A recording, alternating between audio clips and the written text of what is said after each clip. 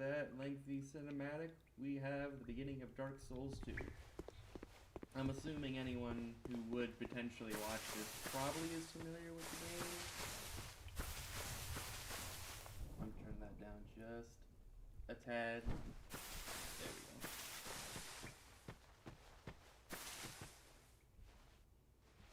Yes. So, Deathless Run. So, if this guy dies at any point, that's it. I delete the character, or rather, I probably won't delete them. I'll just, like, acknowledge, like, yep, this run's dead, can't do it. Just to have proof of, like, yep, this was a run, this was a run, this was a run. If it gets to the point where, like,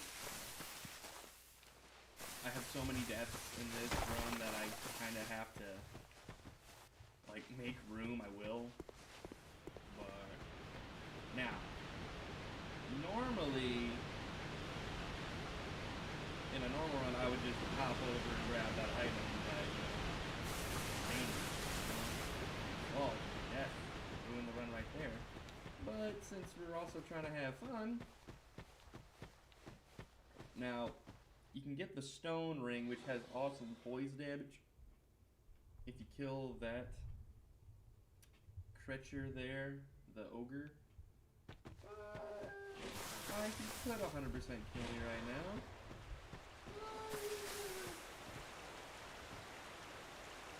Nope. Thank you, dope. Appreciate. Here, let me correct that real quick.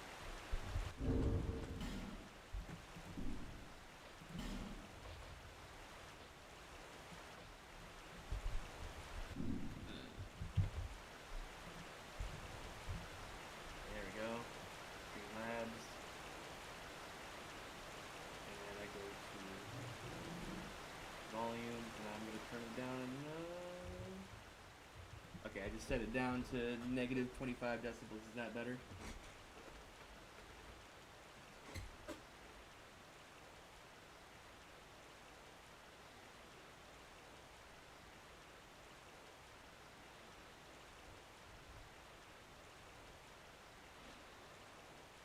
Ah, perfect. Excellent. All right. Alrighty, ready. Okay, so I am playing the controller right now. I played first on the keyboard and mouse. Keyboard and mouse with Dark Souls does not mix well with me at all, so I'm doing with the controller like I've done on the Xbox, and it feels way more natural. That's what we're going with. Also, really appreciate you, dope. Like, every time I do these goofy little streams, like, every year, because, I can't stick to any sort of schedule, anything related to it, but you're always willing to be like, yeah, I'll watch for a little bit, and I really do appreciate that. Your face. Now, what's funny is I can usually do, like, 50 to, like, 100-hour playthroughs of this, because I always just love messing around. Upgrading like 12 different weapons to level 10 and testing them out. But for this, like, I'm trying to not die. And like the number one way to not die in this game is to not fuck around. Don't try to farm certain enemies, don't try to mess around and make weird jumps over ledges. Just do it as safe as possible. You're finished. You'll go hollow. But yeah, again, thank you so much, Dope, You'll become one of them. Saying hi. Hollows prey upon Like I said, I'm probably not going to be here very long. I'm just kind of testing the waters, making sure everything looks right. From what I see on the screen and the audio I heard earlier, it sounds good. And I appreciate that you told me to turn down the volume a bit.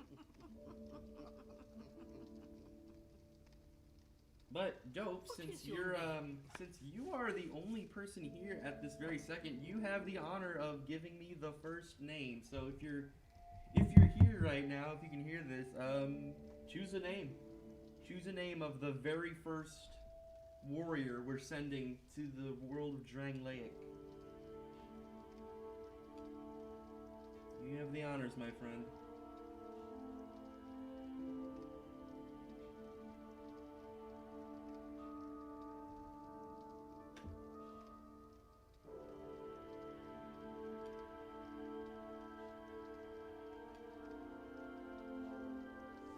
Richard.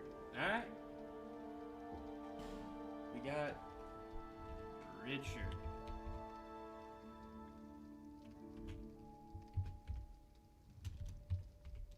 Oh, I can't do that. I was gonna put in the cat face, but I can't like it doesn't populate as a symbol, so he's just Richard.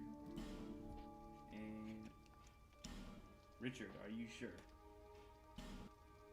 Alright. Richard. At least you know your own name. I'm gonna try and not skip the cutscene for the first life. Here's your reward. For sharing. Alright, and Dope, since you are here, I guess you also get to choose the class I run.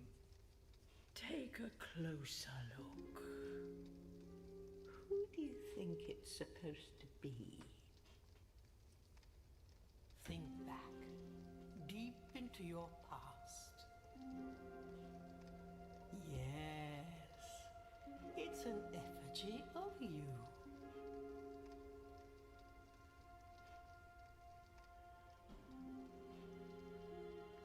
Alright. Class and gift. Gift for sure is gonna be...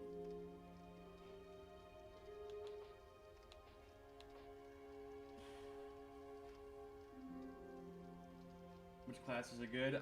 So really, the classes in the game really are just solely dependent on what you want to do for the run. Ooh, petrified something would be good. Okay, so, yeah. We got...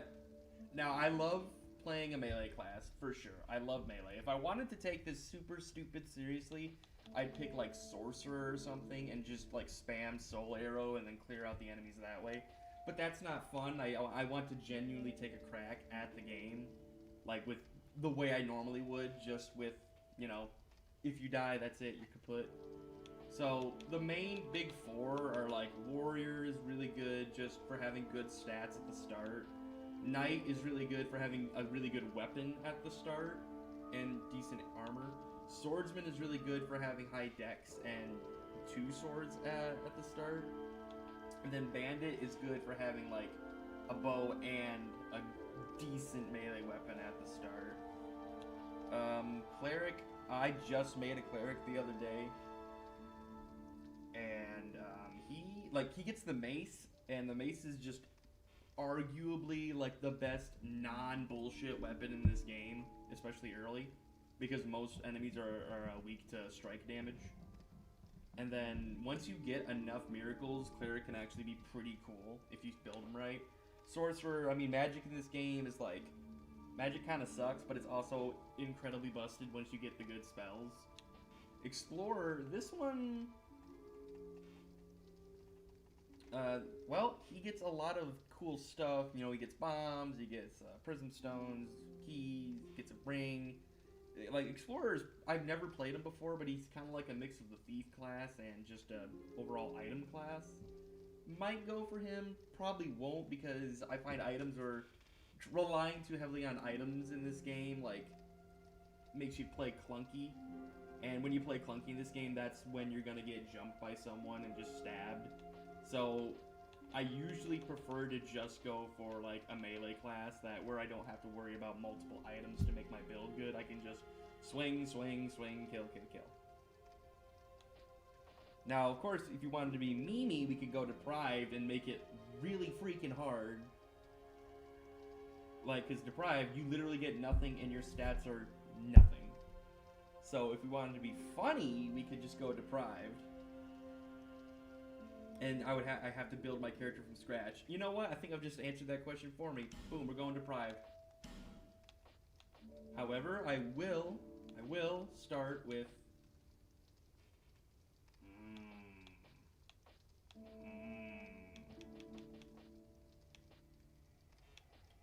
Okay, so... Quick rundown. Life Ring gives you a little bit of extra health. It's like an extra 5%, maybe 2% health of your max health. So, like in a Deathless, you think that'd be great, but it's such a minuscule amount that it most likely will not come in to play. Human Effigy would be excellent in a normal playthrough, but I can't die, and the effigy's whole purpose is to restore you to full health after you die. Like, if you go hollow, you slowly lose health. But a human effigy... Yeah, it's like, if I die, that's it, run's over, so I don't need to have those. So I'm basically gonna be a human for the entire run unless I get cursed. Which is how you go hollow without being killed. Healing wares, really, I'd probably be a fool not to get healing wares. Honestly. Like, just having some extra heals for this run to make sure that when I get into a fight, I'm full health even before I get my Estus Flask. Not a bad idea.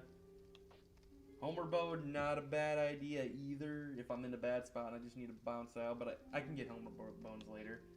Seed of the Tree of Giants. This thing is hilarious for if you get invaded by someone that's probably going to cheese you and like hit you with the bullshit lag, parry. I have like 12 different spells on my hotkey insta-kill move that I've been hit with before.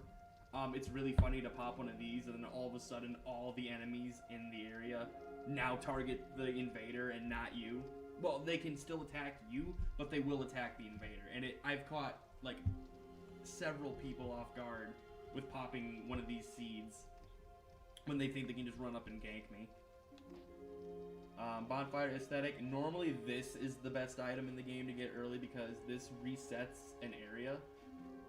And it brings it up to New Game Plus by 1 level. So if there's an item or a boss that drops a really good item in New Game Plus, you pop one of these at the bonfire after you've already defeated the boss, and then you fight them in the harder difficulty while you're in your first world.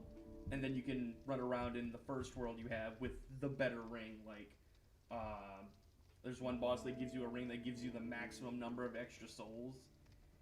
If you defeat them, there's a ring that gives you the maximum maximum stamina regeneration if you beat them early. There's good. And then Petrified Something is probably the other contender for a really good item to just have if you were doing a normal run, because there's an area in actually the very early game where if you drop it in a nest, these 2 invisible traders will actually give you a random item for it, and Petrified Something is the best tier object for trading, so like you can get end game loot. However, since if I just die, then that's it, like the end game loot probably isn't gonna mean much. By that time I will have something to replace it, so you know what, smart thing is healing wares. And then I'm not gonna spend forever on the body. In fact, I think this is just perfectly fine. This is a pretty Richard-y guy. However, his hair will be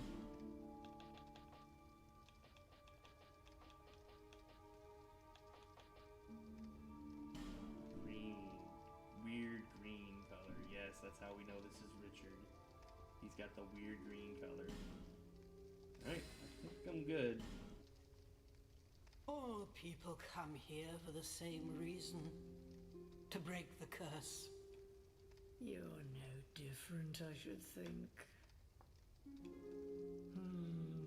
Doesn't stand a chance. Now, you know what's funny is, even though probably not a lot of people, if any, other than you dope, will watch this, I can still probably edit the video later, the whole live stream later, and then just piece it together into little episodes of here's me trying Dark Souls 2 Deathless. It's like I can probably do some very basic editing to actually get a usable video. Remember, hold on to your souls. They're all that keep you from going hollow. Oh, I'll fool you no longer. You lose your souls. All of them. Over and over. Over again.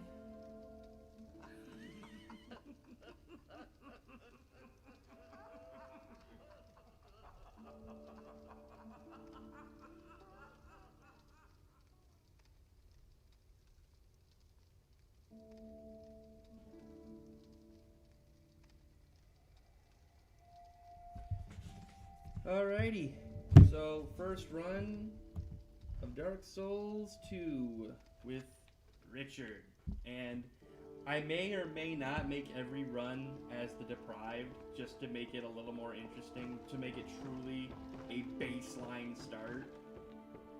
Alright, now first thing, of course, you want to climb up here and steal your other little human effigies, which I can't use, because this is a Deathless Run, so I guess if I somehow reach Gavlan, I can sell it for crack money. I can sell the human effigy, because I'm not going to be able to use it. Wait, when did I get the... Oh, that's right, I found the rest of the coin. I was like, how did I get this? Oh, found it. Alright, so, first thing. Also, I see that we have 3 viewers now in total, so hello, individual who just showed up. Welcome to the party, welcome to the shit show. Yep. This is like one of my favorite games ever. At the very least, it's my favorite RPG ever, so I am just attempting to do a deathless, no glitches, no exploits, no cheesing, no bullshit weapon that basically wins you every boss fight encounter weapon playthrough. I'm doing a normal, any percent, try to get through the whole game, beat Nishandra, sit on the throne of want, playthrough of the game. Alright, the bonfire. Now, oh, pizza time! Let's go! It's pizza time, yes! You know what, you two have been with me since my goofy freaking TF2 days when I attempted to stream back in like 2019. You guys have been with me since the very end, ride or die fans, and I don't know what the hell it is about me that you guys find so appealing that you're willing to put up with my bullshit for this long. Like, I haven't put out any decent videos in like a year, and you guys don't care. You always show up when I ask, hey, I'm gonna stream. So I appreciate it. I really do. I really do. It's like I'm not doing this for like money or fame or something like that. I mean, I absolutely adore the idea of having people watch what I do. That's just fun. Like, who doesn't like that kind of attention? But yeah, it's... Oh jeez, I just realized I have to beat these guys with my fists. I just did it naturally. I didn't even think about it. I was like, I got a weapon. All right, just got a bunch of them. So yep, Deathless Run. And since you two are the only people in the stream right now, if at any point there comes like a decision that has to be made, or like I'm like, oh, what should I do next, guys? Like, what should be the next path? You guys are gonna be the people I consult. Dope Scheme was here first, so he got named. He got to name the character. We called him Richard. Alright, I got 90 souls, guys. We're doing great. I nearly just walked off the ledge. Oh my god, I just realized not only do I have to do this deathless, but I'm also going to be checking chat occasionally. Ow! Yeah! I was like trying to backstab that other one earlier. But no, seriously, thank you guys for stopping by. Like I said, I'm probably not going to make it very far. I'm just going to go to, like, maybe the Forest of Fallen Giants. It's not going to be that long of a stream. This is more of, like, the test run. Okay, don't... This body right here, that ADHD going off, but this body is hella important. It's arguably the most important body in the whole run if I'm doing a deprived-only run. You know why? There's a knife! A weapon! And the dagger... surprisingly enough, is pretty good.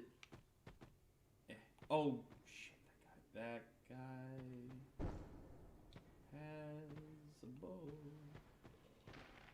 Alright.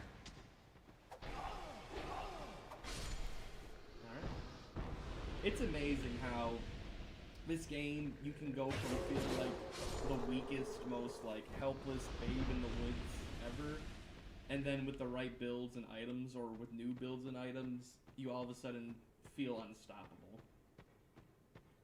And it's funny too, because Dark Souls 2 is like one of those games where, or Dark Souls in general is one of those games where it's like, it doesn't matter how good you are or how good your build is, you could die in seconds if you're careless. So, it really comes down to... Ow! He just... Ow! Oh, shit! Oh, and yeah, that's it. Richard is already on his way. Yeah, like that. The guy brained me with an arrow. It staggered me, and then the other hollow got 2 swings in little knife. Whoa, whoa, whoa, whoa. That's kind of weird. I'm surprised I'm not taking more damage. I've never played Dark Souls, so if I make any decisions, they'll likely be shite. Hey, honestly, I'm doing this because it's funny. Really? Oh. Played Demon Souls and Bloodborne. Oh, dude, is Bloodborne really as good as people say it is? I have never owned a PlayStation in my life other than my mother's PlayStation 2 that I played when I was a kid, and then, of course, her PlayStation 2 and her PlayStation 1. But I have never owned anything above a PlayStation 3, or at least been next to... You! Give us food! Did something just... Yes, you! Give us Silky! Okay, I got like 12 thoughts going on at once. I'll finish the first one. So yes, I've never been able to play Bloodborne. Alright, finish that thought. And everyone says it's like the greatest Souls game, so... And I've seen tons of playthroughs of it from other YouTubers. I mean, it's good, but not that good, but it is fun. Okay, that's kind of what I felt. Like, I don't know. I've seen it, and it's like the story doesn't seem that, like, you know, jaw-dropping, you know? Like, it seems just kind of depressing to me, personally. Not that it's, like, you know, horrid, but, like, it seems like every decision you make in that game as an option is just like, oh, hey, you told this character to go here, and then they fucking died to a werewolf on the way there. Or, oh, you told him to go the other way. He still died horribly. Or he went to the place where he gets eaten alive by the person running the house. But I never really liked Souls-likes. I'm more of a Diablo player. That's cool. Diablo is one of those top-down games, and there was a game for the original Xbox. Not even the 360, the one before that, the original Xbox, that was called Dungeons & Dragons Heroes, and it was, in my personal opinion, the greatest top-down dungeon hack and slash ever made. The character movement was crisp. Every item you put on your character changed the visual look of the character, and that's like my favorite thing in RPGs, is actually seeing changes in the character based on your equipment. I hate games that you just look the exact same no matter what you're doing or wearing. It drives me crazy. It hurts the tism.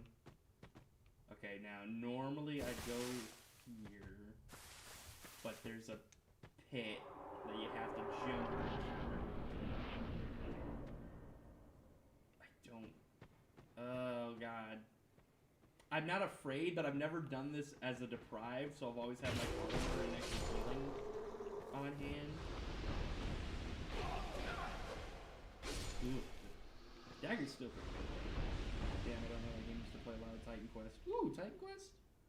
I have not played Titan Quest. I've heard of Dragon Quest, but I've not played Titan Quest.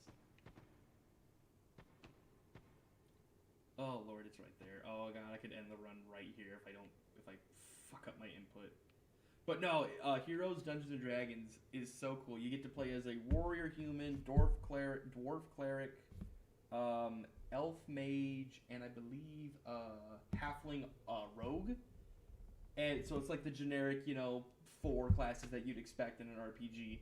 But oh my God, dude, there's like 12 different weapons in the game per class, per like type.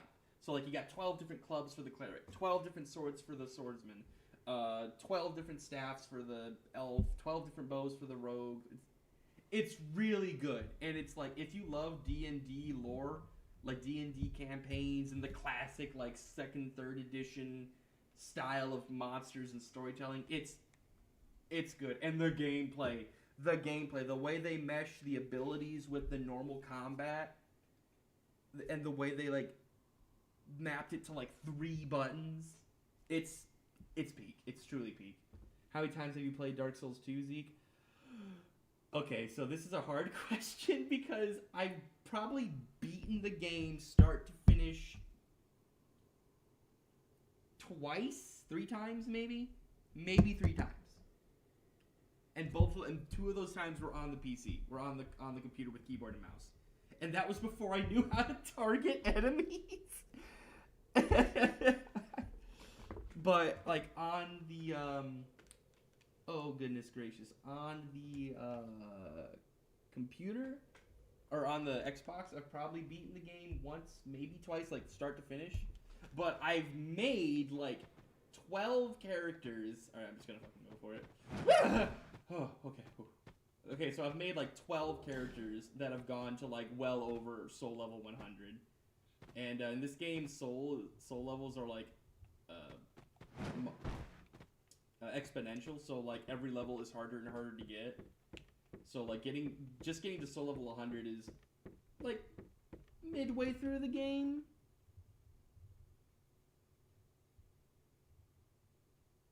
Demio? I have not tried Demio. That is also a new one to me. But oh yeah, you were talking about Diablo, and the reason why I brought up Heroes was because Diablo is very similar to the way Heroes plays, but I don't know, every time I play Heroes, or every time I play Diablo, like Diablo 3, I was like, man, this is good, but it's like, it doesn't feel like I'm really controlling the character. It more like feels like I'm controlling an icon. You know, I'm controlling an entity that runs around and throws magic at everything. Like, it doesn't feel like I'm actually, like, being the character. But that's just a tiny nitpick on my part. Okay, let's see if I can do this. Yeah! Death from above. 1, 2, 3. Oh, that's close. Hey-ya! So, to answer your question, Pizza Time, how many times have I played Dark Souls 2? I've beaten it probably like start to finish 3 times, and I've done dozens of like soul level 100 plus playthroughs across multiple consoles. Alright, so I didn't really need to go here, but I kind of wanted the extra souls. Like, I need 1,000 just to level up. But I guess I just really wanted to tempt fate. Diablo 3 was the black sheep. Oh, really? Okay, so I wasn't crazy when I tried Diablo 3, and I was like, man, this doesn't feel quite right. I've heard everyone like Diablo 2 is like one of the best games ever made. Like I've heard of that. So I was wondering why Diablo 3 just felt interesting, a little different from what I'm used to. So okay, so I wasn't crazy. Diablo 3 was kind of an outlier. Gotcha. But yeah, I've heard excellent things from Diablo 2.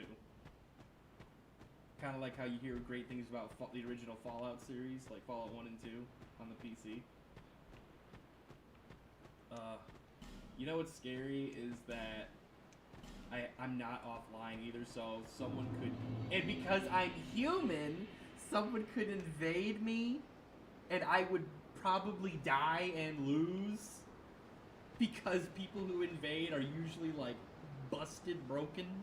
I dead serious ran into a guy that not only did he have a crazy sword that shot lightning at me, or, like, magic at me, but then he would also quick swap to a staff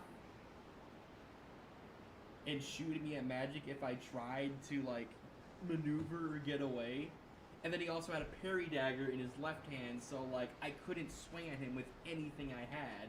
It was literally like a zero win, no win-win, lose-lose situation.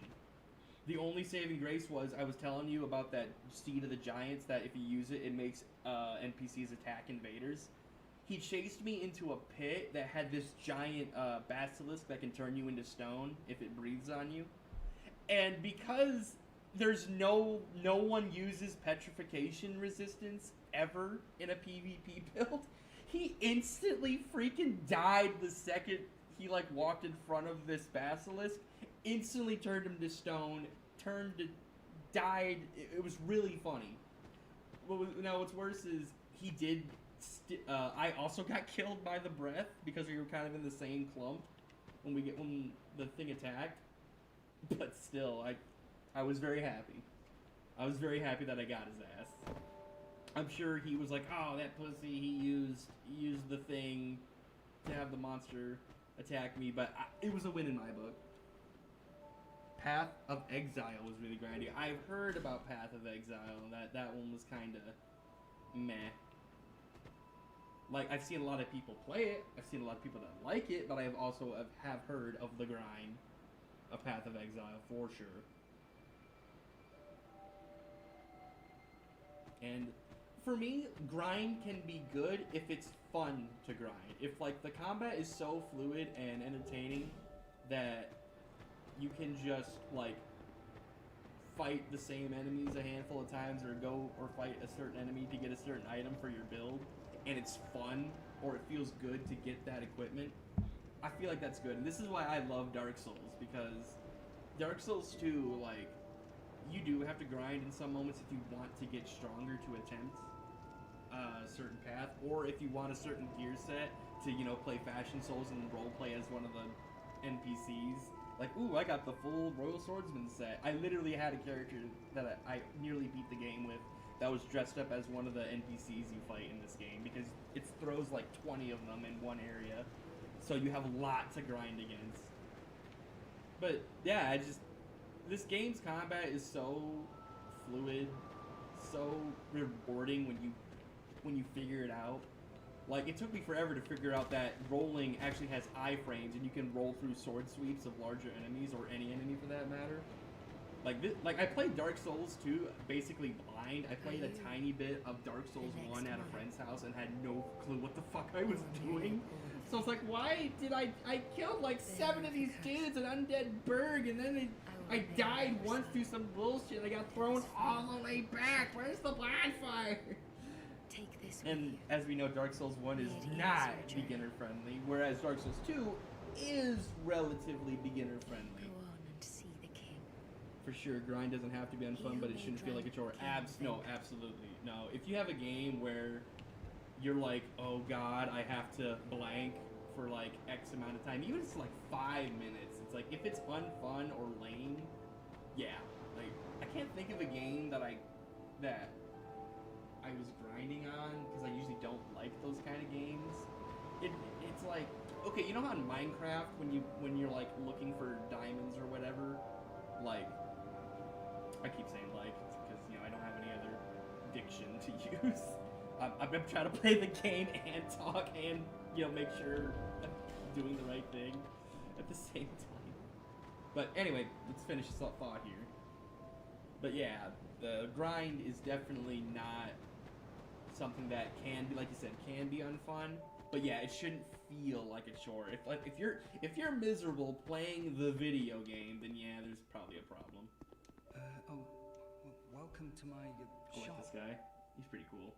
He Morley. becomes kind of a dick once you buy enough of his equipment, but he's always helpful. Oh, sorry, I could really. Actually, he might be really helpful because I have no armor, and even though like armor in this game is kind of pointless because you can beat the game just fine with having no armor, no equip load. However, if you have good enough armor, it can make a difference, especially shields. Shields I discovered in my first playthrough. Shields are like, if you're very new to Dark Souls, get a good shield. You see this number on the top right here, that shield with the point on it? If that number is like 80 or higher, use that shield. It'll help you get through most of the game for sure. Silver Eagle Kite shield, great beginner shield, just for having something light, easy to have. This thing, you upgrade it like 5 times and it becomes 100 shield. Basically, the number is the percentage of how much damage it reduces when you get hit by that type of damage. And 95% basically means any physical attack that hits the shield will negate 95% of the damage done. And that is basically 100%. But if you level it up enough and get it to 100, or, you know, you call it the 100 shield, 100 defense shields, it's borderline easy mode, because most enemies that strike shields get, you know, knocked back if they're not big enough to like overpower your shield. So yeah, most enemies can be kind of negated outright by having 100 defense shield. But anyway, so digress. Where are we getting at? Okay, so I did several things that I just kind of talked around or didn't acknowledge. But anyway, I did that thing at the little crow's nest where I left the little, quote, smooth and silky stone. I got an item in return, which was cool. What else? Oh yeah, I got a Divine Blessing, which I think out of the small, smooth, and silky stone is the best thing you can get. It's a full restore. It'll cure any poison, any ailment, and this basically acts as a full Estus. You drink it relatively fast. Yeah, it's like that was actually a really solid thing to give me. Let's see.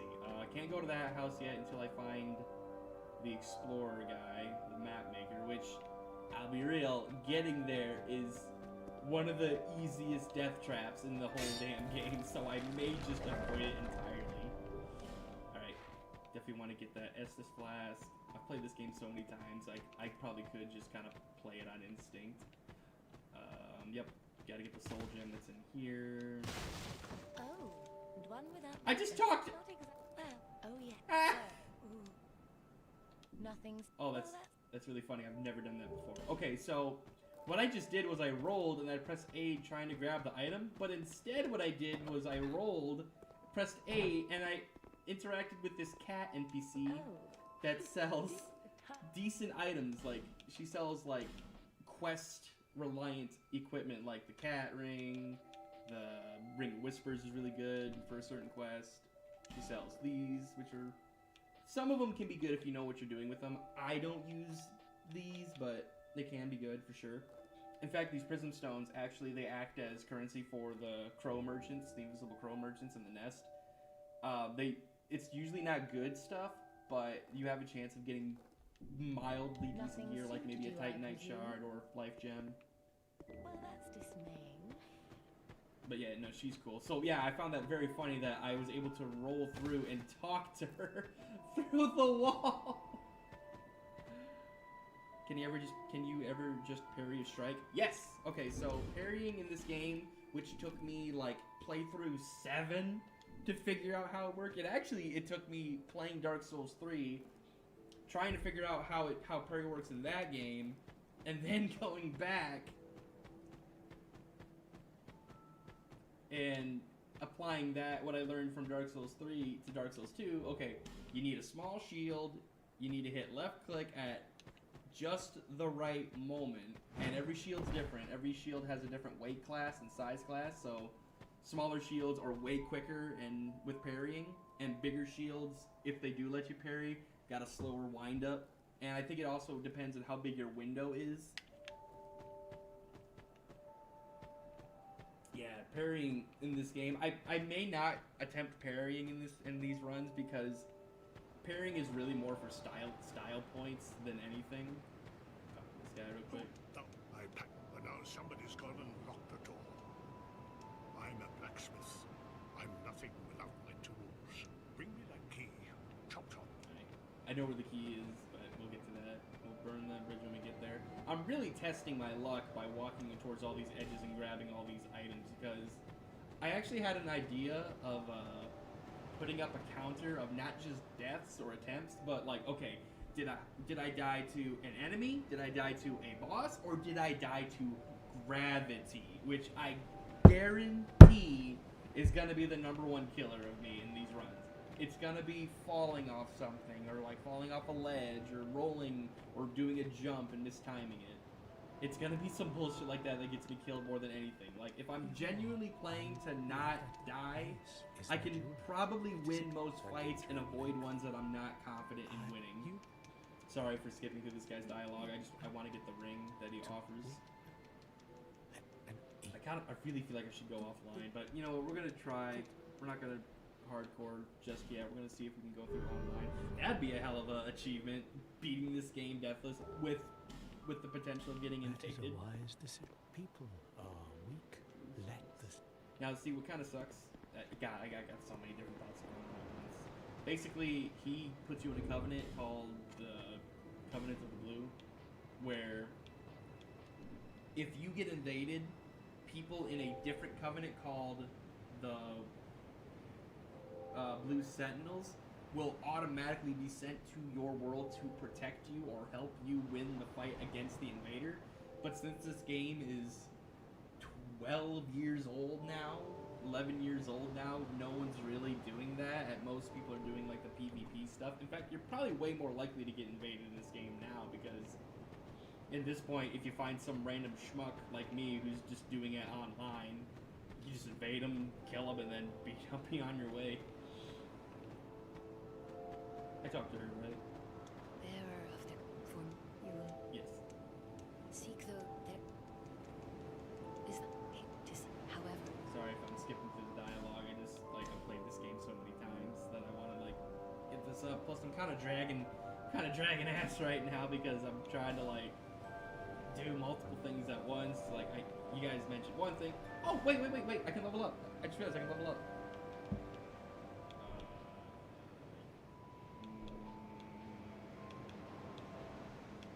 Yeah, health. Need health. Bow show.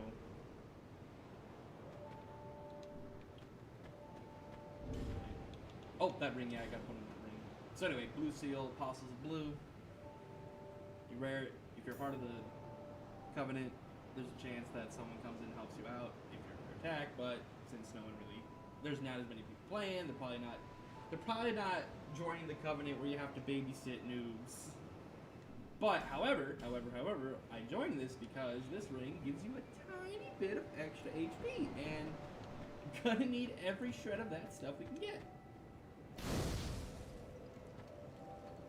Alright, so we're gonna rest. We're gonna see how far we can take this guy. If I can get to middle to the end of the Forest of Fallen Giants, I think that'll be a good place to stop. But alright, no more kibitzing, no more stalling. Okay, wait, a little bit more stalling. Tiny bit more stalling, hold on. Tiny bit more stalling. Woo! So anyway, yes, to answer your question, yes, you can parry your strike.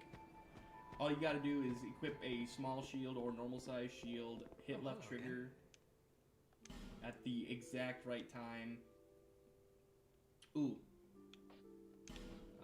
I think shield is more important above anything. Yeah. Thanks very much. And do please come again. Yeah, the more you buy, the more stuff you buy from Mullen, the, what is it?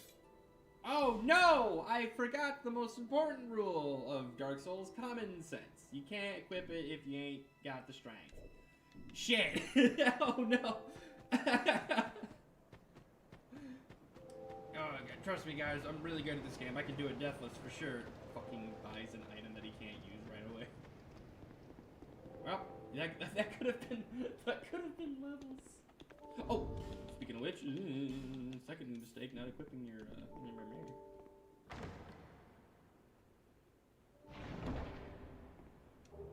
Rusty coin, those are good if you want to farm for items. Anyway, yeah, so yeah, I could have saved those souls for an item. Not for an item. I could have saved those souls for a level up and got my strength up. But nope, we're doing depraved. Literally almost any other class would have had the strength to carry it, but not this guy. Because depraved is funny. Plus, what's really funny is since I have literally no, like, equipment, everything I find is useful, which I think is fun. Like, oh my god, I found an old helmet. Yes, I will wear it immediately. Jeez! I looked away for half a second and I darn near just walked off the ledge. Okay, alright, yeah. See, this is the bullshit I'm talking about. Like, doesn't matter how good you are, you walk off a ledge, that's it, brother. Alright, another human effigy, I can sell that for crack money. Okay, not gonna die. I'm gonna reset the whole game. Yeah! Dude, this game, oh my god, just one jump, one silly jump, scares the hell out of me. Right now, what's funny is I could easily die in this place. Like, it's a beginner level. Yeah, I remember you son of a bitch. But yeah, like, this is a beginner level area, but you could easily get jumped in this area and get killed. Right off the bat, just weird. So anyway, yes, to answer the question of the parry, you take a shield, and if you time an enemy strike at you at just the right time, and you try to attempt to parry, you will not only deflect the attack, but also you will be granted the option to crit them back. Basically, you get a free backstab, but its damage is like dependent on what kind of weapon you're using it. The gravity counter is gonna be necessary. Laugh my fucking ass. Yeah, for sure. Yo, we just jumped up from 2 viewers to 4 viewers. I know, absolute nothing burger number, but to me, that's huge. That's double. Hey, welcome 4th viewer. Welcome to the show. We are doing a generic, glitchless, no exploits, no cheese, standard 80%, Deathless Run of Dark Souls 2. Never tried it before, but I love this game, so I felt like I could attempt it. Welcome to the chat. So the parry system isn't like the one in Sekiro. No, it is not like where like the game is like back and forth parrying and stuff. It is literally like I could try it. Like, if I get some kills, I can show you how a parry works against a weaker enemy, but, like, it's really hard, and it's inconsistent as fuck. Okay, these guys are really good at kills in the farm because they drop items. But yeah, like, parrying in this game is janky as shit, to say the least. It's not easy. Did I get anything? Oh, wait, I still got my imported stuff. Nah, going naked. I'm doing a true depraved run, not having any items at the start. Oh, archer. Forgot about the archer.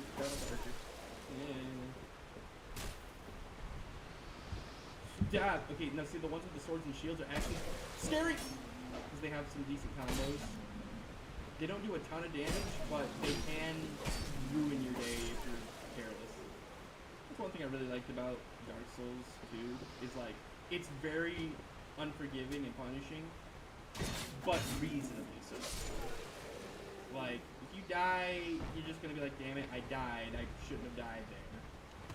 But it's not like, Jesus Christ, what was this bullshit, how, like, oh, there's 100% moments like that in this game, like, there's, what the fuck, what was that nonsense, how did that hit me, you know, jank like that, but majority of ways you can die, at least in the early game, are, yeah, that makes sense, darn it, I should have been walking out for that. Like, oh, shoot. Oh, well. I should be using my Estus, actually. Did I get that guy? There's supposed to be a guy that comes down with an axe if you walk here. I think I already got him, though. I think I just missed him. Yeah, I already got him. But yeah, the parry system is very jank in this game. It's good. It's essential. Like, you can cheese the shit out of PvP people with the parry system. And some bosses can be parried. But it's very... I gotta say, it's unintuitive. Because it's just so weird how to pull it off. You wouldn't even know it exists in the game unless you actually like looked up, hey, how does the parry system work? But anyway. So, the beginning of this area is just literally... is literally just going to be me trying my best to farm up some souls, maybe get a couple extra items. Alright, now, normally... Fuck it, I'm just going to do it. They're really just sitting there discussing like, ooh, this is a dangerous jump, guys. I wonder if I should do it. Like, I'm gonna do it anyway. Now, getting down, getting down is the fun part. Okay, clean. Down, clean. Just a naked dude running around with a dagger stabbing zombies. What am I? Ash Williams? Okay, so we got two options here. Just head for the fog gate and blast past the undead, the hollows, which is totally legit. Or try to clear out this area at least once with a knife. I should be able to do it even with the little equipment I have.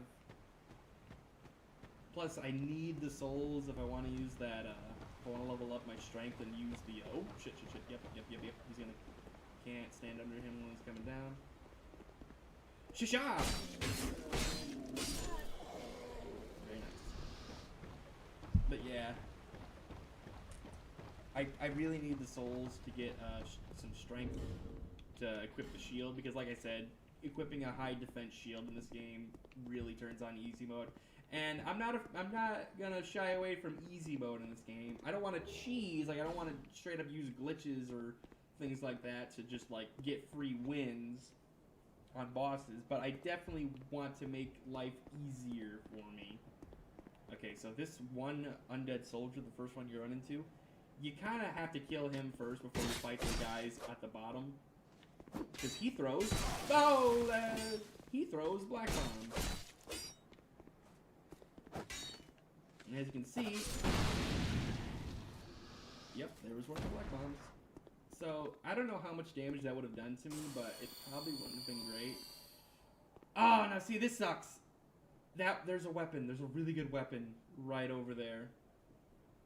Really good early game weapon if you're definitely running off your... Definitely if you're only running around with a dagger. Also, hello, fourth viewer. Greetings. But yeah, there's actually a really good item over there. Like, starting weapon. But it's across the gap. And I'm like 99% sure this is a... You die from this height. Especially at this low health. Ah, fuck it, we're just gonna do it. Okay, got it. Okay, so for those who are not like familiar with how fucked up the jump controls in Dark Souls games are, this isn't like Elden Ring where you actually have a dedicated jump button and you can jump freely like any normal game. In this game, you have to start running, gain momentum, and then at the right time hit another button that makes you leap forward in a specific arc and inertia, and then you have to pray that you land correctly. Like, you have to land, and then you don't tumble off the other side of the ledge. Or, you know, the classic, you press the button too late, and then you just plummet. So, oh god. Okay, so I'm just gonna try it. Okay. Okay, so, boom, done. And I don't do that dumb shit ever again. Why'd we do that? To get the short sword, which is a very solid weapon.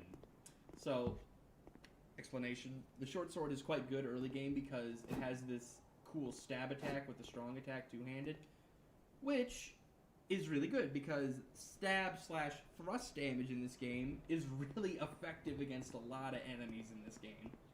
Like, damage is weird in this game where your weapon can say that it's going to do X amount of damage, but if the enemy's weak to that damage, it'll do additional damage, which makes sense in, you know, any other RPG. Of course. And for some reason, thrust in this game is nuts. Like, thrust in this game is just absurdly good. Oh, shit. Okay. Yep. In fact, on my stream, I did put down some rules about the stream, about the run, but essentially... Oh, shit. Essentially, yeah. Okay, gotta wait for those extra slashes. That's so intuitive of a control system. Oh shit! I'm trying to read chat and also not get killed. This is the beginner area. You can just breeze through. There's no problem. But I'm trying to narrate my playthrough. Early 2000s games were golden. Well, this really isn't early 2000s. This is more like early 2010s. This game was originally made in 2014, and then the edition I'm playing right now is Scholar of the First Ring, which is made in 2015. But yeah, it's very jank. It's a very jank jump system. Like, that is the quickest I can jump. Run, jump. That is the quickest I can start a jump. Oh! Cool thing about the dagger, it has excellent backstab multiplier. Like, every weapon has a different number of damage that it does, but also how much damage it does on either a counterattack or a backstab. And the daggers have absurdly good backstab damage. Wait, that's the second broken straight sword. Why did it just give me 2 broken straight swords?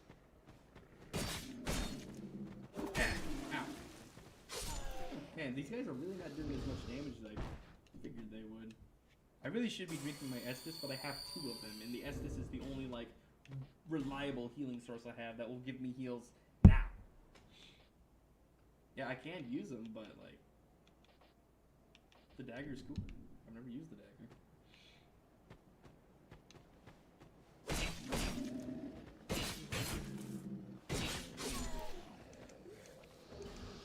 Ah, the shit.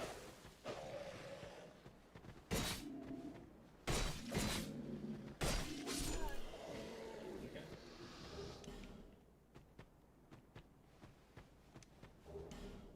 Yep.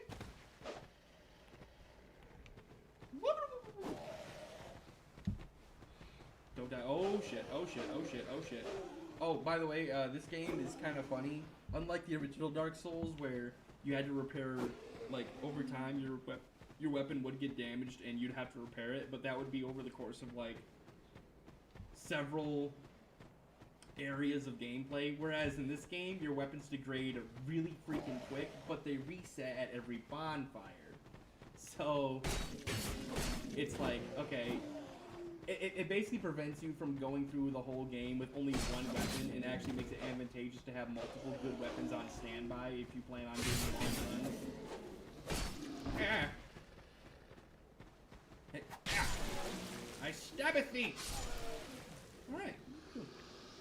Alright, now, normal person would just kind of press on, but I need to level up. So what I'm actually going to do is walk my happy ass all the way back to the bonfire after clearing out the whole area, go back to Majula,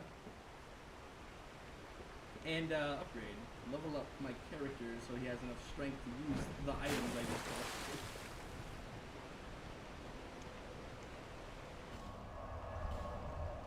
So, not exactly the most thrilling of things, but I need to play this as safe and as smartly as possible. And the smartest thing to do right now, take the souls from the easy kills, cash them in for profit. Alright, so cash those souls in for profit and get some of the essential stats going. So this game's kind of cool, where you have the damage of the weapon, but you also have scaling, weapon scaling, or skill scaling. There's many terms for it, but it's mostly referred to as scaling, where those numbers and letters at the bottom of the screen for that weapon. Let's see.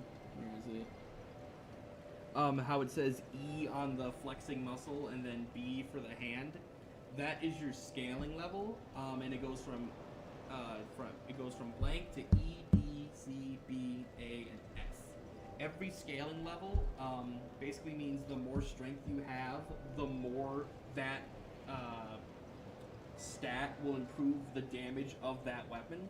So right now it says to use the dagger, you have to have a minimum of 2 strength and 6 dexterity. Even as a depraved. Do you play any of the Souls games as much as this one? No. It's this one. It's just this one. It's literally just this one. I tried playing a little bit of Dark Souls 1, couldn't really get into it. I tried Dark Souls 3, really didn't like it. Like it felt like every enemy's difficulty was not based on like patterns and, you know, skill on the part of the enemy. It really just felt like, okay, if I spaz out really fast and jump back and forth, you can't hit me or practice me. Like I had so many bosses that were either really lame to fight or just straight up like they would throw shit at you or only use magic and you had to chase them around the arena, or it'd be an enemy that like can bounce from one end to the arena to another, and it's like, okay, well this is fun. I love running around chasing something that's then throwing things at me. This is great. So I didn't vibe with it. I did not vibe with 3. 2, I granted it's the first one I played, but 2 just every time I boot up this game, I'm like, yes, give me more. So anyway, so every weapon has a minimum requirement, and I have 6 in everything, but I need to have for the short sword I need 7 strength and 10 dexterity. And as you can see, it has a C scaling, as it's called, a C scaling in strength and dexterity. So it's a relatively decent damage. It basically just means how good of a damage bonus you're going to get based on how good that stat is. So right now, I need more dexterity and more strength. So I'm probably gonna get at minimum 10 strength. Then crank up that dexterity. Well, here's the deal. I need 10 strength to wield that shield that I bought, but I need 10 dexterity to use the short sword.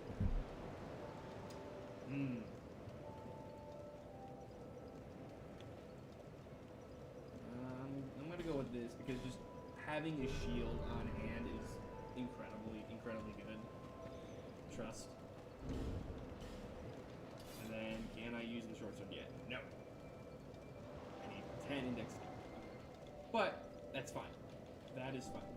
Shield dagger combo, that'll work just fine. Hello again, fourth viewer. Welcome to the stream. Just doing a little bit of a attempt at a Deathless Run for Dark Souls 2. One of my favorite games ever. Alright. So we're doing a deprived run where essentially it's like I started with absolutely nothing and I'm trying to just beat the game, start to finish, 80%, no glitches, no rapier, no nothing.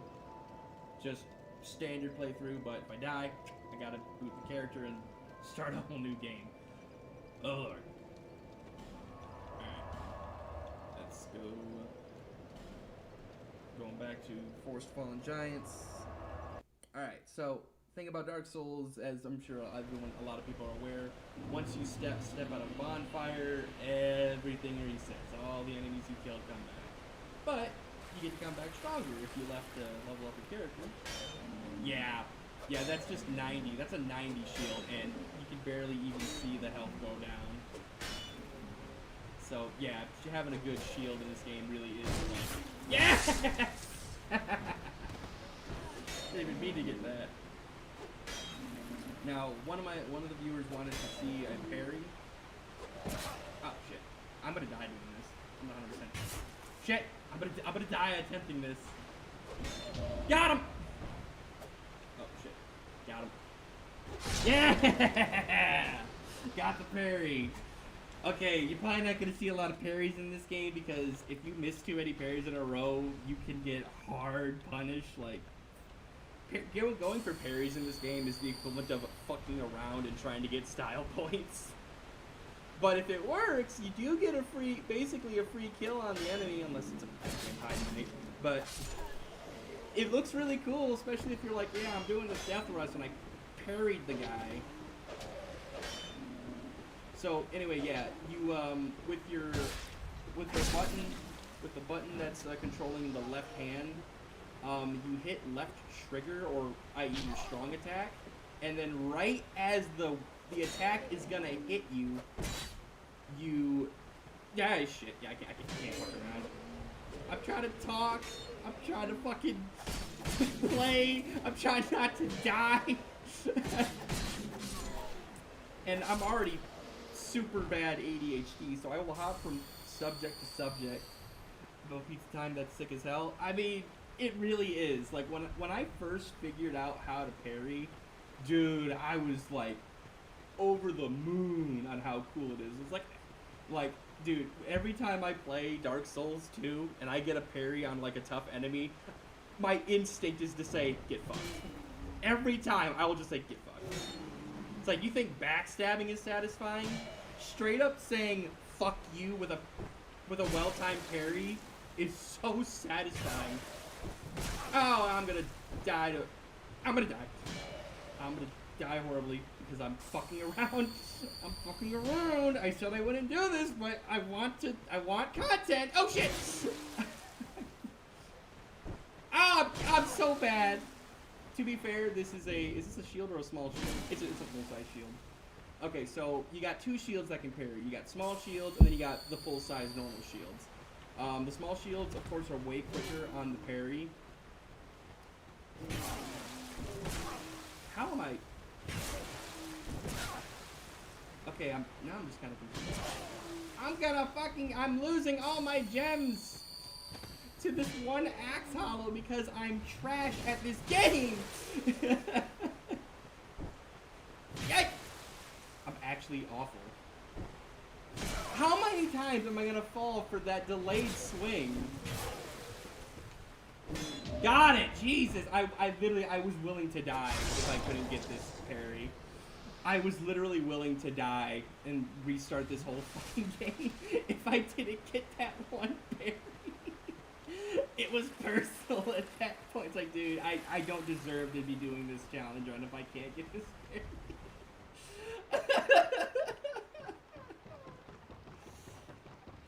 I don't know who the other two people that joined that got up to us to 5 players, but I hope they're like Dark Souls veterans and they're just like, dude, who the fuck is this kid trying to... Oh, the infantry axe! ADHD mode. I love the infantry axe! It's so bad, but it's new! Yay! Man, he really did it all for that one parry. I used like, how many healing items did I just go through just to get the one parry? Alright, I ain't gonna lie. As much fun as I had for the dagger, having some actual range on your melee weapon is really nice, because the #1 way I get killed in this game is underestimating or overestimating the range of my weapon. I whiff, so I don't get the poise damage on the enemy that I was going for, and then I just die. So, cool thing for the uninitiated about how damage works in this game. So all weapons, all forms of damage in this game does what's called poise damage, which essentially is the damage that is, so you have damage that takes away your health, but you also have another, like, unseen meter, which is your poise. And essentially what your poise is how, like, stoic you are when it comes to taking damage. So, like, okay, so I get punched by this guy, right? And he knocks me back a couple feet. So he has an attack that doesn't do a lot of poise, but because I'm running around naked and I basically am level 0, I have 0 poise. So his little punch, for the culture though, yeah, no, for real, you gotta do it for the culture. But because I have no poise, his little punch was enough to knock me back. But if I had like full steel plate armor, shield up and everything, I would have a ton of poise, and his punch probably would have just bounced off me. My character probably wouldn't have even flinched from the strike.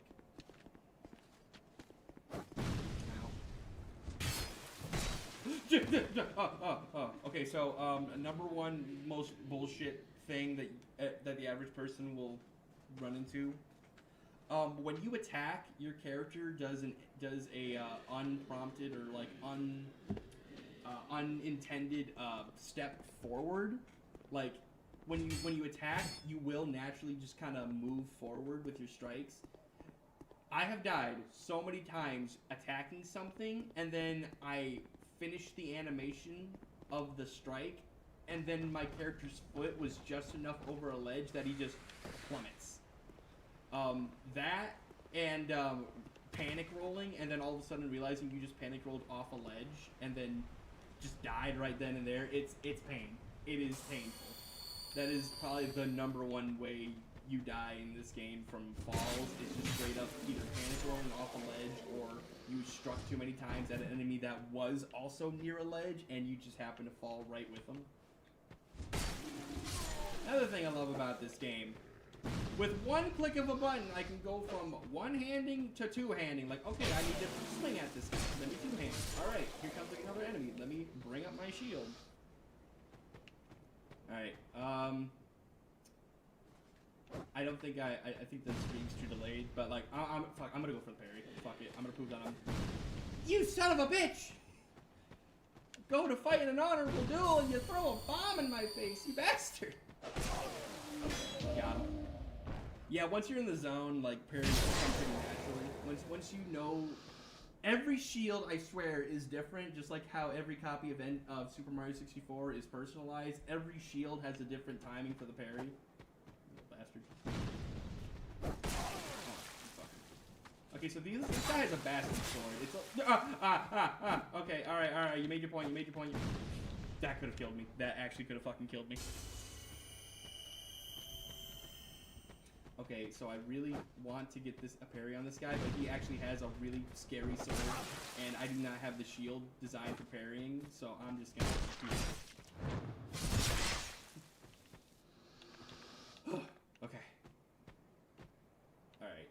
really need to turn off the fucking around mode because I've already come close to dying way too many times. Did I mention how happy I am that I found the infantry axe? Like, it's arguably the worst axe in the game. It's arguably worse than the freaking little wood splitting hatchet you get. But like, it's putting in work. Oh, and by the way, the stats you needed to use it was only 9 strength and 1 dexterity. Oh, have you cut a slice of cheese in your life? You got the dexterity to wield this thing. I mean, look at it. It's a stick with a nice hunk of steel at the end. Man's ready to give up everything for the parry. I really am ready to give it up for the parry.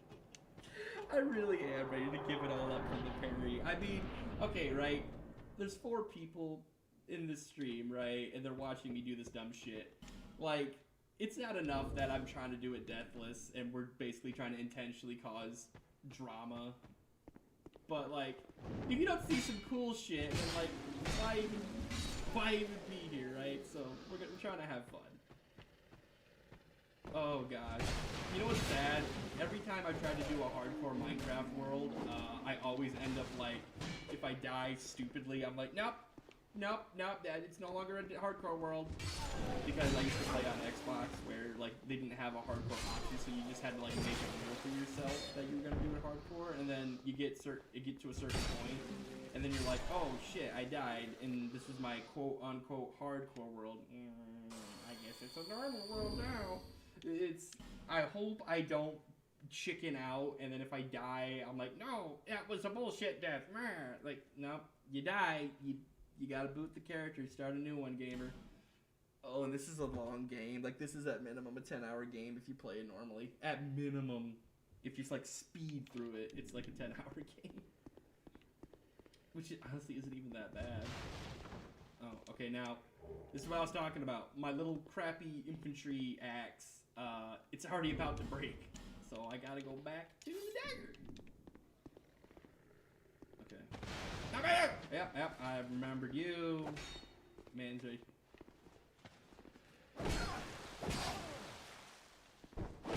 Okay, yep, man's ready to give it all up for the parry. Oh shit. No. Thank goodness I chose those healing wares as my starting equipment.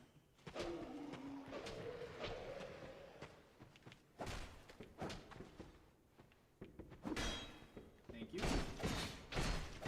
Oh shit. Okay, yeah, the soldier is a little tougher. Wow, the soldier's armor actually holds up against the dagger. Like, usually it does not take that many strikes to kill a soldier. No, I will win this knife fight. Average day in London be like, oi, mate, you got a license for that sword? Least funny joke.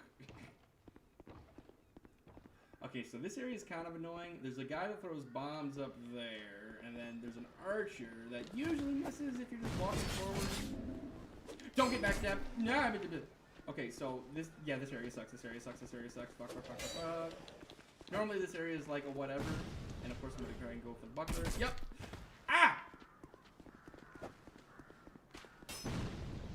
Yeah, you know what? I'm just gonna heal and leave. I hate the archer. You die. Okay, 1. Gotta lock in. What? How'd you stab me? Alright, this motherfucker. Yeah. Hold on, I got an idea, guys. Got a plan.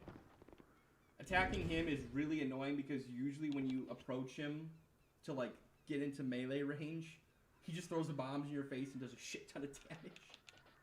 So what we're actually gonna do is this. I'm gonna equip our throwing knives. I'm gonna pop a healing crystal. I'm gonna fuck you. Fuck you. And then you there. Fuck you. Ah! I missed. early game, throwing knives are like really good. Bit rude to put a knife in my face, isn't it? Yeah, bit rude. Bit rude. It was a bit rude to shoot me with 2 arrows in the back while I was trying to grab the buckler. Alright, so, just for quick context, here's a normal size shield parry. Kinda slow, that's why I've been missing. Here's a small. Oh. That was kinda weird. Oh, I don't have the dexterity to use it properly. Never mind. Every time I turn around while I'm walking forward, I'm like, oh, hey, you could have walked off a ledge, dummy. Ah, I saw you there. Gosh, dang it, how did I miss that? How did I miss that? Ow. It's because I'm fucking ah! Oh! Shit! I did it all for the money and the fame. Fuck you. I actually could have died right there. He had usually the soldiers have a 3 swing combo, and if he did a little backstab and I wasn't like far away enough to block it, I could have 100% just died right there, ended the run. I at least want to get past here. Like, this is basically the tutorial area. However, I did say I would avoid, you know, going through extra, like, I would avoid unnecessary travel.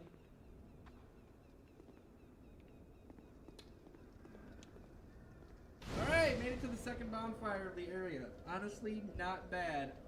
I could stop here. I could. It's 11:30 where I am. But, no, I think I'm just gonna keep playing. I really like this game, guys. I don't know what to tell you. I really like this game. Now, this lady, this old hag here, she's the fucking GOAT. I'm not even kidding. She's awesome. And I will show you why once we get to that point. Alright, now first off, she sells some decent early game weapons. The Saceness is really good for punching the shit out of people, has excellent late game scaling. The club actually is like a discount mace, which it deals strike damage, so it's good, it's solid. The hand axe, another relatively solid choice. I think it's better than the infantry axe in almost every way. So, got some merchant armor here. Raises item discovery. That might not be good. It's 5 a.m. for me. Oh shoot, rip. Well, damn, it's 5 a.m. Well, I greatly appreciate you stopping to watch this goofy stream. And I really appreciate that. Alright, so, first reason why she's awesome. This vendor. She sells the Leningrad key, which is how you unlock the blacksmith in Majula, the starting area, which is really cool. She sells lots of really useful stuff. Items that unlock progression. She sells freaking bright bugs, which literally give you 20% more damage resistance to all forms of damage, and you then also deal 20% more damage for like a set period of time. Bright bugs are probably going to be essential if I have the money to spend on them, which I probably won't. Now, I'm going to need this as well, and you'll see why in a second. Going to save the rest of the soul. I could get this and raise my item discovery. You know it? Because item discovery is like the chance you get to find an item when you kill an enemy. Getting it. I have only found headwear. But I think this is going to help out in the long run, simply because finding more items off enemies is probably going to be really handy. Okay, so I just spent every soul we had, not on level ups, none of that. Nope, we spent it on a hat, and a bomb, and a key. It's locked. Well, I've got the remedy for that. Ha! Ah! Okay, so you got that little crystal lizard. I mean, you'd probably be watching. You would be probably watching Mythbusters if you wouldn't stream, but at least not. I'm not bored. Hey, if I'm entertaining you, that is honestly like the greatest thing for me. If I am actually being entertaining somehow right now, then I couldn't be happier. Genuinely could not be happier. Okay, another hollow. Oh, this is the soldier helm. Okay, this one's actually got some decent armor, and if you can see in the top right corner where those little arrows, those spikes are pointing into the armor piece, that's your poise. And 4 poise maybe could actually have me resist a punch. But I just spent 850 souls on this damn hat, and I'm gonna frickin' use it. But still, it looks so cool. Like, goofy hat. Hand axe. Now, this is why I did not consider buying the hand axe armor, because you literally find one in the room above. And would you look at that, it does more damage. However, also, should have pointed this out, that is really based of you that you like Mythbusters. I love Mythbusters growing up as a kid, so that is really cool that you also like that show. But anyway, so here's the dilemma, right? Infantry axe. C scaling in strength, D scaling in dexterity. 100 damage. This thing has a tiny bit less backstab damage, no scaling in dexterity, and also C scaling in strength. But it does 35 more damage. But it also weighs 2 pounds less, or only weighs 2 pounds, whereas the infantry axe does 3.5. I don't think that matters at the weight I'm at, but it could matter for if you were fine-tuning. Okay, so real quick, we'll just look at this. It does 135 raw plus 28 due to my scaling, whereas the infantry axe does 100 damage plus 36 due to scaling. I think the hand axe is the winner right now. I would love to stick with the infantry axe because it's so bad, but it's also not too bad. Oh! Ooh, smell of the shield. Ah, now here's a good parry shield. Here's a good parry shield.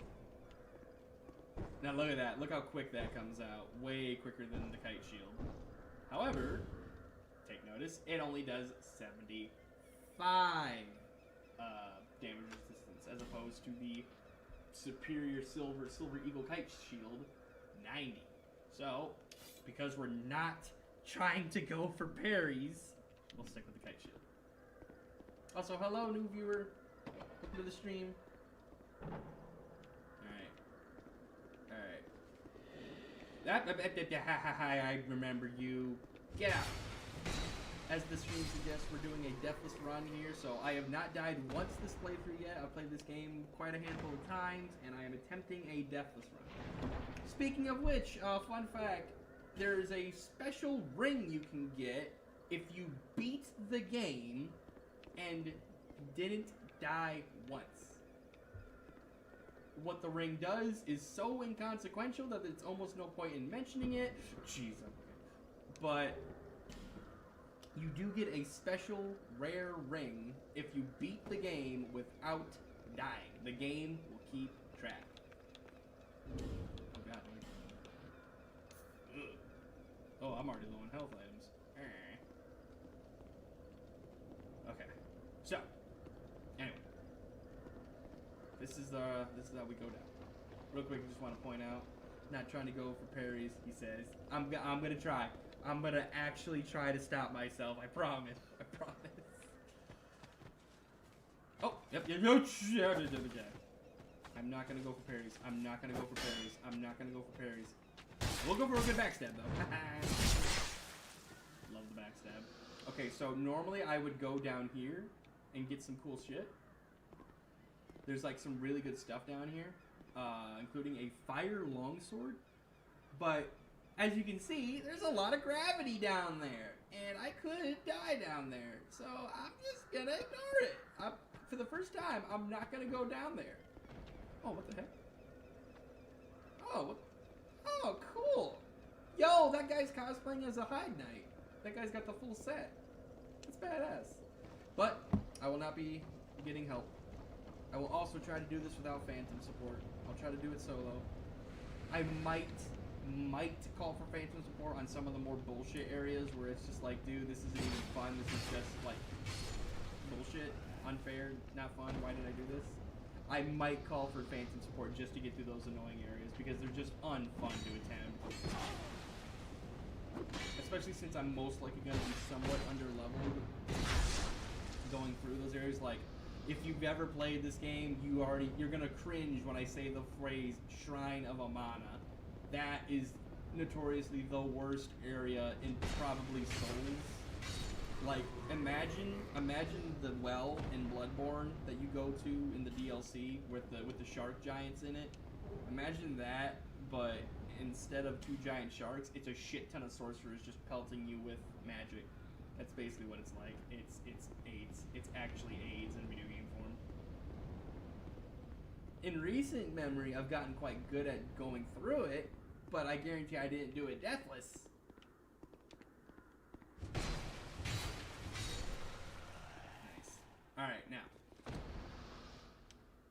Here's a conundrum for y'all. Over to my right is a shit ton of items, helpful things, and there's even a character way down in the back there that if you talk to him, he gives you a key to an area in Majula that has a ton of good stuff in it. However, he is behind several stupid jumps. Several potential death jumps. I'm probably gonna try and get over there, but not only is there a bunch of bullshit jumps, there's also archers shooting at you while you try to do it. So, you know what we're gonna do? We're gonna ignore it. We're gonna go somewhere else. Ah, yes, this fellow. Yeah, I'm not fucking with this guy. In fact, I'm gonna do this. Roll! Ugh, I don't think he can one-tap me with that hammer, but I am not gonna test him. What? He did the animation. Oh shit, he's behind me, he's behind me, he's behind me. Alright, hey, oh fuck, I forgot to equip the bomb. I forgot to equip the bomb. Shit. Oh fuck, oh fuck. Roll! Run! Fuck. Need full health. Can't do this without full health. I suck. Okay, I'm gonna equip the one singular bomb we bought. Oh shit. Shit. Fuck! Yeah. This is dumb, this is stupid. I am foolish for trying this. Whee! Taste witching urn, motherfucker! Oh shit!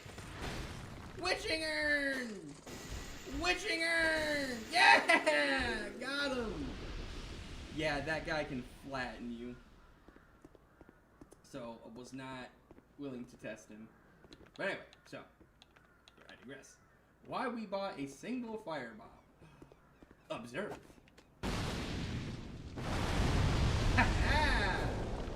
The wall was weak and there was all these explosive gunpowder barrels next to it. One powder bomb and boom! The wall is open and now I don't have to go that way to progress. Oh shit. Ah, now, you see before you one of the deadliest enemies in the early game.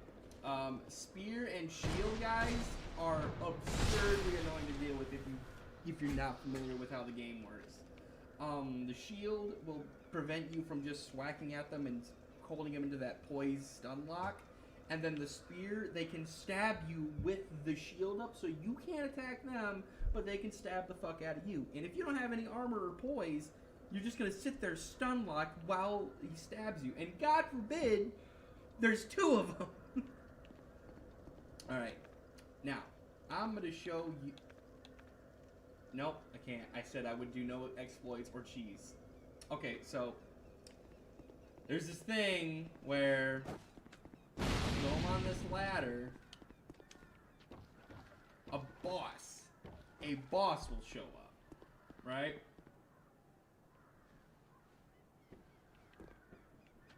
Oh shit. A boss is gonna show up. You don't have to fight him, you can exit the area, right? However, oh, yep, there he is. Okay, so you don't have to fight the boss. He's called the Pursuer. You don't have to fight him. You can leave, and he'll just kind of go away. I can't. Fuck. There's a glitch. It's technically an exploit / glitch where if you do that little jump across the board and then immediately 180 hop across it, the gap again, and then immediately sit down on the bonfire as fast as you can actually cause the game to kill him, or at least think he was killed because he despawns, and it gives you all the souls he drops, and it kills them for the area, and you get the Ring of Blades, which is one of the best items in the game. but it's technically an exploit, and I said I would do no exploits or cheats in this run, so I'm not going to attempt the Pursuer Cheese. It's literally called the Pursuer Cheese, and I said I wouldn't do that, so I'm not going to do it. However, I still had to summon him and then run away because there's some really good stuff up there. Shit! Yep, that's what I was talking about. Those guys with the spears, they will attack you first because they got the longer range. Shit. Okay. Ah, the halberd guys are also really scary. Look at that range. I'm looking at the freaking stream and I'm not paying attention.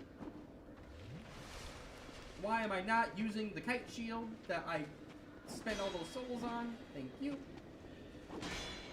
Alright, going in. Alright. Also, hello, new viewer.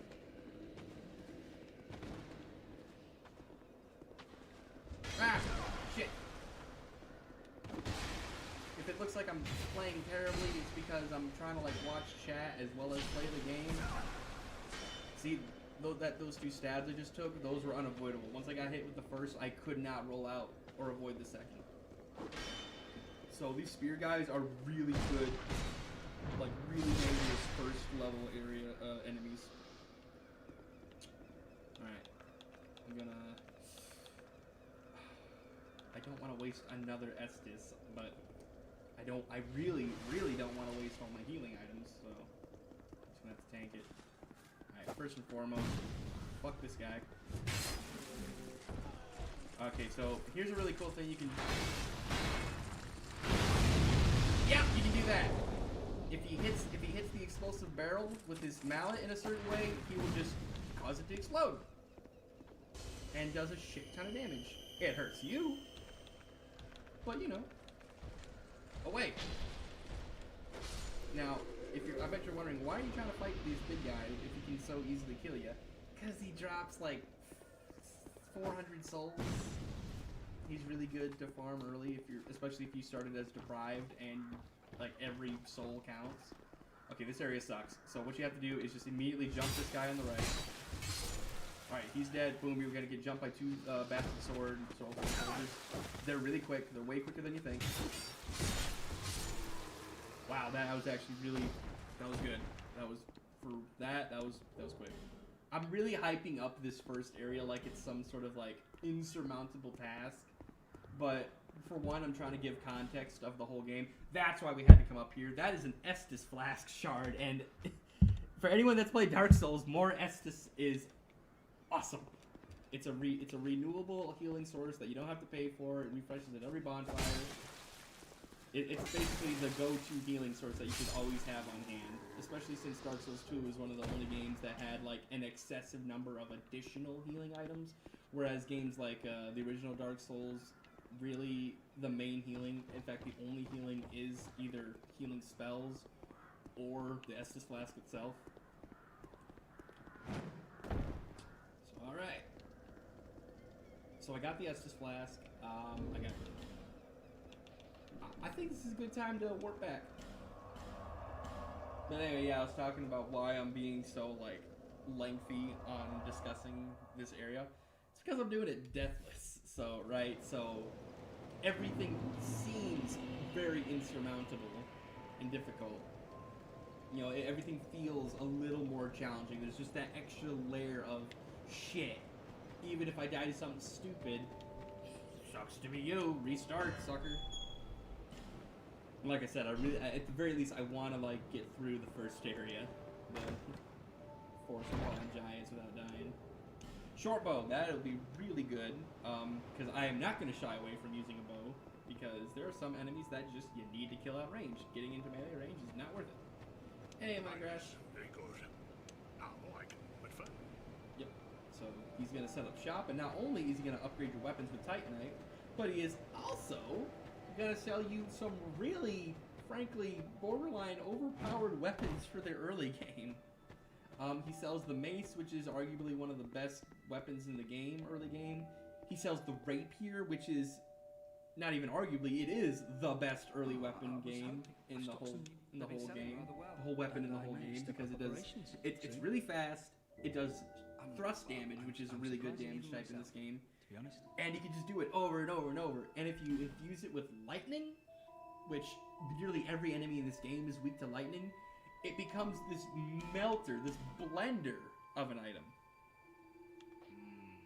Now, okay, so I talked over him, but because I bought that shield from him, it was enough souls for him to like get some confidence back and be like, oh no, I can actually sell goods relatively, efficiently.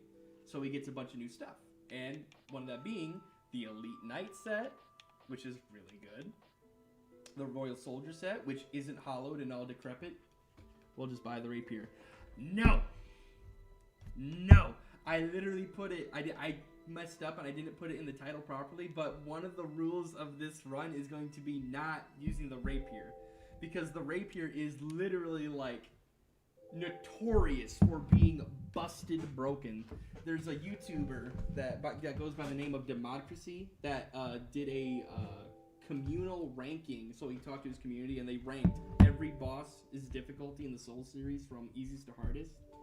And when he did Dark Souls 2, he did the whole run and all of his example footage was using the lightning rapier, and he got a ton of shit talking comments basically saying, dude, you basically said like 90% of the enemies in this the bosses in this game were kind of easy to figure out, but you're literally just standing in front of them spamming the rapier and melting their health. Like, yeah, no shit. Dead Cells references how OP the Rapier is in Dark Souls. Yeah.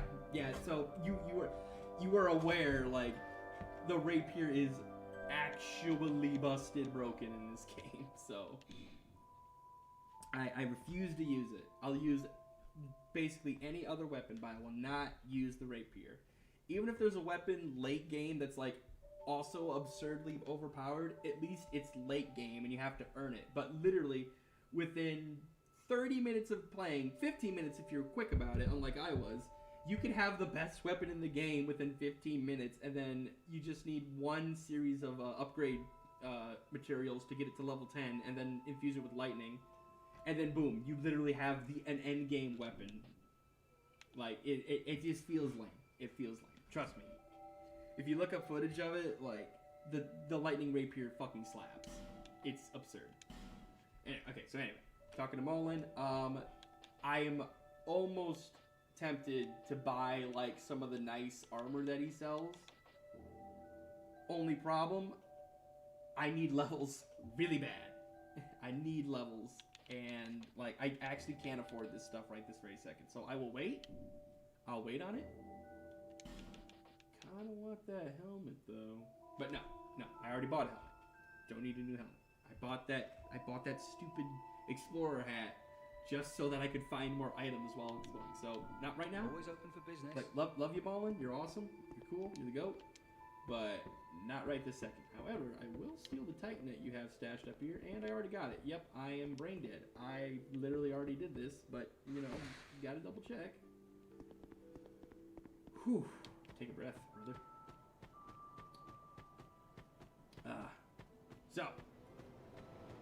We're still very naked. I refuse to use the clothes that the game gave me.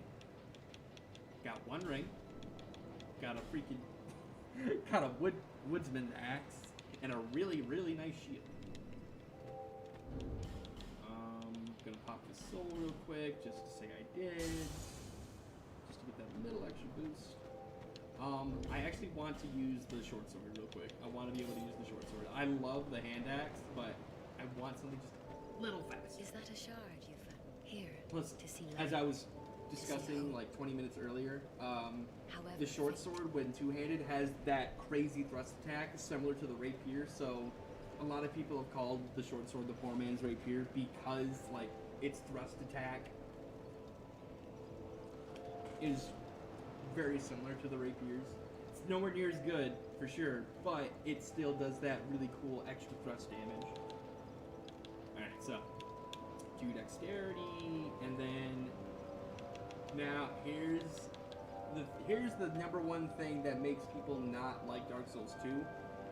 Your iframes, your invincibility frames you get when you roll are dependent on a stat called agility. and you have to get at minimum 100 agility to max out the number of iframes you get when you. So I kinda have to put some souls into agility if I want to be able to efficiently and effectively dodge attacks. And let me tell you, there are some bosses in this game where if you cannot dodge roll through their attacks, you just kind of die. So, Fume Knight. So yeah. Oh, and also it increases the speed that you use items, including your Estus Flask. So, yeah, you better upgrade that agility. And that's, to be fair, that pissed off a lot of people that enjoyed the original Dark Souls, because the fact that the gameplay, like your quality of life, is dependent on upgrading a single stat that doesn't really do much except make it so basic things you do is effective, as i.e. rolling and drinking from your Estus. So I understand why it's a source of contention, but people treat it as if it's like this insurmountable task, like, oh my god, I had to use like 15 levels into adaptability just so I could play the game normally. It's fair, but it's not to the degree that people bitch about it, and that's, I'm gonna call it how it is. They bitch about it, like straight up saying it's the worst game ever made solely because of that one thing. And now normally I'd be like, it's bullshit, whatever, like you'd want to put some points in adaptability anyway, because it also increases like certain resistances to certain attacks, which is cool. But here, where every level counts because I don't want to take unnecessary fights, there's something to be said, like, oh, should I put points into adaptability to make my rolls better, my drinking faster, or should I get that extra point of strength so I can hold that shield? Now there's an actual conversation to be had, right?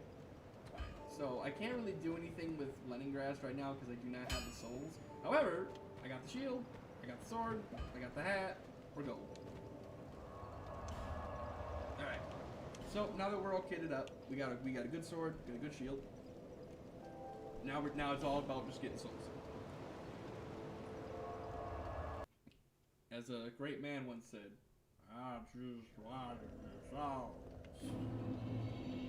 If you watched Happy Souls, arguably the greatest YouTube video ever made, hilarious. It gives a, if you want a like straight up, perfectly entertaining and not contained, but a perfect intro to the entirety of Dark Souls 2, watch Happy Souls.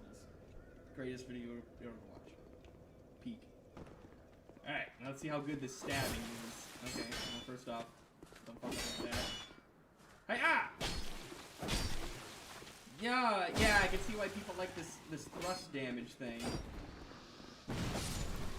I'm one-handing it and it straight up threw him on their ass. Was that a pair of hollow gauntlets? Oh. Oh wait, I had multiple. Oh, hey, look at that. They have 4 points. I'm gonna need every bit of points I can get. No other armor. Trying to use this hat. Alright, cool. I like how with the hollow gauntlets, you only get like half of a gauntlet. The other one is just straight up ripped to nothing. Yeah, I'm not gonna fuck with that. I'm just gonna push. Alright, so next thing you want to do, work your way down. Oh lord, Pate, you son of a bitch. Alright, we got multiple things going on here, but I gotta address the first thing. This room is a death trap. Yeah, shit.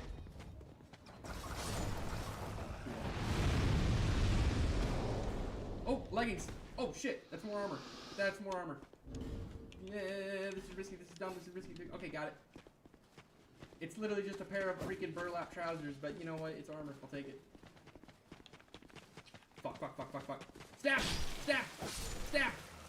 Okay, I can see why this is called the poor man's rapier. It's really good. It's really freaking good. Okay, he just broke my stamina, but that's okay. If it looks like I'm playing like a total goober and I'm not playing flashy at all, it's because I am trying my absolute damnedest to not, like, fuck up at this point. Like, all that trying to get a parry. Yeah.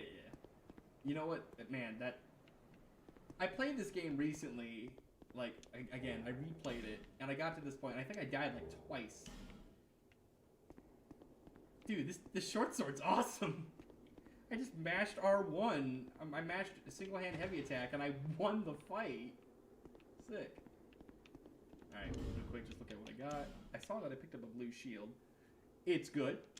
It's good, but it's not quite as good as the kite shield. Like, that 85-90 difference, it's not a lot, but you will notice it from the stronger attacks, for sure. Let's see. Any armor? Nope, nope, nope. Alright, press on. I kind of want to drink a potion right now, drink a little bit of Estus, but I also don't. So, main reason we came in here is because behind that door, that key right there, that keyhole right there, if you activate it... Oh shit, okay, make sure I don't fuck this up. Roll! Okay, cool. Poison could actually kill me. I do not have enough Estus to just tank through poison. Titanite Shard, 100% worth it, not even close. Gotta knock on the door. This is funny. The door will say it's locked, but if you knock on it with a weapon or your fists, they'll politely open it for you and say, "Hey, no solicitors, fuck off," and then you stab in the fucking throat. You should get over the door, then. I don't know why I just went all edgy there. Oh jeez. Because I myself am on edge, because I could die instantly. Ah! Shit. The double stab. Alright, now I'm gonna drink. Now is a good time to drink. Alright. Roll. Okay, you come on, yeah. Ah, shit.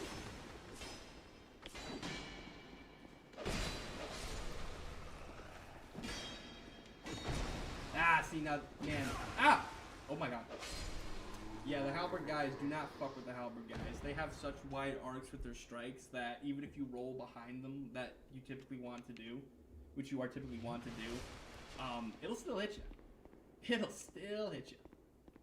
Alright, what do we got here? I believe this is the life ring. Large Titanite Shard and the life ring. Normally the life ring's kind of meh, but in this stage, yeah, I'll take that extra, like, 5% healing. Alright, how many souls I got? 1,300? Okay, so, rundown. If I there's an item in this game called the Ferrous Lockstone. If I use it in this weird contraption here, it opens up a secret area, and behind the door of the secret wall is one of the best rings of the game, the Chloranthy ring. Early game, it is like borderline essential to have if you want to play a normal run through of the game.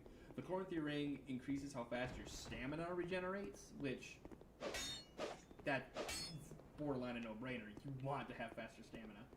Hello there. Well, I hope you have a very good reason. Oh, hogwash. Who am I to judge? My name is Pate. Long story short, this guy's a motherfucker. Let's talk. He acts super nice, but he is a motherfucker. Oh yes, there's treasure in there for certain. I saw the same design earlier, and it's the same contraption, I'm sure. I was with this warrior, you see, and he insisted that he go inside first. The rather brusque fellow tried to swipe the lid for himself, but it trapped him inside. I still have the gent's ring. I do hope he wasn't harmed. Yeah, long story short, this guy acts like the nice guy, I was traveling with this guy, and he's a murderer. There's this really awesome, like, subplot between these two guys that you run into. It's really good. It's really good. Basically, they're both murderers, and they both it's kind of like the Dexter versus, whatever murderer he's up against of the day. It's basically the smooth talking, sly, pleasant at face value murderer versus the brusque in your face, like, okay, you're probably crazy, but I also kind of like you attitude. So yeah, you walk in and you're like, oh, this is cool, and then, oh, fuck. And then he's just gonna like, yeah, well, man, sucks to be you. Shit! Poison damage.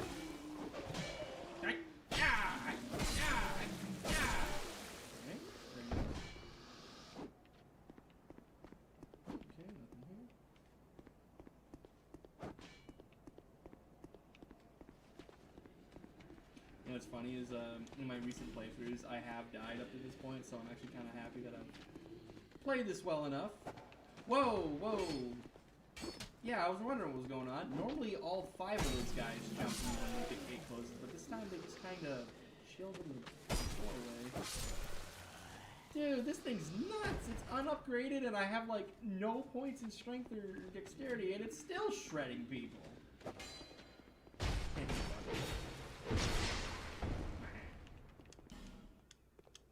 Oh, shit, he's not dead.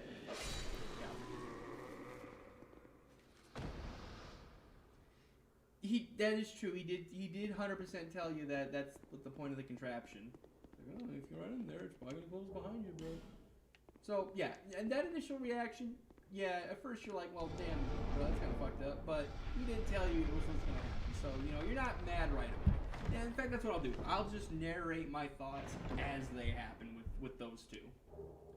Sorcerer's Staff and Amber's Herd. I'm not gonna. I don't want to use magic this run, but it's still good to have these items. Let's nothing. Oh, yeah, always want to double check. Okay. So cool, got a couple extra souls, got a couple extra items. Hey, what's good, man? Well, I see you managed to escape. Be careful out there. Damn it, sorry. There's talk of unsavory bandits who prey upon travelers like yourself.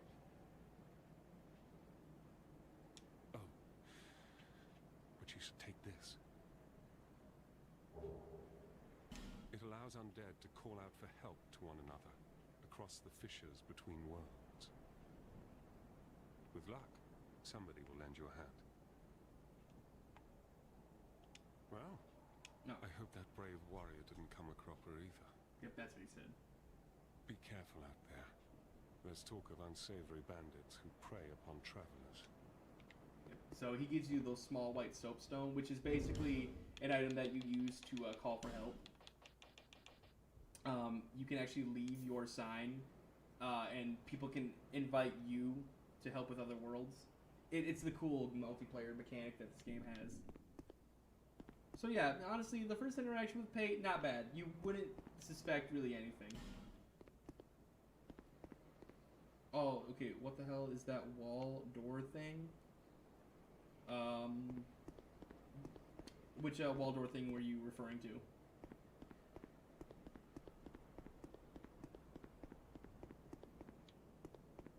Oh, yeah, the secret. Okay, so in this game, much like the classic Doom and Doom 2, some walls are just straight up like secret rooms, secret doors.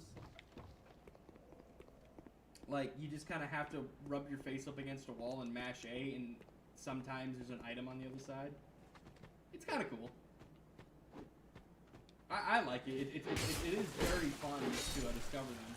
And because this game has the option to leave messages on the floor with that orange writing that you see everywhere, usually most of the secrets in this game, people will have messages for you. So, like, if you see a random message pointing at a wall, 9 times out of 10 it's a message telling you, hey, there's a secret right here. Sometimes people will leave messages like that aren't true. Like, they'll just put a random, like, ooh, secret here, and it's like a cliff that you die instantly if you walk off of it. But that's, like, normal. That's kind of, at this point, you're expected to avoid those, or to at least know to avoid those, not listen to them. But normally you can tell the difference between when someone's like, hey, there's a secret here, and someone being like, oh, yeah, walk off this cliff, the secret. Because Demon Souls had those, but they didn't open up, they just disappeared. So, funny that, so the whole hitting the door and then the door just kind of disappears rather than moving away, actually is what that weird face wall was I showed you earlier. That, it's called a Pharaoh's Lock, and if you put in the Pharaoh's Lock stone in the hole, it actually shows a bit of lit up wall that when you hit it, then it disappears. But just like in Demon Souls. Alright. So, right here, there's like a tricky jump you have to do. Now it's... Wow. I'm surprised I got it, because it's weird because there's like a low ceiling right where you want to make the jump. So, like 3 times out of 4, you hit your head on the wall and you plummet right into where all these guys are. And it's so tight and compact down here, you might die. Ah, shit, I just fucking missed that. Normally I just jump right down there and hack them up, but I don't want to die, and I also don't want to use my precious last Estus flask right away. Okay, so how many we got down there? 2? Surely I can beat 2, right? Alright, kill him. Next. Oh, shit, there was 3. Famous last words. Oh, shit, there was 3. Get away! Yeah, early game, the short sword's kind of nuts. It's got decent range, it's very fast, and it actually has good poise damage and good normal damage. You can just keep slashing it back and forth. The Mail Breaker and the Infantry Helm. I'm not going to be wearing the Infantry Helm because it's just a undamaged version of the normal helmet, which it's a good helmet. It's decent for very, very early game, but I want to get the extra items from the Traveling Merchant Hand. However, the Mail Breaker. A slightly stubby thrusting sword. Has a hard, sharp, sturdy blade designed for thrusting. The Mail Breaker has limited reach, but a powerful critical attack. Effective against foes donning thick armor or with naturally hard skin. Effect, shield piercing. So this is like a real thing, the Mail Breaker. Basically, when armor was getting so good that in like Renaissance era times that it was more effective to just like bash someone's head in with a rock or like a mace rather than actually try to stab through the armor with a sword or an arrow. They started inventing these weapons like similar to the Mail Breaker, where it's just a thick, sharp point of steel designed to just straight up try to stab through that plate. That's all it was designed to do. It's basically like the pickaxe equivalent of a sword, just designed to thrust. In fact, in medieval times and Renaissance, many knights had daggers on their belts that once a fight got a little too close, they would just pull the dagger and try to find weak spots in the armor.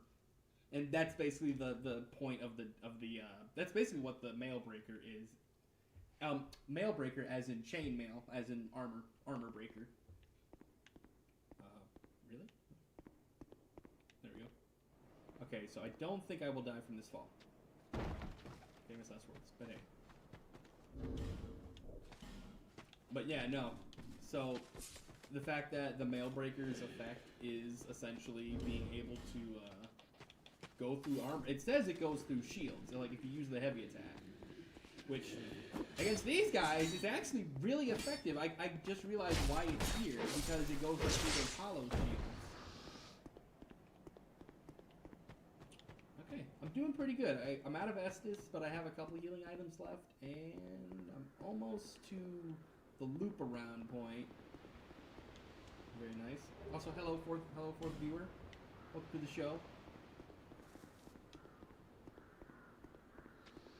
Away with you. Shit. Now see, that's what these shield guys are so tricky to deal with. They attack first. They got decent enough damage to make you, weary. And then they go into this defensive mode, and they can attack you at any point. These are really tough enemies if you're, unprepared. But sometimes Did that motherfucker just stab me with the back of his spear? I take it all back. This is the worst game ever made. What are these fucking hitboxes? Bullshit. Get this out of my face. Oh, goodness. Alright. Let's see. Okay, I'm about to regret buying this kite shield because I just realized there's also arguably the best early game shield right down here. The large leather shield. Oh, and a life gem.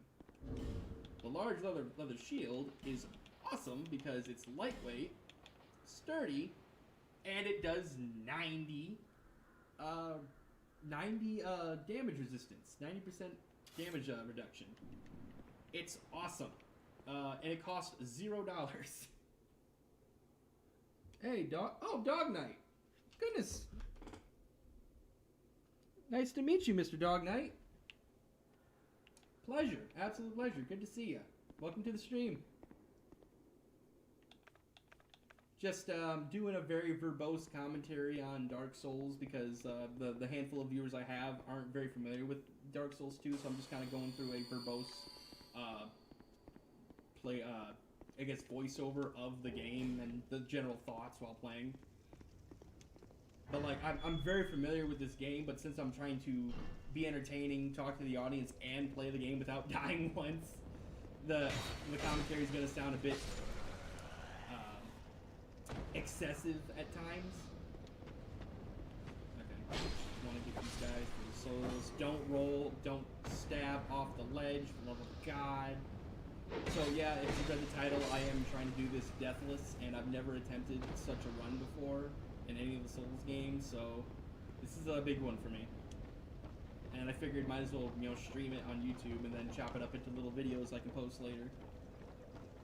But yeah, it's going really well. I was just about to wrap up, but if we still got a handful of people willing to sit down and watch, I'll keep playing. Like, I got work tomorrow, but honestly, like, I don't fucking care. I'll keep playing until I don't want to play no more. Ooh. I might have enough souls. Okay. Yep, I got enough. Yes. Let's go. Alright, so reason I've done this game probably around 12 times at this point, literally playing whilst playing you. You'll love the people in chat. You'll love it, people in chat. Hey, hell yeah! That's amazing. That's really funny you say I've probably done this game around 12 times, because that's the number I have typically used for the past couple months now. I was like, yeah, I've played this game about like 12 times. I've like beaten it maybe 3 times, like start to finish. I've beaten the DLC exactly once. Like all 3 DLCs, I've beaten them once. But I have like probably up to 15 characters that I play every now and then. Yeah, I love this game. And what's even weirder is I love starting the game over because the early game is so fun and entertaining. Just getting all the little weapons, all the not great weapons in the early game. Hell yeah, it's super entertaining so far. Well, I'm glad you're entertained, Pizza Time. I am tickled that you genuinely find this shit entertaining. Like, I try my best to be, you know, entertaining when I'm trying to talk to an audience, you know. I know I will go on like these long ass tangents and just talk until you have to hear me audibly go, I gotta breathe, I'm talking too much. But anyway, I digress. So, reason number 2 why Valencia is fucking awesome. Oh man, that's awesome. I'm currently farming the Desert Sorceress set. I'm gonna claw my eyes out. Oh my god, not the Desert Sorceress set. Okay. Since you played this game a shit ton of times, I'm assuming you know the trick of killing the New Game Plus Belfry Gargoyle so you can get the gold covetous serpent ring +2 to maximize your chances of item drops. Oh. However, I'll probably head out soonish. I've got classes in the morning. No, absolutely. I understand, Pizza Time. Absolutely. Do not let me keep you up all night. But, dude, I've been playing for like 2.5 hours now, and you're still like in chat talking. And I can't appreciate enough. I can't say thank you enough. And I'm probably gonna continue this later once we're done here. Yeah, it's a lifesaver, dude. For sure. Yeah, once you get like the Avarice helmet, or the other like equipment that gives you extra item discovery, make sure you have the Watch Dragon Parma on your left hand, so that you get the extra item discovery from that as well. But yeah, good luck farming. I spent a good 3 hours farming the old knight set from the guys in Hyde's Tower of Flame. Probably a total of 4 hours total, maybe even 5 hours total farming just to get the helmet, the armor, the leggings, the gauntlets, the great sword, the ultra great sword, and I was trying to farm the old knight hammer, but I forgot that you find it in Castle Dranlaic. I'd reckon you'd enjoy the dope stream. Yeah, it's pretty entertaining though, even though it's not my genre of game. However, yep. I just realized Dope Stream and Pizza Time, you both have basically the same profile picture. You both have Clippy. Pizza Time just has sunglasses on his. I didn't realize that. Speak. Nah, it's good, Zeke. You have a great rest of stream. Thanks for setting up. Oh, absolutely. Dude, you guys have been so loyal to me ever since I started playing, like, TF2 5 years ago. You guys have not, like, stopped supporting me. So, this is the least I can do to actually produce some stuff and make some gameplay content and be entertaining. I'll definitely tune in again. Well, I will definitely make sure to call you again, or call you guys up again. Hell, if anything, I'll probably hit you up in the Discord tomorrow once I get out of work, and probably continue this because I'm having a ton of fun. I'm having a shit ton of fun trying to do a Deathless Run. So yeah, Dog Knight, since you are actively participating in the stream, or at the very least in the chat, so the general rules of this Let's Play is it's going to be deathless. So if I die, I don't have to delete the character, but I have to make a new character and start from the very beginning. I have to. That's going to be the rule of the Deathless Challenge, of course. It's any percent, so I don't have to kill every boss. I do not have to kill every boss. However, I can't cheese any bosses. I can't exploit. I cannot do any sort of weird glitch like the parry run, where like you can just run on the air and avoid entire boss fights. If it's a mandatory boss to progress, I have to do it. So there's that. No Rapier. The Rapier is infamous for being the most busted, broken weapon in this game, so I have decided to not use it for the Deathless Challenge. Just because it's like, you know, oh, you did it Deathless, but you had literally the best weapon in the Souls series. Like, no. So, any other weapon is cool, except the Rapier. And, Phantoms, I am allowing for bullshit areas. So, like Shrine of Amana, I am allowing to have Phantoms just to get through it. I have to send them home the second I fight a boss. No Phantoms on bosses. That's another thing. No Phantoms on bosses. I have to solo bosses. And Rapier's overrated, Lamau, so good choice on that. Thank you. Appreciate it. I am glad a fellow Souls player, a best Souls 2 enjoyer, understands the plight. So yeah, there's that. Like I said, any percent, so I don't have to kill every boss. I don't have to go through every area.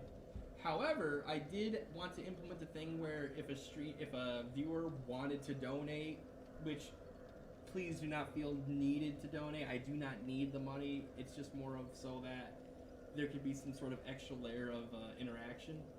Hey man, when you're at Shrine of Amana, let me know. I'll just oh, that for real. Let's go. Yo, maybe if we're in the same world, I could call you up and we can plow through that shit for sure. Oh yeah, dude. If I get to Shrine of Amana on a Deathless Run, I'll be like, you know what? I won the game. I got to Shrine of Amana. It's like I got a lot of bullshit to go through before I even get there. But yeah. So yeah, no helping bosses. I'm allowing bright bugs because it is a legitimate item in the game, and plus they're expensive as fuck, so they're allowed. Yeah, that's kind of it. I was trying to see if I can implement, once I get like a good handful of regulars watching the stream, I wanted to implement a method where I could like put up a poll and say, okay guys, this is the area I'm coming up to. Which way do I go? Or like, okay, I could do a Deathless Run normally and just be like, okay, I'm going to play as optimally as possible. I'm only going to go this route. I'm going to avoid this boss, do this. But I wanted to implement a system where a viewer could be like, oh, hey guys, do I get this sword? Do I take the weird route and try to get this special item? Like if someone like said, oh, I'll drop $5 if you force yourself to go get this specific item and make a build with it, I would be like, god damn it, all right, I'll probably die doing it, but hey, you know, we're doing this for entertainment. But yeah, I digress. Anyway, I've been staring at an empty screen for okay. Reset. Whew. Reason number 2 why Melentia is awesome. She sells the Lockstone, which, good lord, I am actually, dude, my brain. Okay, I bought the Pharaoh's Lockstone so that I could go down here. I'm just gonna avoid these guys. I bought the Pharaoh's Lockstone so I could go down here, down the ladder. Trigger the ballista. Yeah, absolutely. Eat the grind set.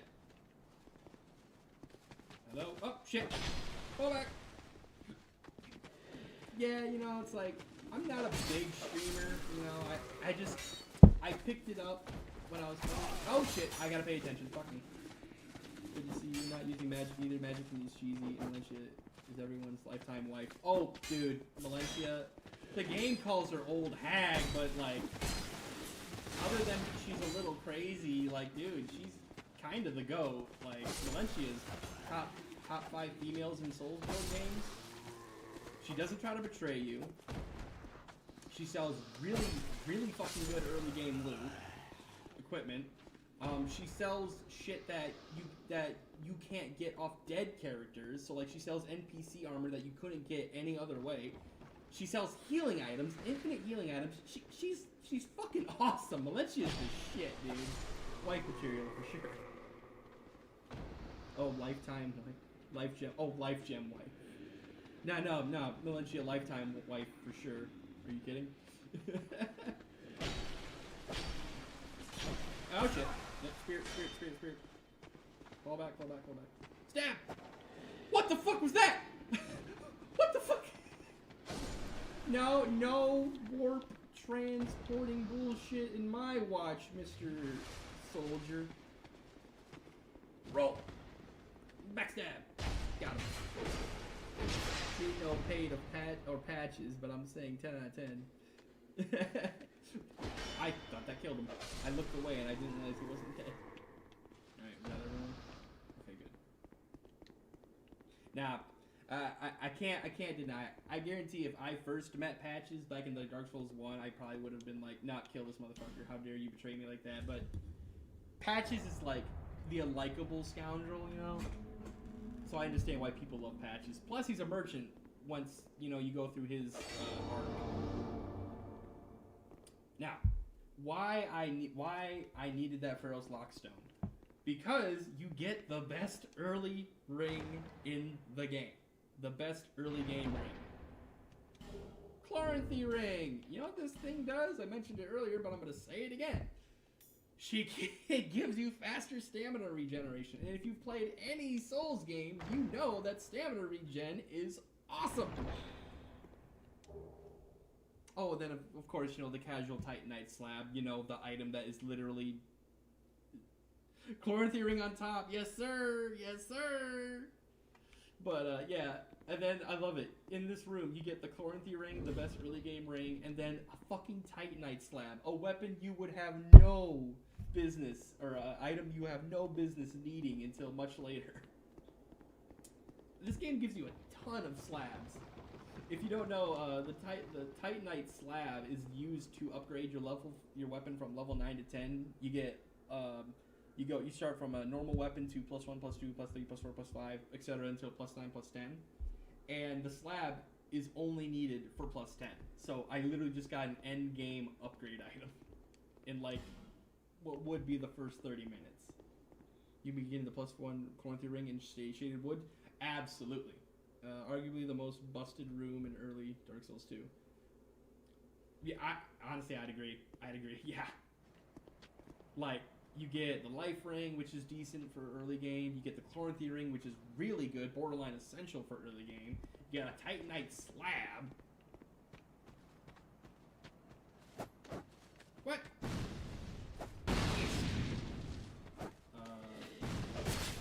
But the AO is like 1 second.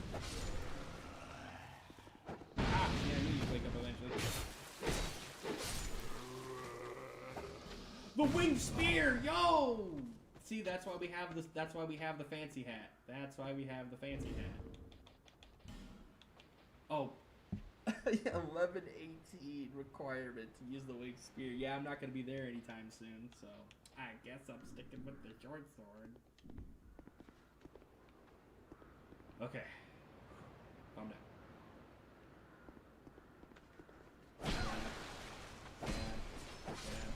Oh my god, I just saw the health bar. Someone fell off the cliff, and I just got 90 souls. Actually, shit. Okay, reset. Dude, these spear guys, I swear, they're actually one of the hardest enemies in the game. They use their spears and their shields incredibly effectively.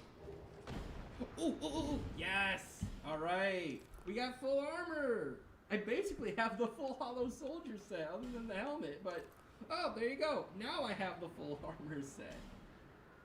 But I'm sticking with the Traveling Merchant hat. For that extra item discovery. Alright. I just did one more run through. I think I'm ready. Wait, hey. Shit! Ah! Fuck! Gotta hurry. Turn around. Yep, there he is.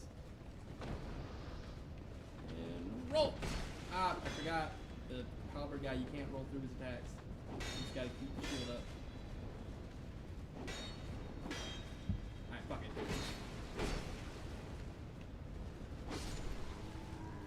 Okay, got it. You know, this is the first time I've ever used the short sword, like, for any extended period of time. It's pretty damn good. Normally, because I never picked Depraved as a class, I always either go for Knight, Warrior, Swordsman, one of the big three. So I always have a better sword at the time, but going Depraved, all those little weapons you find in the early game is like, hell yeah, give me that shit, brother. Hardest boss of the game time, let's go, yeah, oh, for sure. You know it. Oh, shit. Hardest boss of the game, here we go. I think this is where I'm gonna end the stream. No, I'm kidding. No, I'll beat Last Giant, then I'll take a break. But I think this is an excellent time. This is an excellent stopping point. Once I beat the first giant, and who knows, maybe he catches me off guard and resets the stream. Whew.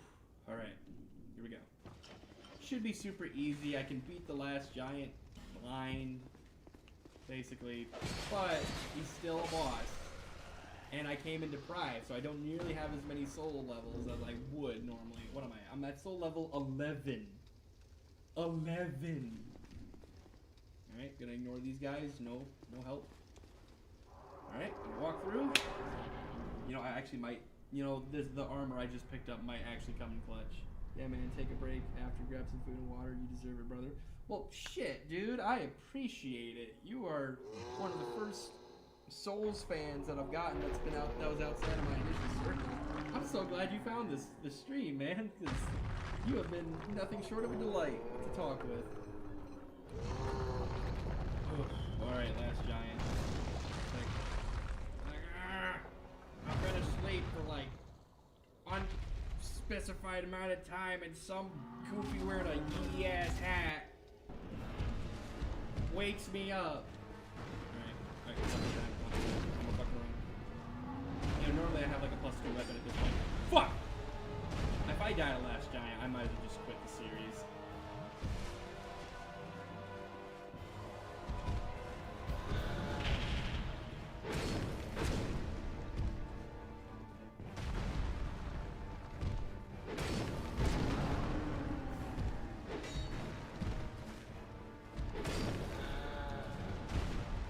I'm gonna get away from the door. I'm gonna get away from that wall there.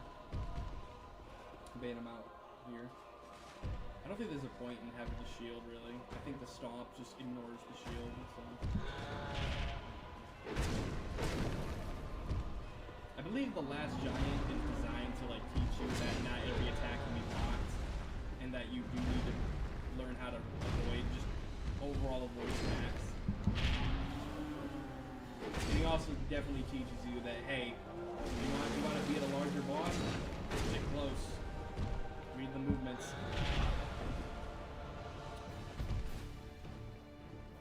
You know what else is kind of cool about the Last Giant?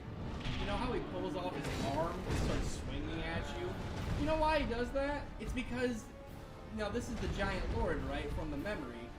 He pulls off his arm and uses it as a sword because when he was the Giant Lord, he's used to using a sword. He remembers that he was a swordsman. And he's like, fuck this. I don't care if I lose an arm. I'm going back to my roots. If I believe he's even using the same arm. He's a right-handed swordsman. Roll! And GG. That's fine. Oh! I got cocky! Shit. Drink. Okay, Angie. Got him. And, play. Respectful bow. Oh yeah, man, you too. I'm subscribed. Yeah! That's fucking go! Subscribe! Thank you so much. Big preach.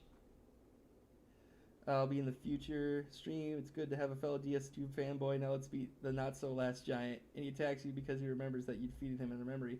That's right! Forgot.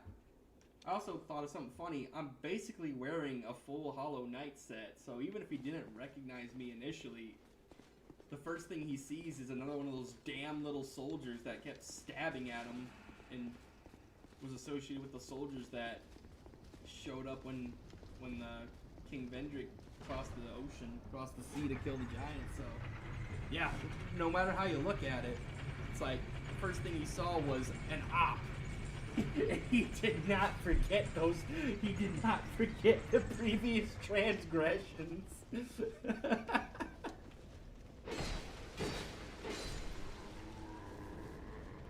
You there? Nice. Well, hell yeah! Look at that. Oh, wait. Hollow Knight. Actually, you're correct. Gotta feel bad for the Giants in this game, though. They had it tough. Oh, for sure. Well, dude, like, Nishandra basically convinced King Vendrick to commit genocide. Because, dude, they got tasty souls. Like, you could save the world with their souls. Like, bro, God. Like, that's some, like, insane level villainy right there. Convincing the most powerful man in the world to commit genocide on a continent so far away. Oh, now this might not be a bad ring to have on hand either. If I'm in a situation where I'm safe but I am low on health, pop this ring, grab a drink, wait 5 minutes, and then get fully healed. Now, I should, yeah, and I will. There's some good stuff here. However, yeah, I don't want to fuck with that knight. I'm usually really good at killing the Cyan Knights, as I'm sure a lot of people are, but I don't want to fuck with him, just in case. I'm still quite low level. So I'm just going to say, okay, not going to fly off the ledge in a hurry. I just realized I've gotten to this point and I haven't died yet. Doing pretty good. Yeah, I wanted to do that real quick before I...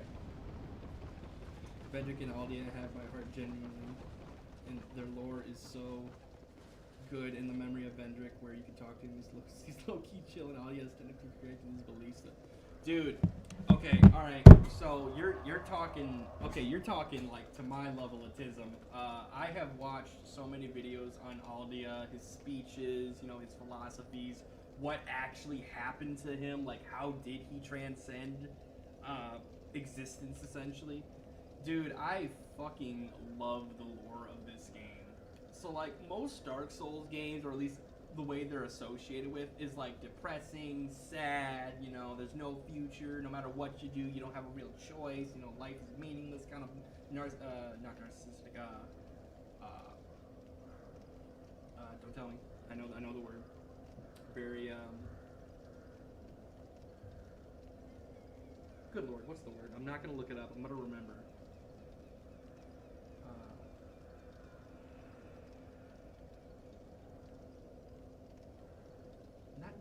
What's the word? It starts with the N. It's not narcissist. It's the word where basically means you look at things in a very negative light. Nihilist. Like annihilation. A nihilist. Oh, a good lord that didn't even know Dark Souls had lore this deep. Oh my god, dude. Dark Souls lore, if you take the time to read every stupid little item in the game, because...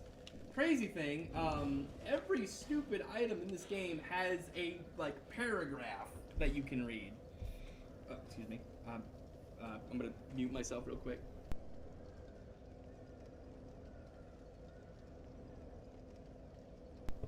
Okay, I hope I just muted and unmuted myself. Let me double check. Yep. Okay, I'm good. I had to clear my throat. I did not want anyone to hear that. That's gross. I'm not one of those people that would be like, hey, I'm going to make a bodily noise with my mouth, and you're all going to fucking hear it. Like, that's foul.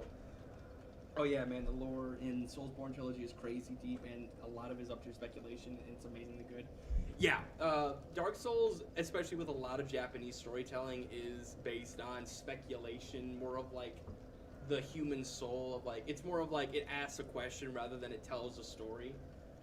But what I love about Dark Souls 2 is that despite all the tragedy, like, the raw, just the despair that comes in the Dark Souls 2 world, there is that shred of hope that is just enough to, like, make you really want to, like, see everything turn out good in the end. Like, it's not like Bloodborne, where basically everyone you fucking talk to in that game is gonna die horribly, and there's literally nothing you can do about it. You're the god-slaying monster killer, the hunter, that's gonna, like, kill every beast you come across, but don't even attempt to save anybody, you know, actually do anything worthwhile. It's like they're all gonna die stupidly in one way or another. So are there cinematics? Where do you find the lore? It's like in the game cutscene. So there's basically like no cutscenes. Like lore-wise, there's basically no cutscenes. All the lore is in the little snippets you read of all of the items you collect over time. The best lore drops you can get in the game are when you defeat an enemy and you get their soul, like a boss enemy, and you get their soul, and you can like press X on the item and bring up like a short snippet of their story. So, soul of the last giant, soul of the surviving giant who was bound below the forest of the giants, Lord of the Giants, who brought rack and ruin to the entire kingdom, was said to have been felled by an unknown warrior. His beaten and broken remains were then dragged beneath the stronghold, where he was sealed away. Use the special soul of the last giant to acquire numerous souls. Create something of great worth. That's a boss. You got boss weapons! Boss weapons! Where do you live? Right down the road. Can't miss it. Right down the road. Right down the road. Yep. Right down the road. Right down the road. Right down the road. Right down. Bye-bye. Sorry, I had to do the whole bit. My tism. I had to do the whole bit. But anyway, so you can turn boss souls into boss weapons. I'm probably not going to do that because, like, just to get the guy that makes boss weapons, you have to go through a lot of bullshit, and I think it's more trouble than it's worth. Plus, the normal weapons in this game are just good, are just as good. But, yeah, I think the souls of the bosses are worth just crushing into more soul energy to get level ups and items. I think it's much more worth it. But yeah, so long story about the soul of the last giant, but essentially you get an item from a character that lets you enter memories, and then you can interact with those memories. It's kind of like time travel, but it's more along the lines of you were always fated to do this because, you know, the world of Dark Souls is kind of non-linear. Like, basically events that are happening now can also be happening later. It's kind of the whole, like, reoccurring theme of Dark Souls is that everything that's happened is going to happen again, but in a slightly different way. The story's going to be told differently, but it's still the same story. It's basically, the world of Dark Souls is essentially like the stories of our cave-dwelling ancestors being told from generation to generation. It's gonna sound completely different by the time it gets to you, but it's still the same story. It's the same story of the same king or the same knight or the same villain or the same dragon. It's always the same story. Which is why Dark Souls kind of has this nihilist outlook of, oh, you know, why do anything when, you know, it's just going to repeat the cycle.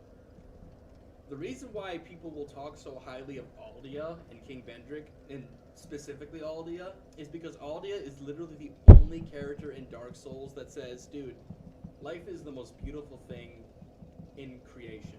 Like, despite life being this horrible lie that's told again and again, you know, where really nothing you do has true impact on the world. You can't deny that life is beautiful, brilliant, you know, that life is this wonderful thing that everyone has a right to enjoy. Like, everyone deserves to be able to enjoy life, no matter how fragile it is.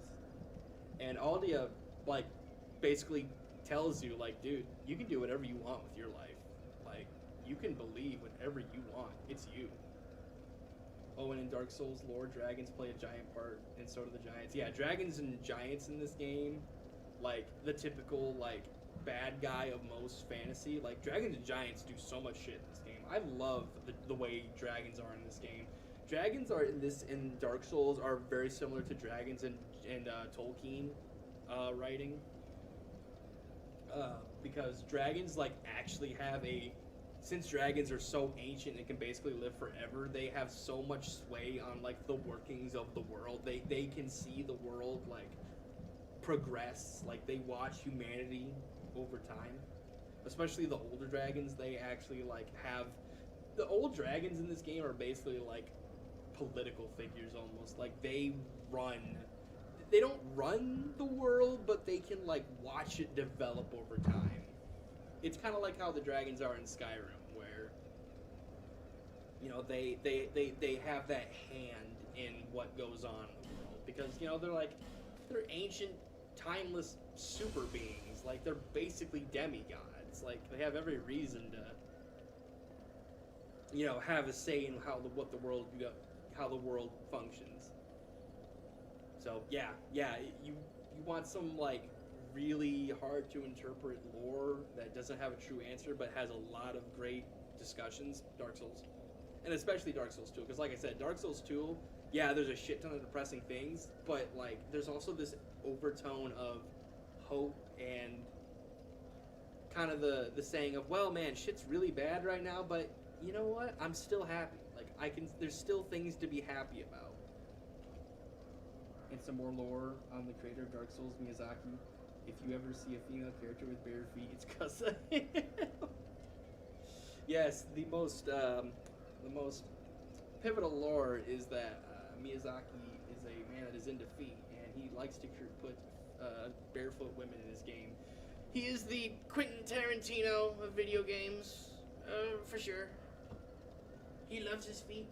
Miyazaki loves his feet. Anyway.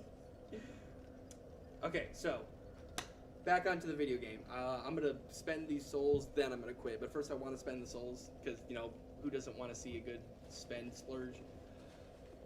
This is where this thing is awesome, right? Okay, so by all rights, I should buy the Fragrant Branch of War.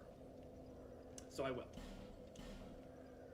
Now, you're thinking, that was 12,000 souls. That was like probably 10 level ups I just got rid of there. Why the hell did I do that? Because if you spend more than 10,000 souls with Merchant Hag Melentia, guess what she fucking gives you? She gives you, unequivocally, the best ring in the game.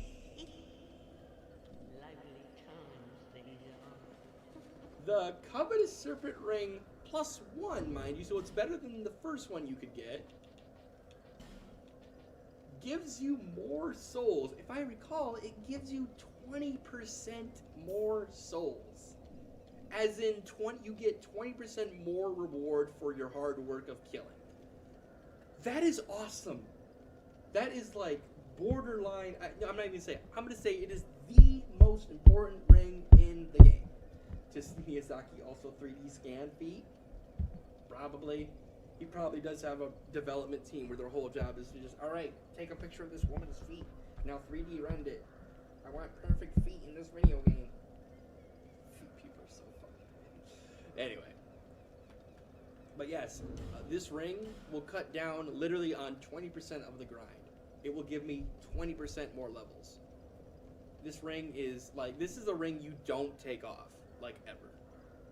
The only reason you would take it off is if you absolutely needed a 4th ring to slot in for, like, a certain fight, or, like, you needed a certain set of rings to get through a certain area.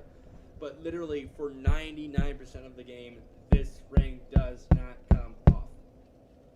I mean, I wouldn't put it past him. He can be a little weird, but when it comes to video games, he's legendary. No, for sure. I'm not going to take anything away from Miyazaki, for sure. Like, the dude clearly had an excellent vision when he came up with the Dark Souls world. But am I crazy to say that maybe it was good that he had less of a hand on this game? Like, it's clearly very different from Dark Souls 1 and 3. Like, it definitely took a more traditional fantasy aspect. But I kind of like that. Like, I like that there's a lava castle and a old forest and a ancient ruin city and an old, like, barren wilderness. There's a big arena where blood games happen. You know, it's a little cliche, but I kind of like that because the damn game's so big. It's like, oh, you don't like the area you're fighting in? Well, walk fucking 20 feet to the right, and all of a sudden you're in a new area. Like, and I mean, come on.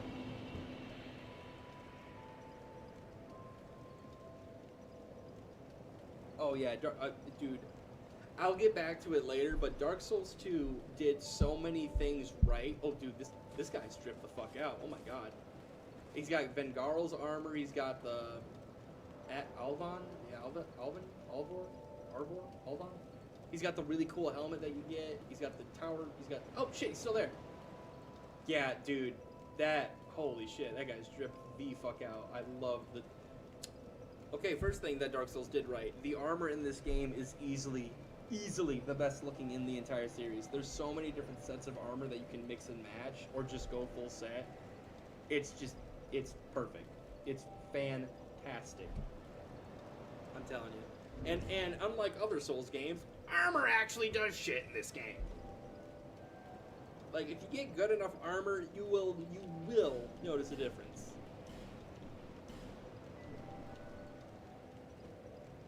Anyway, so I have 6,000 souls left. Seek last.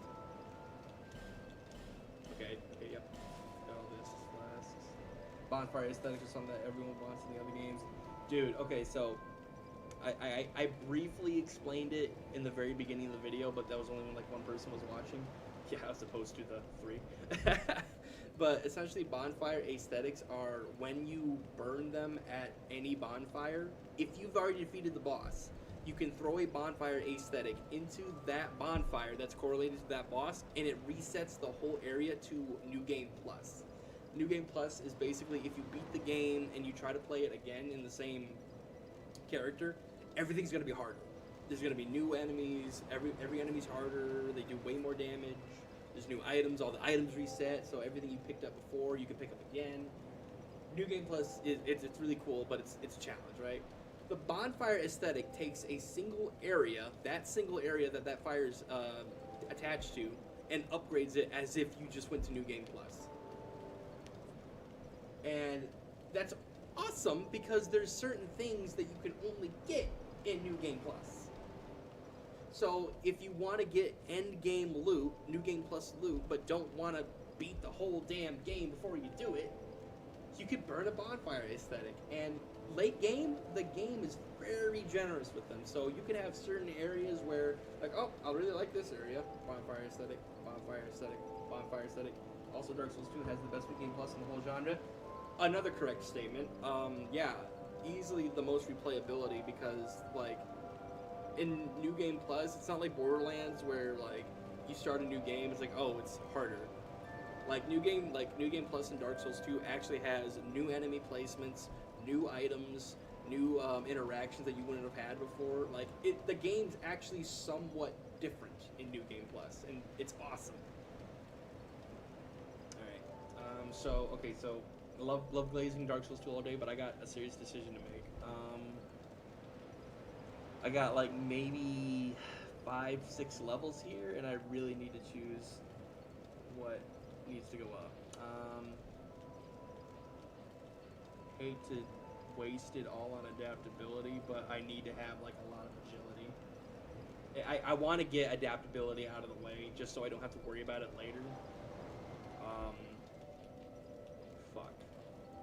Extra stamina. I would love extra stamina, but I think right now I need more health. Just max out the health as much as I can. Honestly, I didn't want to put. If I had all those other souls back, I would have gone for more levels. But I don't want to die because my roll wasn't good enough, for sure. Also, for its time, Dark Souls 2 graphics were amazing from the jump. And yeah, oh god, yeah, the jump from Dark Souls 1 to Dark Souls 2, incredible for the time period. Yeah, that's not even a debate. Like, Dark Souls 1 has incredible charm, for sure, and I can definitely see why some people prefer Dark Souls 2's graphics, or at least its art style. But, dude, to me, the difference is night and day. Like, I love Dark Souls 2 because it has that fine line between good graphics and good to look at graphics. You know how pixel art, like some pixel art, looks better than modern graphics just because of how clean the pixels are and how wonderful the colors are? That's kind of how I feel about Dark Souls 2. I feel like Dark Souls 2 is the perfect middle ground between Dark Souls 1's stylized graphics and Dark Souls 3's more like realistic, like shader graphics and like over-the-top AAA graphics. Like, I'm not going to say Dark Souls 3 is ugly. I'm not going to say that. However, good lord, it all just looks like shades of yellow, red, and white to me. It's just different shades of yellow, white, red, and gray. And the shadows on it, like it just looks weird to me. Meanwhile, Dark Souls 2 has like every color under the damn sun, and I mean the shadows are harsh, but they're still like soft enough where they don't ruin the look. Now, to be fair, when Dark Souls 2 first came out, it did look like shit, for sure. Like I looked this up. Like Dark Souls 2 did look like shit when it first came out, but Scholar of the First Sin, oh god! I mean, here let's take a walk real quick.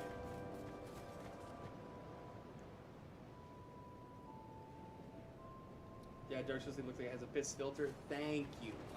Once again, I'm not crazy. Like Dark Souls 3 just looks weird to me, right? Like, it looks like, okay, first off, the whole damn game is either an ugly-looking forest or a fucking church or a castle. There's literally no in-between with Dark Souls 3. Ugly-ass forest, ugly-ass fucking castle, or ugly-ass church. There's literally no, like, I mean, Dark Souls 1 had Anor Londo, which was all pretty and marble and shiny, and then, you know, you had Blighttown, which looks like fucking cracked, like a cracked in, but it still has that aesthetic, right? There's a juxtaposition, there's a contrast. Dark Souls 3 just looks the fucking same from start to finish.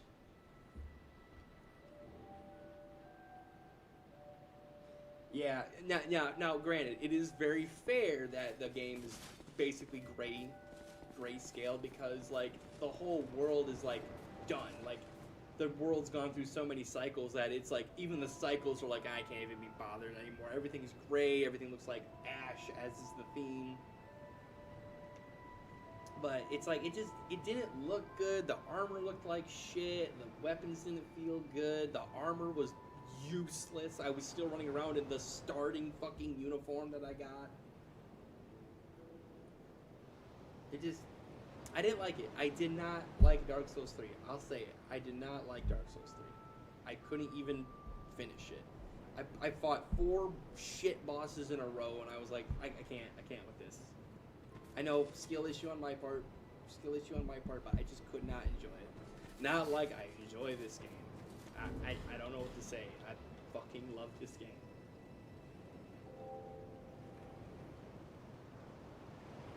I genuinely love this game. Okay. Talking. Lots of talking. Moves clunkier than Dark Souls 3.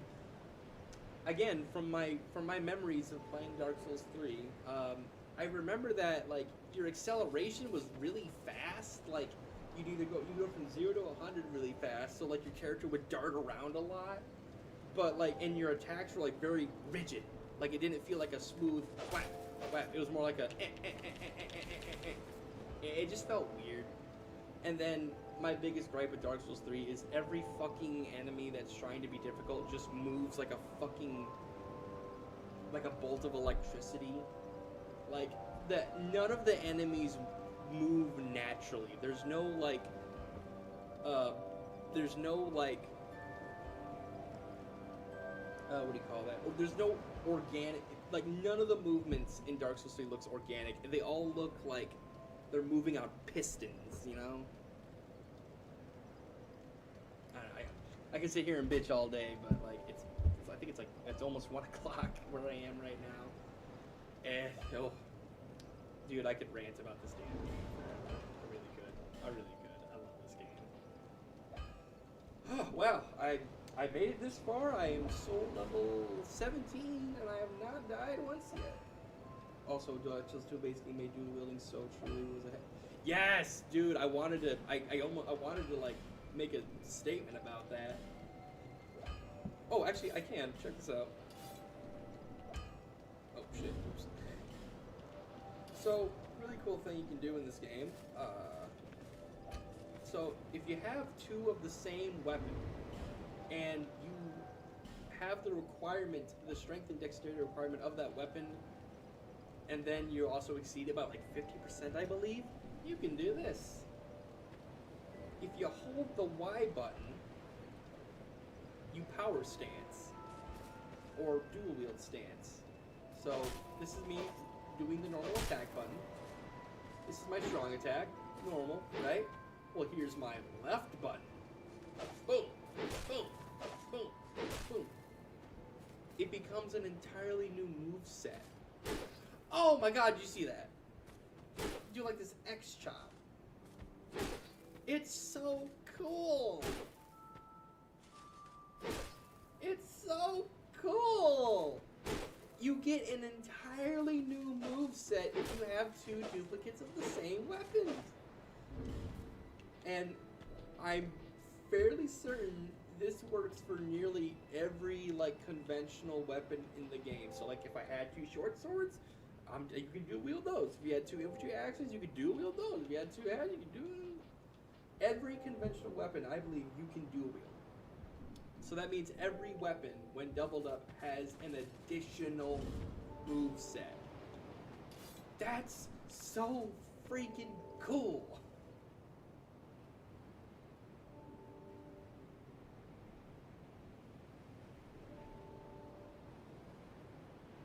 Yeah, it's nuts. Like, this game is fantastic. I don't know what to tell y'all. Like, this game is fucking fantastic. Good lord, I could write a book on things I love about this game. Another thing I really love, I've played this game like 17 times now, and gotten pretty far each time, and every time I play, I find something new. I found, like, just my most recent playthrough, the first time I tried using miracles for the first time, tried doing a miracle build. What was it? No, it was the game before that. It was playing as an old knight. It was my old knight run where I was using only old knight gear. I found a secret area in the Undead Crypt that I never knew about. Oh god, yeah. Oh, Majula's music is so beautiful to listen to on headphones. Oh my god, dude. Like, the only reason I'm able to just sit here and talk is because I'm listening to these wonderful tune. I actually feel bad that I've been talking over this music for so long, because no matter how many times I've just sat here and listened to this music, I still find myself humming to it. It's just, it's so peak. It's literally me. I am that reaction image of the guy crying as he, like, looks down, like, where he just says, it's so peak. It's so peak. This game is so damn good. I cannot believe this game is this damn good.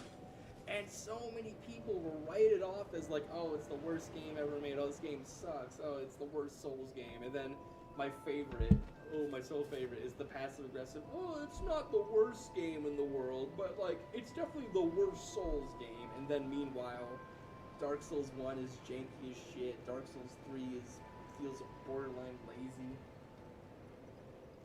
But the person that just joined probably just left, like, in disgust, like, oh, okay. But yeah, like, I don't know. It's something about Dark Souls 2. I want to write it off as just as bias of, oh, it's the game you play the most of, so of course you like it the most. But it's like, I gave Dark Souls 3 a chance. I played it with friends even.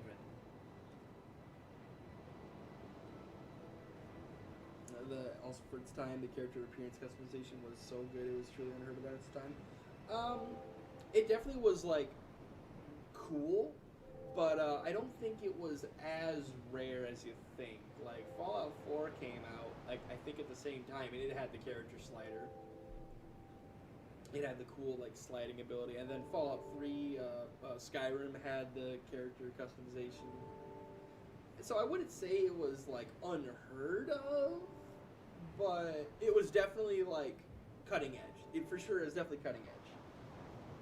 Well, not denying that, for sure.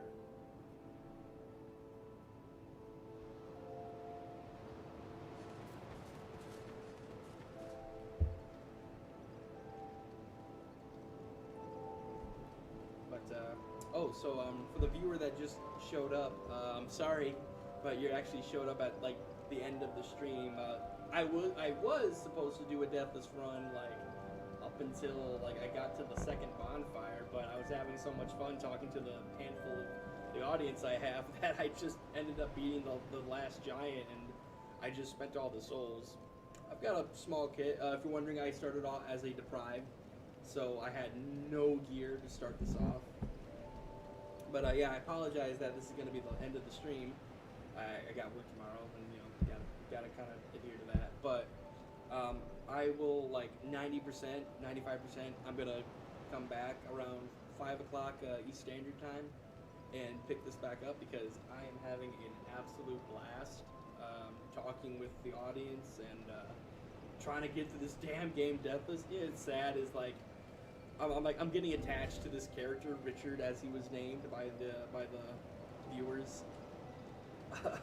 That I'm gonna be really sad when I die to some stupid fall or something, and I have to start over again. But for now, Richard lives. It's already 7 a.m. for me. Oh my goodness, I've kept you up. But no, greatly appreciate all of you stopping by. Even for the people that like stopped by just for a second, didn't say nothing, and just left. Honestly, the fact that they clicked on the video at all, wonderful. Like, happy. Like, I'm genuinely like just appreciative of all you just stopping by. I'm just some goofy guy in his fucking little apartment, just like playing his favorite game, streaming it. You know, it took me like 30 minutes to make sure my stream was ready to go, and I hope it all sounded good. I hope it was enjoyable, and I hope you all enjoyed the time you spent watching. Richard is the go. Oh no, you know, okay. So there's two realities that we can live in. Either we live in the reality where Richard dies to something really stupid, like Richard. Okay, Richard is either gonna fall off a cliff and die tragically, or Richard is gonna make it all the way and kill Nishandra. I feel like that is the only two universes that we live in right now. He's either dies horribly off a cliff, or he fucking beats the game. Richard might fucking beat the game. Richard, that's what we need to do. That's what we need to do is like start a little like not cult, but like a little inside joke where it's like Richard the GOAT, Sir Richard. You know what? And I think Sir Richard will never remove his hat unless I find a really, really cool hat. But nah, I think we're gonna stick with Richard here. Oh my god. Richard has to beat the game. Dude, do a thing. Richard has to beat the game. He's gonna try. He's gonna try his best. But I can't get too attached. It's like doing a Pokemon Nuzlocke. I can't get too attached to the character, because if he dies, I'm gonna be compelled to like just say, okay, well, now this is just a normal run of Dark Souls. I'll just beat the game normally. I can't do that. If Richard dies, he's dead. That's it. I can't renege on the deal.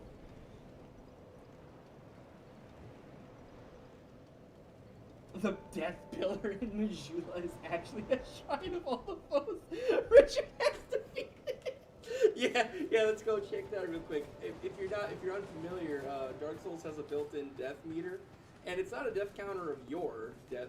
It can record your deaths, how many times you died, but in online play, it tells you exactly how many people have died since the game released. And that is, let's see, that is a fat 9 digits. That is 760,923,892 deaths.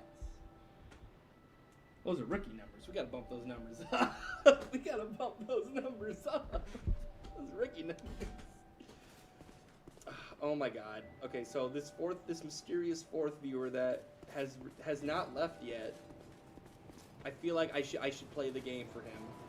This is for you, random fourth viewer that hasn't left yet. Richard's kill count. Yeah, dude, Richard's the fucking GOAT, dude.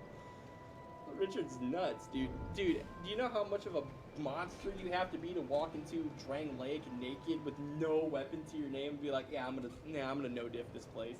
Nah, I'd win. Richard wins by just I'd winning the whole fucking kingdom.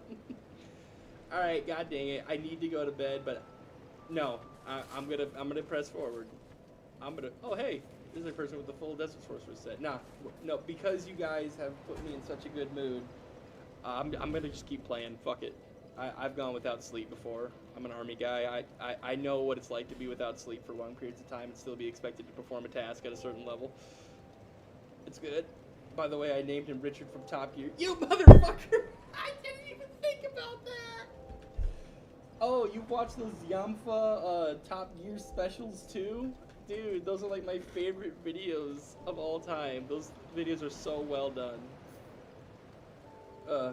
Oh my god, he even does kind of look like Richard. I mean, he doesn't at all look like Richard, but like, he's gonna feel like now in my heart. Nah, man, Richard's fucking scary, dude. Hammond! You're gonna die! Alright, anyway, okay, so for Dog Night, Dope Steam, and the mysterious fourth viewer that has yet to comment, Yamfa's the GOAT. Dude, I fucking love Yamfa. Yamfa, Nurbit, those two, I love their challenge videos. They have a personality that is so fucking entertaining. Their editing style is excellent. Love them. And so is Top Gear. No, yeah, Top Gear. Unironically, probably one of my top 5 favorite shows, just because it's 3 old British dudes just fucking around for an hour with cars. And sometimes the show isn't even about cars, and yet it's the most entertaining shit I've ever seen. Granted, it doesn't help that I love British humor, that dry, like, borderline slapstick style of humor. Like, I love Monty Python. Like, all iterations of Monty Python's excellent. Life of Brian, Holy Grail, Flying Circus, excellent media. The joke, the funniest joke ever told, just excellent. You need to watch JK Leads and the Backlogs. They do awesome Souls challenges. Ooh, Great Escapist. Alright, anyway. Okay, so mysterious fourth viewer, I'm sure, wants to see some actual fucking gameplay of this Deathless challenge, or he wants to see me plummet to my death, that's gonna be the... Oh, wait, no, his name is Richard, dude! He's destined to fall off a cliff, dude! Just like Richard did when he was in the fucking, when he was in the expensive car. He's destined to fall off a cliff, bro! No, it's his destiny. He's gonna die horribly off a cliff. Oh no! Alright, I'm gonna farm some souls real quick. Not like... Oh no, yeah, the Rimac! Oh god, the Rimac. Like, we'll never forget the Ryback incident. Okay, anyway, okay, lock it. Alright. Okay, so, for astute fans of Dark Souls 2, they know that up next would be the Pursuer. Yeah, the 300. Dude, how the fuck did he survive that crash? How the fuck did he survive? Didn't the battery in the damn thing explode while he was in it? He broke, like, several bones, had burns, like... Fucking Hammond's a beast. Like, that little dude must be made of stern stuff to just no diff a fucking 300-foot car crash. Shit. Oh, he's trying to behind me. You saw that shit. Ah! You son of a bitch! Okay, I've already noticed the armor I'm wearing is already helping. I don't see a fat guy in Majula screaming, Hammer! Maybe I missed that part of the stream. Yeah, the car would burn for 3 weeks? Jesus! Oh, these fuckers. Oh, I'm gonna die! I'm gonna die. I'm back. Lock in. Stop fucking around. Lock in. The car burned for 3 weeks. I remember it, like, it just kept burning, but I didn't think it just sat there for 3 weeks. Battery-powered cars be like. Got him. Okay. Assess. Let him attack. Fuck him. Yeah, dude, those batteries. They ain't cheap. Did I just get a radiant life gem from a soldier? Hell yeah. It's awesome. Okay. Lock back in. Alright, so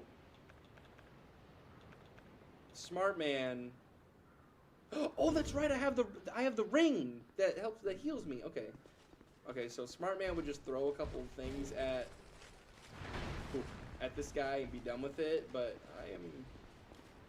sometimes I'm smart, but other times I am fucking stupid. Was he in a coma? Was he in a coma or was he just bedridden? Roll! Shit. Dude, the armor's already, like, coming in clutch. Okay, make sure I don't fall off nothing. Bait out the swing. Stab! Yeah! Yeah! Alright. Very nice. I don't know if he was in a coma, but I do know he was hospitalized for a long-ass time. Like, he was, like, some people weren't even sure he was gonna make it. Oh, quick question. I noticed sometimes the viewers drop, but then bumps back up. Are you guys getting ads? Like, that was not my intention to have ads on this. If it was up to me, I would not have ads. But I think YouTube just kind of gives you ads by default. Why did I come here? I could actually fucking die here. Oh god. No Rimek incident. Okay, don't fuck up. Don't force anything. Okay. Crisis averted, but for how long? Crisis averted. He only fractured his knee? I thought he did worse than that. Yeah! I am shocked that you can't get the ironclad hammer. That thing is so fucking cool. Dude, the greatest tragedy. You can't get the Pursuer's full armor set, and you can't get the old ironclad hammer. It's like, dude, those things are awesome. Why the fuck not? Gonna pop this real quick. Alright. No ads? Okay, no. Okay, good. Just wanted to double check. Like, fucking YouTube wouldn't sponsor this dumbass channel. I have been contacted by when I in my Twitch days, you know, the dark times, I was contacted about a Raid Shadow Legends sponsorship, but like that was when they were giving it to anyone with a pulse and a fucking 5 viewer count, and I promptly rejected the offer. But no, I just wanted to double check, make sure you guys weren't getting ads, because that would be annoying. Find a way to turn that off, and if I couldn't, I'd much rather have a seamless viewer experience than get like 3 cents off that fucking 30-second to a minute ad that you guys be forced to sit through. Oh, I believe Mysterious 4th viewer finally left, but hey, he stuck around for a hot minute. Alright, so anyway, I wanted to farm those handful of souls because I wanted to level up something. Because I wanted to get to there. Yeah, Scummy Company. Yeah, I've heard they're not, like, the company that runs Raid Shadow Legends, they're on the same wavelength as fucking the Candy Crush people. And Supercell, like, they're scum. Every company damn near runs so shady these days, it's annoying. Okay, so out of this handful of weapons, actually, no. Actually, Fighting the Pursuer, right? The name's Leningrad. Just a simple blacksmith. And you are? Another useless traveler. guy's kind of a dick, but I kind of like him. To labor with his Because he's like, he's a dick, but he's still like nice in a way, and he's helpful, so can't be too mad at him. flirtatious vagabonds. Oh, what does it matter? The honey scam, that was huge when all the bad stuff came out, that they literally stole millions. Yeah. Now, I'm not gonna... When I first saw honey, I was like this close, like inches from getting honey, because it was like, I mean, everyone and their grandmother's telling me that this is like free money, so like, why not? But because of sheer laziness, I never downloaded it. I never got the app. And then of course, you know, I never thought of it. Didn't think of it afterward. But then down the road, when it came out that honey was this fucking basically Ponzi scheme, where not only were the deals that they were offering like few and far between, nowhere near what they advertised, but then it turned out that fucking like they were stealing the revenue they were getting from the honey from the YouTubers that were advertising the damn products. It was like, what the fuck?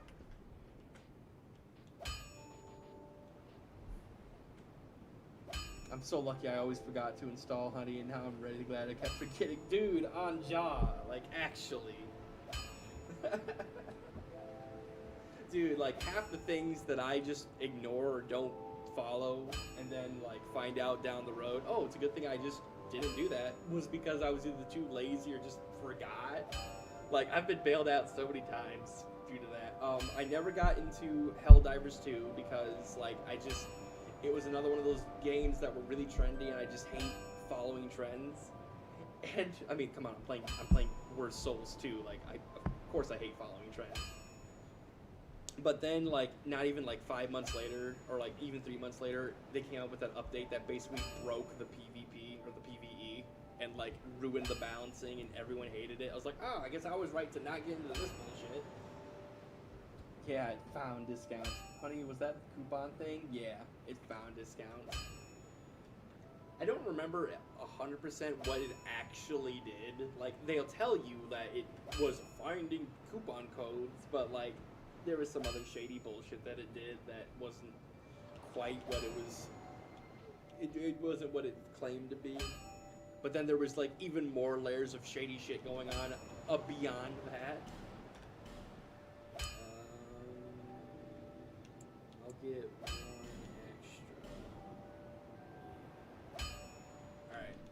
Alright, chat. We got 1,600 souls. I kind of want a new weapon. Do I get a new weapon? Like, I got two of you. I got two of you here. And I want to know, do I get a new weapon, or do I stick with what I got?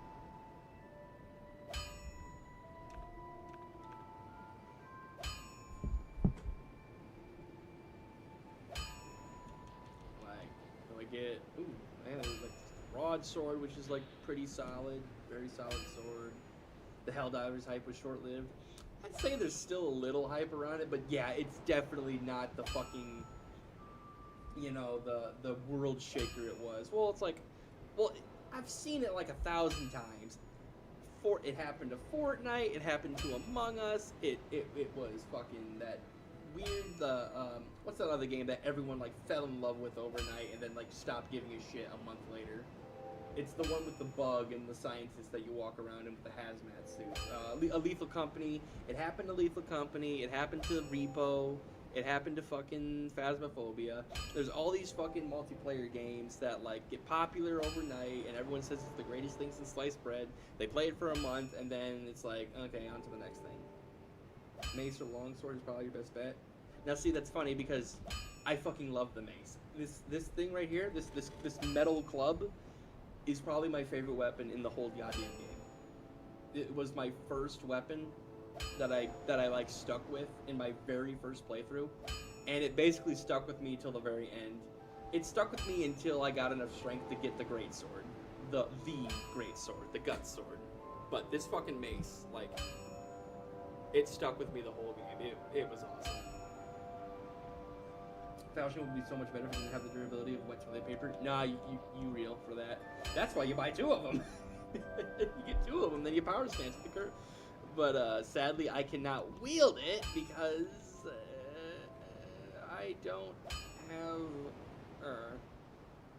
I don't have the dexterity, and I definitely don't have the souls. You get the longsword. Longsword's just solid, but there's a free one in the Force of Fallen Giants. It's a fire great sword, and I don't want to get that because it's risky. So you know what? I think I'm just gonna stick with what I got. I'm gonna get the rapier. No, I'm kidding. Get the S stock. But isn't the S stock basically just another version of the rapier? It's weird. The S stock is seen as a thrust slash sword, but slender long blade, inside pierce armor of enemies. Okay, so it's just like the rapier. Most gaming I think I do is Factorio and Kenshi. I've heard a lot of things about Factorio. I've heard a lot of people that play Factorio usually only have nice things to say about it. But anyway, okay, so this is funny because the rapier, yeah, it's traditionally a thrusting weapon, but the rapier is also very well known for slashes. Like in every old movie you watch where they're using a rapier, that motherfucker is razor sharp. Like that thing can slash and flay you alive all day long. It's the famous Christopher Lee quote, you know, like, this is not a sword I'm holding. This is not just a tool. This is a lethal killing machine.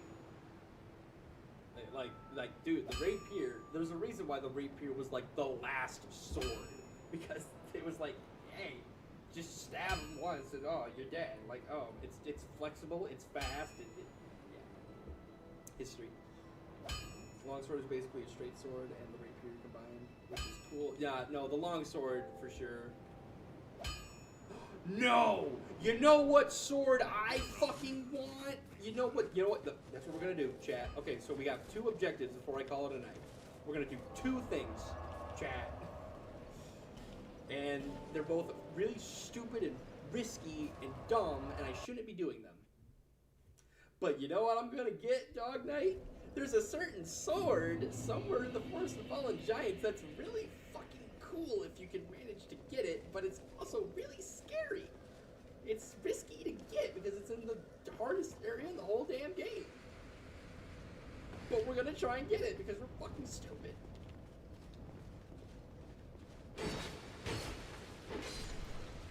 In fact, it's so risky to get it that I'm not even gonna fight my way to it. I'm just gonna run, grab it, and get the fuck out. Oh, nope, that's not the right way. Wrong way.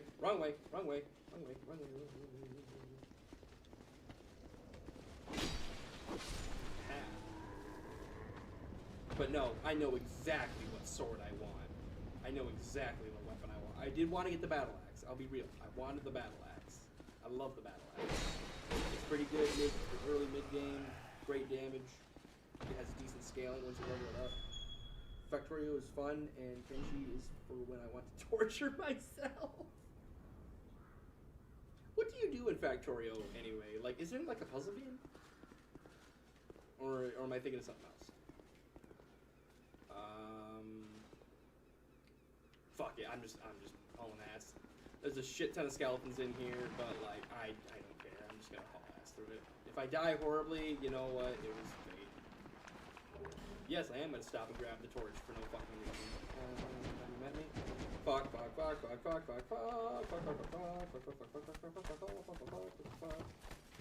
Now I'm gonna open the door. And now I'm gonna climb the ladder. I'm not. No. Okay. There it is. It's there. Got it. Nope, that's not it. Fuck. Don't hit me. Thank you. That was really close. Okay, that's the whip. That's not the sword. Oh fuck, that hurt. I got it. I got the master sword. I got it. Fall back. No.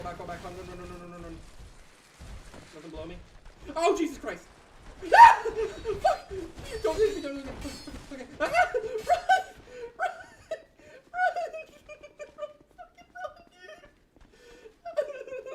Oh my god, how did I get away with that bullshit? I should have got punished so hard. Run!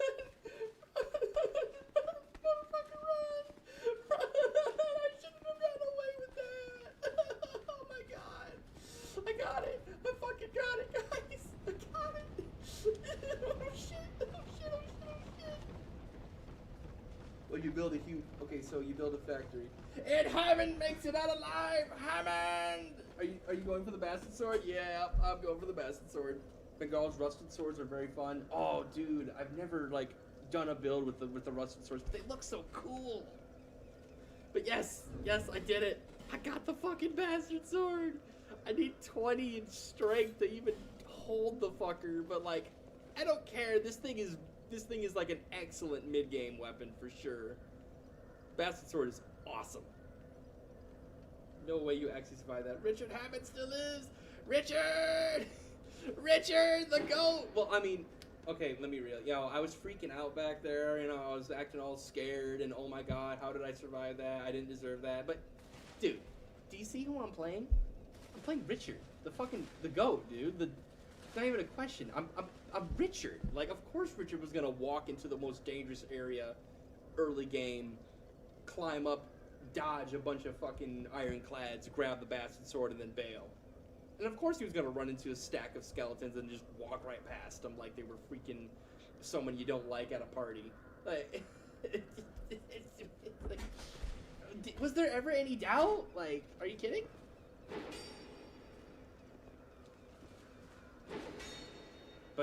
But yeah, no, we're definitely gonna spec into the bastard sword. In real life, like historically, I love bastard swords, or at least the concept. So the reason why it's called a bastard sword is because it literally is that weird place between a long sword and a great sword. It is, unironically, it is the red-headed stepchild of swords, of like great swords. It's too big and too unwieldy to be a long sword because you can't really one-hand it. But it's definitely not so damn big that it's a great sword. It's literally directly in between. It is an oversized longsword. It is a bastard sword. Funny thing is that as well that the bonfire is most useless bar of the giant seed. Oh my god, yeah, I totally forgot about the bonfire there too. I'm probably gonna. You know what? Actually, no. I have no reason to go back there. I have literally zero reason to go back there. I think there's like some leather armor I can get. I would also like to point out that I avoided the invasion NPC that is most like guaranteed to kill me. Dude, I haven't died once yet. That's insane. That is insane. You know what? I'm gonna farm. I'm gonna farm real quick. Oh shit, my phone is about to die, and my phone is what I'm using to let's read your guys' text. Let's plug this bad boy in. Just hamming things. Hammond! But no, for real, like, okay, so I can't use the bastard sword yet. Okay, so here's what we're actually gonna do, chat. Here's what we're actually gonna do. I need 20 strength to wield this thing. I only have 10 strength. So that's 10 levels I need. So I ain't gonna get it by farming. At least we'll be here all day if I try to farm enough souls to get that. So what I am gonna do, is I'm gonna take out the so many choices.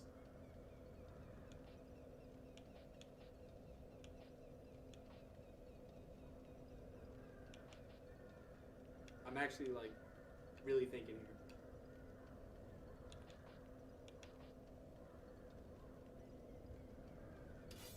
I'm gonna take the short sword. Alright. I'm gonna walk back to Mishula. Yeah, you did good. Invaded Armor Dennis. He's a Muppet. Oh, dude, Armor Dennis is probably one of the harder invasions. Especially this early in the game. Like, he has magic, and no one fucking knows how to deal with magic early game. He has absurdly large health pool, so even if you, like, catch him off guard, he's just gonna tank whatever you can do until your stamina bar depletes. He's actually got decent melee, so, like, even if you get close, he's still just gonna mess you up. Like, Armor Dennis is no joke. Alright, but anyway, so here's what we're gonna do. We're just gonna double check which one, okay? We're gonna go to guy. I'm going to reinforce.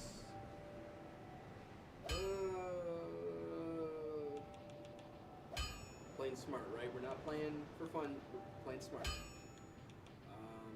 We're gonna reinforce the short sword twice, just to give it that little extra, just to give it that little extra boost. And we're gonna go take on the pursuer. We're gonna. All right, now I gotta be real with you. I am really fucking good at beating the pursuer. Like when I'm in the zone, I can bully the pursuer damn near. I enjoy the fight. I love the pursuer fight. Every time I do it, it's so fun. But I am really good at beating the pursuer. Like I got the rolls down, I got the rhythm. I mean, granted, everyone's good at beating the pursuer. Like anyone who's half decent at Dark Souls, like understand rolling and all that, like is good at beating the pursuer. But this should be easy souls for me. But I'm gonna take the souls from the pursuer that I get.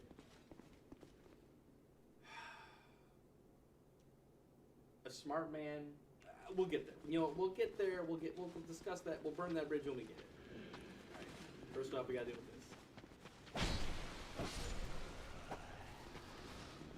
Yeah, you didn't want to fuck with me, did you? Ah, son of a bitch. Man, see? Oh, shit. Check, make sure. Nope. I got no healing items. Alright, so I'm just gonna have to tank this for a minute.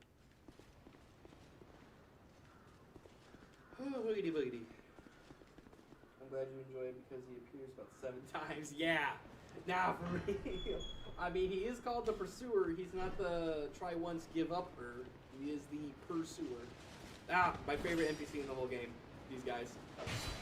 If real talk, if I could, I would literally just do a run with these guys' armor and please. Damn it! I genuinely thought I was gonna get yeah, some of the best. I thought I was gonna get some armor or weapon from these guys. In my humble opinion, this guy right here has the best looking armor in the game. Like for just standard like NPC armor, best looking armor in the game. The Royal Swordsman, I fucking love the Royal Swordsman. There's the aesthetic, the helmet, the sword with the curved blade, the undulating blade, the Flamberg style, the gauntlets, the chest piece. It just screams cool. Give me your shit. Give me your shit. In your pockets.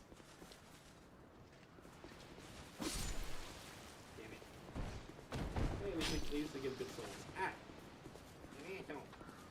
Don't be doing that shit. So I've just noticed, like, man, there really is a difference between certain weapons. Like, you think, oh, well, all weapons do about the same damage, or rather, you know, they all do the same damage type. Not so.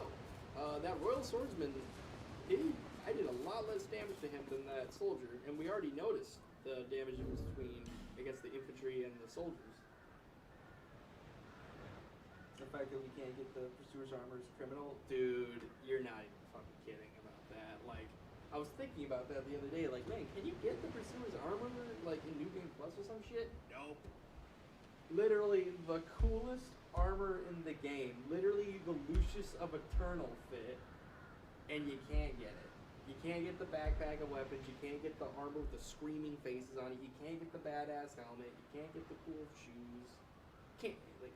I mean, thank God we can get the shield and sword, but it's a shame. I would love to cosplay as the Pursuer, just walking around claiming souls, like, no, I'm the Pursuer.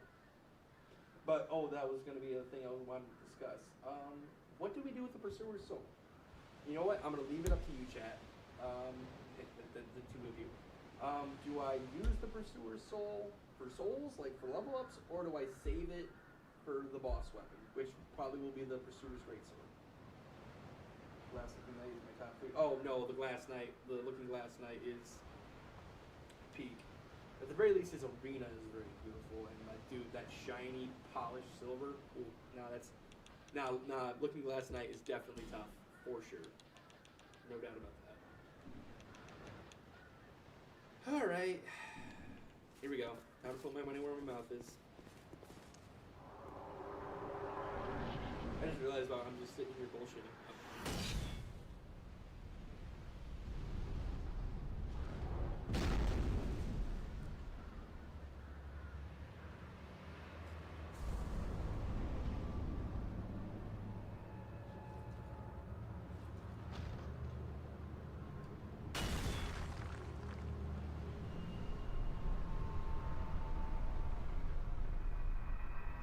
Holy shit! Is this too easy for you? Sorry, I did not want to talk during peak. Haha, discount Rapier. You fool. Alright, I would love to bullshit during this, but I gotta lock in, because, like, fuck! The Pursuer is easy, but only if you're perfect. If you're not perfect in everything, he will fucking punish you. Okay? And no, I'm not gonna cheese. I'm not gonna bullshit.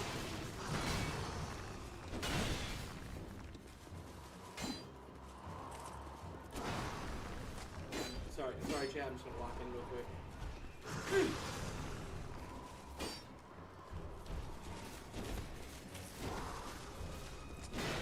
I don't like being in this corner.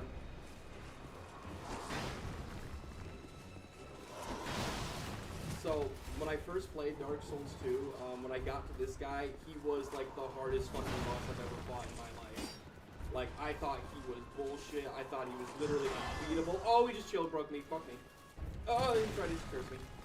Yeah, when I first played him, I think I had to fight this guy like maybe 30 fucking times. Like, straight up 30 attempts trying to beat him.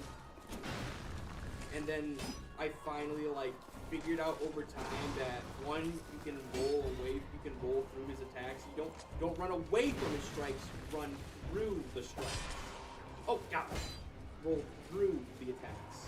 That is one thing I fucking love about the Pursuer. That's why he's one of my favorite bosses of all time. He literally trains you how to play the game. You can't just run away, you can't just wait for him to do a thing and then punish him. You have to play smart. You have to roll, you have to dodge, you have to have your shield ready at the right time. You have to play Souls properly. He teaches you how to play the game properly. Shit. And I love that about him.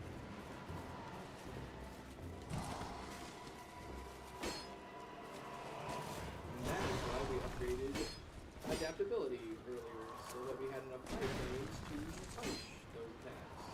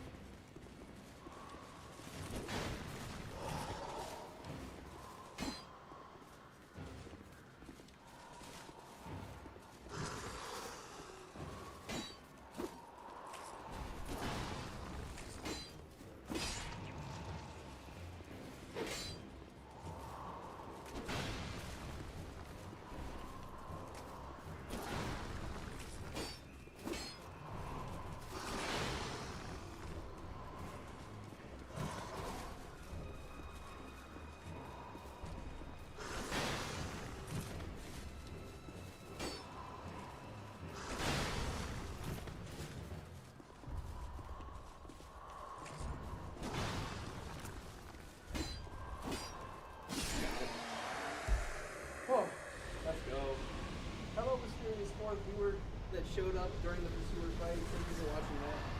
Appreciate it. Yeah, sorry I went full silent there.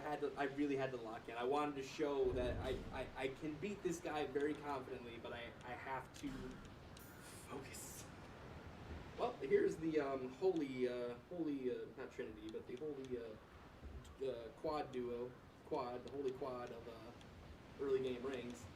Covenant ring, ring blades, ring of restoration, ring, and this is probably gonna replace soon. This thing, it's just an extra. It's just a free 20 extra damage per attack. Which, dude, why would you not?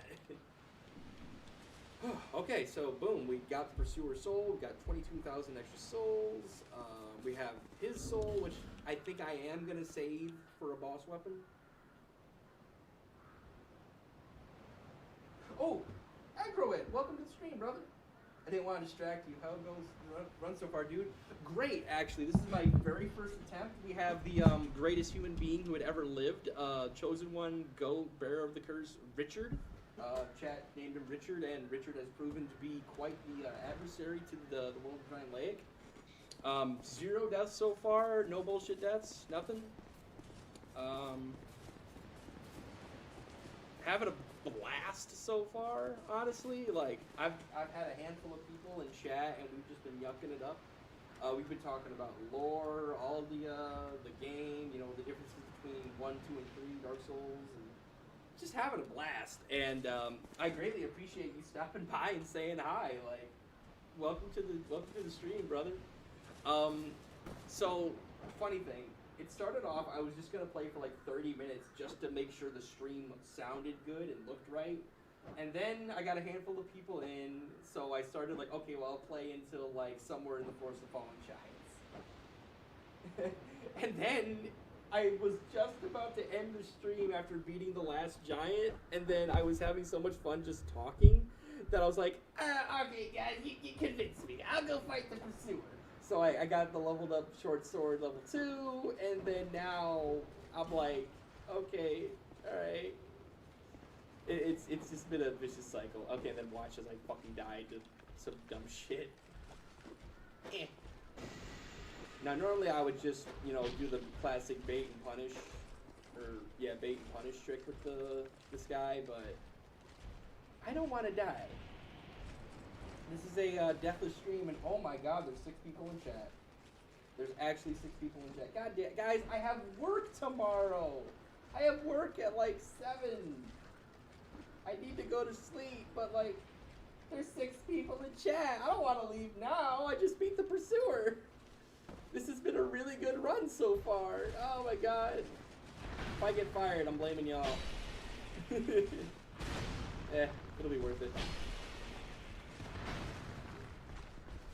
Got him. Alright. Dude, 720 souls, dude. Covetous Gold, or Covetous Silver Serpent Ring for the win. Adam Visage, you got this? Oh, thank you, Adam. Well, welcome to the stream, Adam. Hell yeah. Thank you so much. Man, all of you. Thank you. Give me one just little microsecond, just adjusting my phone because that's what I'm using to read chat while I play. Welcome to the stream, Adam, Agroid. I can't rightly tell you how appreciative I am that you come to stop by and watch this goofy boy play some of his favorite game. So, real quick, since you guys are here and you're participating, just gonna quick rundown. This is a normal Deathless Run, as in if I die, I have to just stop playing with this character and start with a brand new one. And I think I'm gonna add a new rule where I have to play as the Deprived. I can't play, like, I can't pick Knight or Cleric or anything like that. I have to pick Deprived. Other additional rules, it's a any percent glitchless, no exploit, no cheese run. So I can't do the Pursuer cheese. I can't, like, find a spot that the boss can't kill me or anything like that. So I can't win any. If I have to fight a boss, I have to fight him solo. So no support from Shades, and no like cheats. Basically, I can't cheat the boss. Like, I have to fight him as intended. But boss, I had to defeat the Pursuer. It's not my fault, boss. It's chat's fault. That's awesome, man. I'm glad you're having a good time with it. I've been trying to do a no death, no bonfire run myself, and it's really tough, but really enjoyable. That's awesome that, dude, this game's like, oh god, 12 years old now, 11 years old if you're counting Scholar of the First Sin Edition, and people are still having a blast with it. I mean, it's a Dark Souls game, so you're gonna have a lot of replayability. Do you have any specific strats in mind for the run, or are you just kind of winging it? Also, I will personally talk your boss down if it means more Dark Souls 2. I adore this game. Yeah, dude. Okay, so I had this, like, feeling in my soul. Like, dude, if I put in, like, in the tabs, like, Dark Souls 2, Deathless Run, like, I'm going to get some hardcore fans that want to check it out. And it took a few hours, but here you all are. Like, check it out, the stream. You have no idea how happy I am right now. Like, I'm not a regular streamer. Like, I got the normal job and all that shit. I'm just living in my little apartment right now, playing my video games way too late that I should be. And it's like I'm not doing this for money per se. Like, I mean, a donation would be cool, would be hilarious, but like I absolutely do not feel tempted to do that if you don't want to. But like I'm doing this because it's kind of like a mix of things, right? Like I want to play this game. I want to stream it because I like when people see me play. I like interacting with people for sure. I'm not the greatest socially, so when I get to talk to people in this kind of environment, it's awesome. And I fucking just like I love this game. Like I love the lore, I love the gameplay, I love everything about it, and I love that people still enjoy it. Dark Souls 2 is one of my all-time favorites. Same. Actually same. Like this went from when I first started playing it, this went from oh yeah, I love Dark Souls 2. Oh wait, hold on, I gotta talk to her so she goes to Majula. I would love to go through her whole dialogue. Alright. Do it all for the nookie, I get it. Yeah, nah, for sure. I do it as they say, I do it for the love of the game. I do it for the love of the game, honestly. What did I just hear in my right ear? Am I crazy?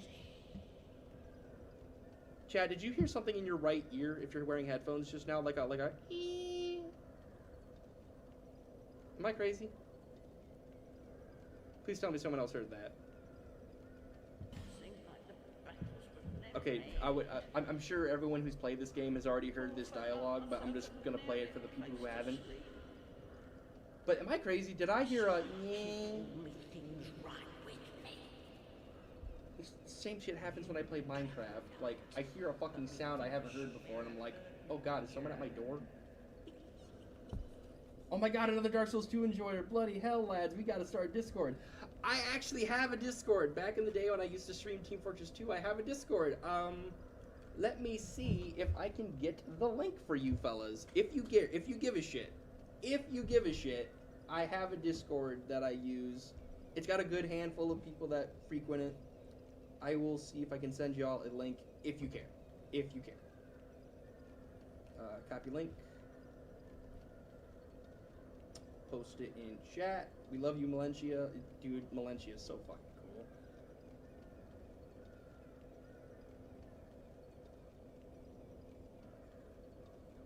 cool. Boom, there's the Discord. Again, like I said, if you care, like, I am not trying to shill and be like, join my Discord, guys. We do all kinds of cool giveaways. Like, nah, this is literally just, hey, you like talking? Here, you seem cool. I hear random enemies falling off shit all the time in this game, and I get really paranoid. Dude, I have had so many times where I hear a corpse fall to the ground and make that thud sound, and then I'm like, oh god, what just... I think an assassin just dropped behind me or some shit. Ugh. Anyway. Alright, let me just double check, make sure it worked.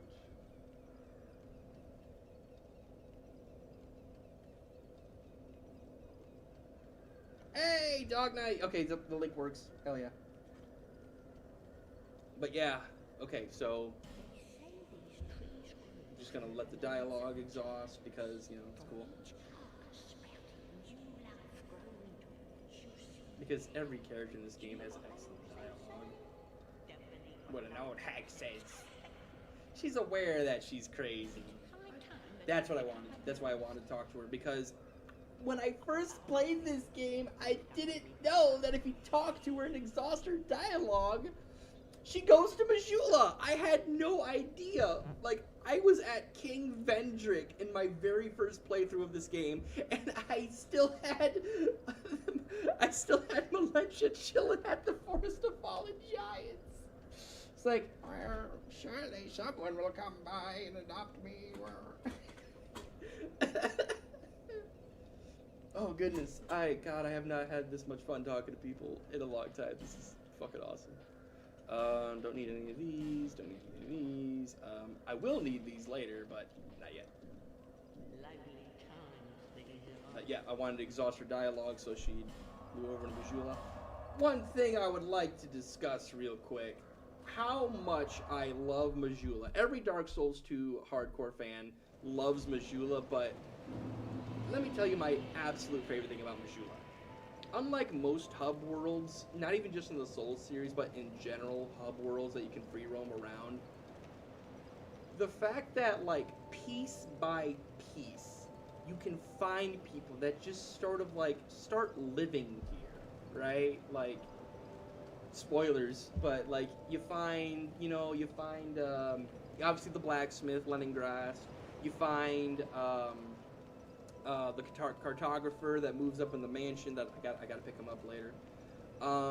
You find Chloanne, the stone lady. You find the pyromancer. You find that the sorcerer. I have no idea why I'm not remembering the names right this very second. But like, the fact that you make a family here, right? Like, granted, you're all just a bunch of vagabonds who don't belong anywhere, but the fact that they all just decide to settle in Majula, like one just kind of dysfunctional, happy family, like, it's so cool, and it really plays to the theme of Dark Souls 2, which is no matter how bad things get, you will always have something that you can come back home to, or like you have something that you can still be happy about. Like, everyone that lives in Majula has a shit life.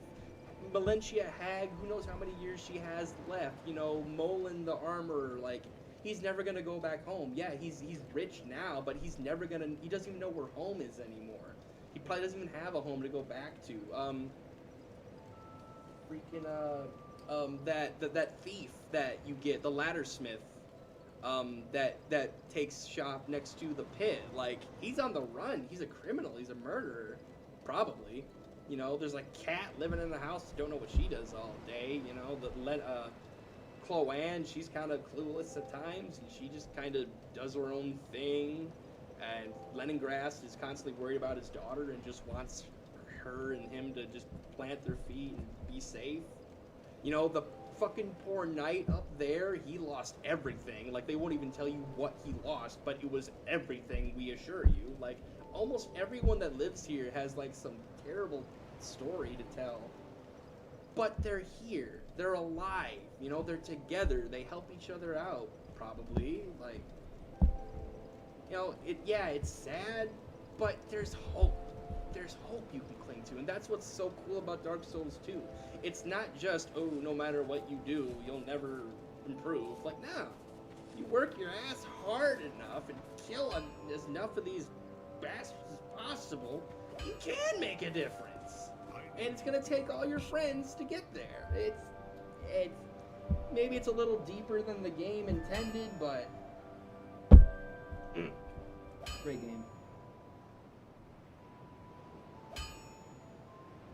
Imagine how Majula was when audio was still there.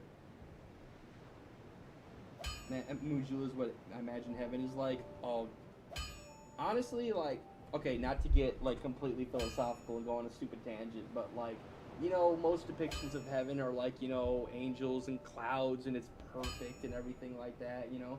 Maybe, but, like, maybe for some, this is kind of like heaven, you know? Leningrad just gets to, like, maybe heaven is being content. Like, it's not that you have no pain or worries, but you're content. Like, you don't wake up every day in a cold sweat going, oh God, what do I do today? It's like, you already know what you want to do today.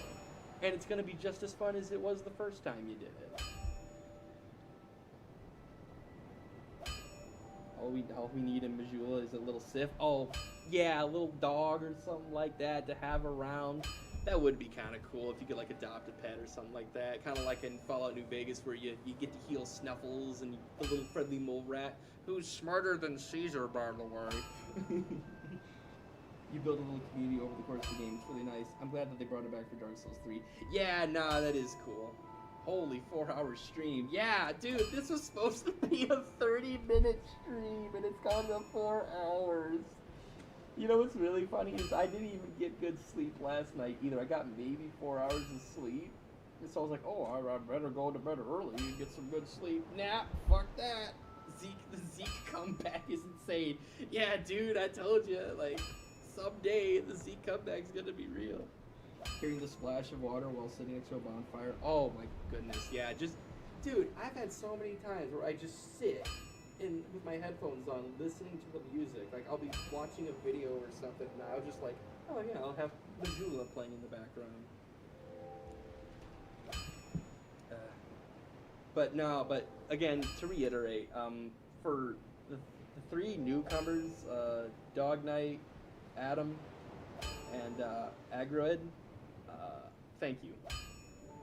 Like, genuinely, thank you for stopping by and saying hi. Like, I can't begin to tell you, like, how much I appreciate that you took the time out of your day to go on YouTube, look up, like, some Dark Souls streams, and find me, of all people, and just say, hey, I'm gonna look at this guy. I was fully ready to, like, be like, okay, I'll get, like, the two friends that I have that I've known for a while, and they'll watch me because they're super awesome, they're loyal, and they just love my voice for some fucking reason, and my goofy rants. But you guys have also decided to just stick around and enjoy the game with me, and that's so special. We are our own little Majula right now, just 5 people who don't really know each other, but we're willing to be with each other, you know? When the stream ends, I'm gonna stream Dark Souls 2. Also, you got me in the mood. Shit, man, even if I fall asleep, I'll have that shit on autoplay so that you get an extra viewer in there, and YouTube grabs it. Fuck yeah. You gonna stream on YouTube or Twitch? Oh, yeah. Dude, you know what? I give you my full blessings as the guy running the stream. Put the link, put your channel, put whatever in the chat. You will not get harassed for advertising on my stream. Like what am I gonna do? Say no? I literally got popular. The handful of friends that I have that are loyal to me are from another TF2 YouTuber that I basically coattailed off of because I liked him, and his viewers also liked me when I streamed. And that's literally how I found your channel. Oh, now you'll have to dig it to get me away from the live streams. Puts hand up like Andre. Yo, let's go, dude. If you're gonna become a full timer, like a regular, that would be absolutely sick. Because, so a little bit of lore about me. So back in like 2019, I started streaming TF2 because it was somewhat popular. It was still like pretty popular to stream TF2 back then, and you could actually get a really good following because TF2 is niche, but it's also popular somehow at the same time. So you could get a pretty good group of regulars for streaming it on Twitch. And my 20-something-year-old ass could not keep up. Like,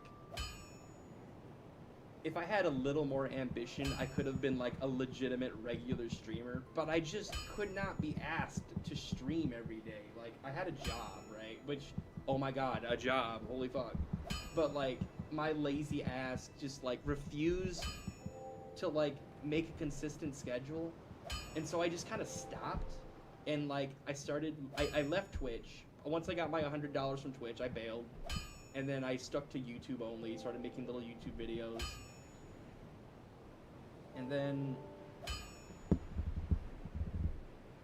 now I just kind of like release maybe a video a year, or I'll release a stream on something niche that I like, and it'll get like 20 views, which, you know what, that's fair. Like, I am at its core some random nobody, or as the great Yahtzee Croshaw once said, I'm just some fuck with a halberd. I don't care about me. Hey man, it's honestly fun to listen to you talk. You have some great vibes. I'm happy you found your stream.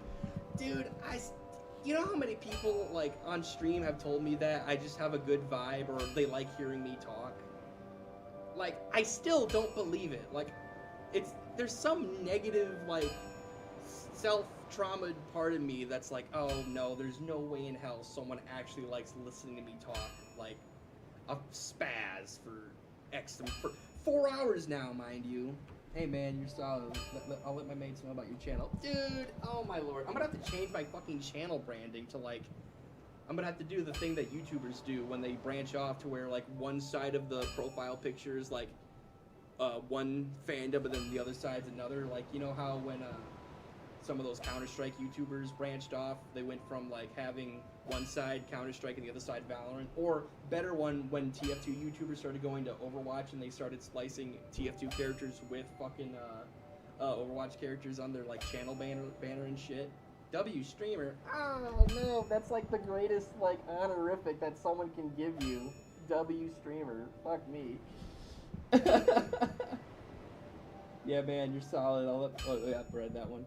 When I get bored, I try to look for people to help through their first playthrough, but there's no one really on right now, so lucky, I guess. Let's fucking go! Also, a mysterious 7th viewer popped in, and he's just kind of listening to the conversation. Hello!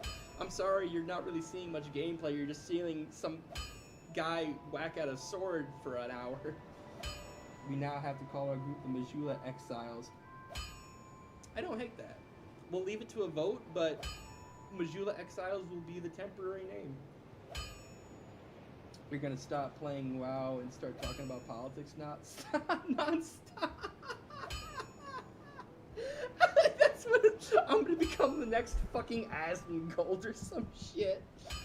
Okay, so it's really funny you say that. What, are you gonna start talking about politics nonstop? Because I can 110% get into a like 12-hour rant on a politic or a belief that I have. For sure, because as you can tell, I have a lot of fervent opinions about things. Don't waste my time. Sorry, I just said sorry to the blacksmith. I stared at it for like 15 minutes, said nothing, then left. It's like, oh, alright then, asshole.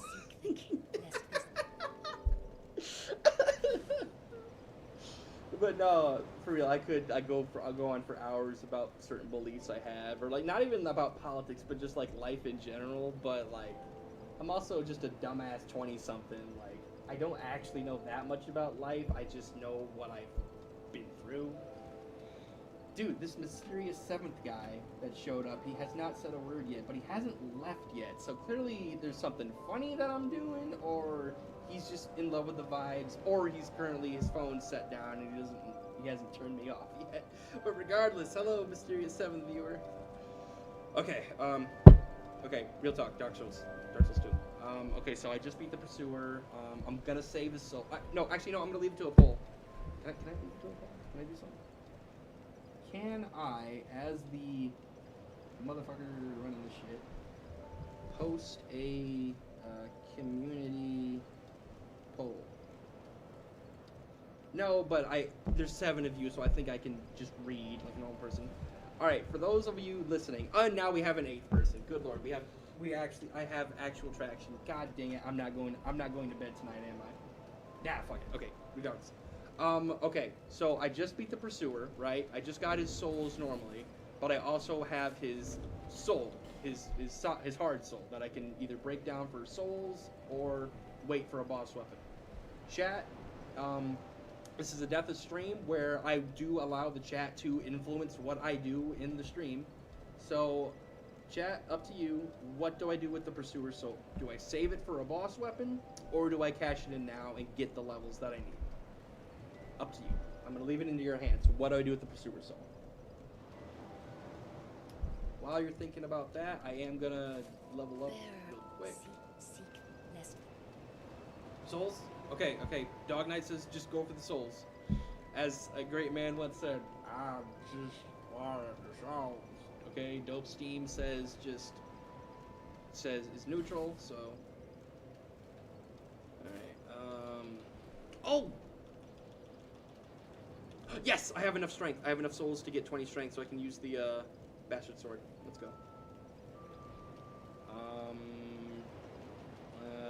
More vigor, and yep, endurance. Need more stamina for sure.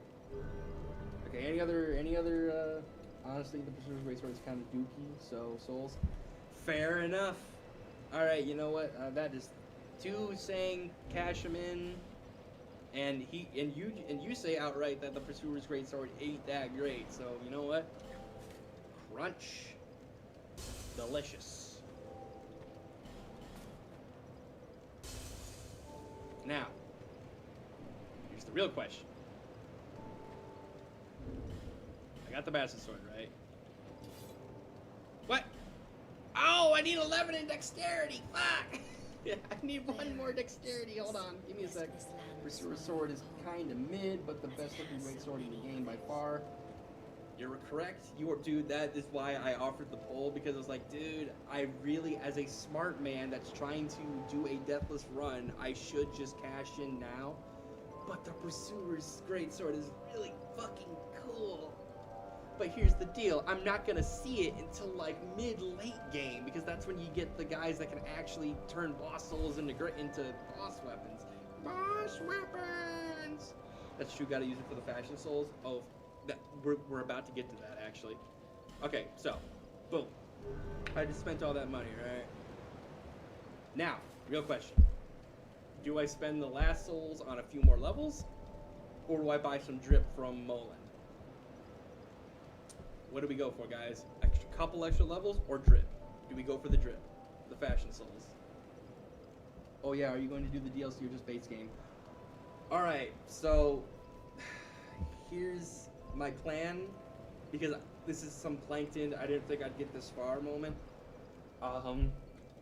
My plan was to only do the base game like as quickly as possible, beat the game without dying, so I don't have to kill every boss, I don't have to find every secret, I don't have to get every ring or anything like that. It's an any percent run, but I can't like cheat to skip bosses. If there's a boss I have to fight, I have to fight. Elite side is a classic. Okay, so my plan is, if Richard, or any of them... okay, so here's how we're going to do it. If any of my characters manages to beat the game, somehow beat the game without dying, we'll put it in writing. You already have the best trip in the Trivialize sec? I do, but as you know, Molen sells a clean pair. Let's strip out Richard. Okay, Dope Steam, who is my most loyal viewer, he says drip out, so I think I gotta listen to him. I'm glad to see you safe. I like Molen, man. Take a look at my Even though he kind of becomes a douche once he gets enough money, like, you know, my main goal is to blow up, and like, I don't know nobody.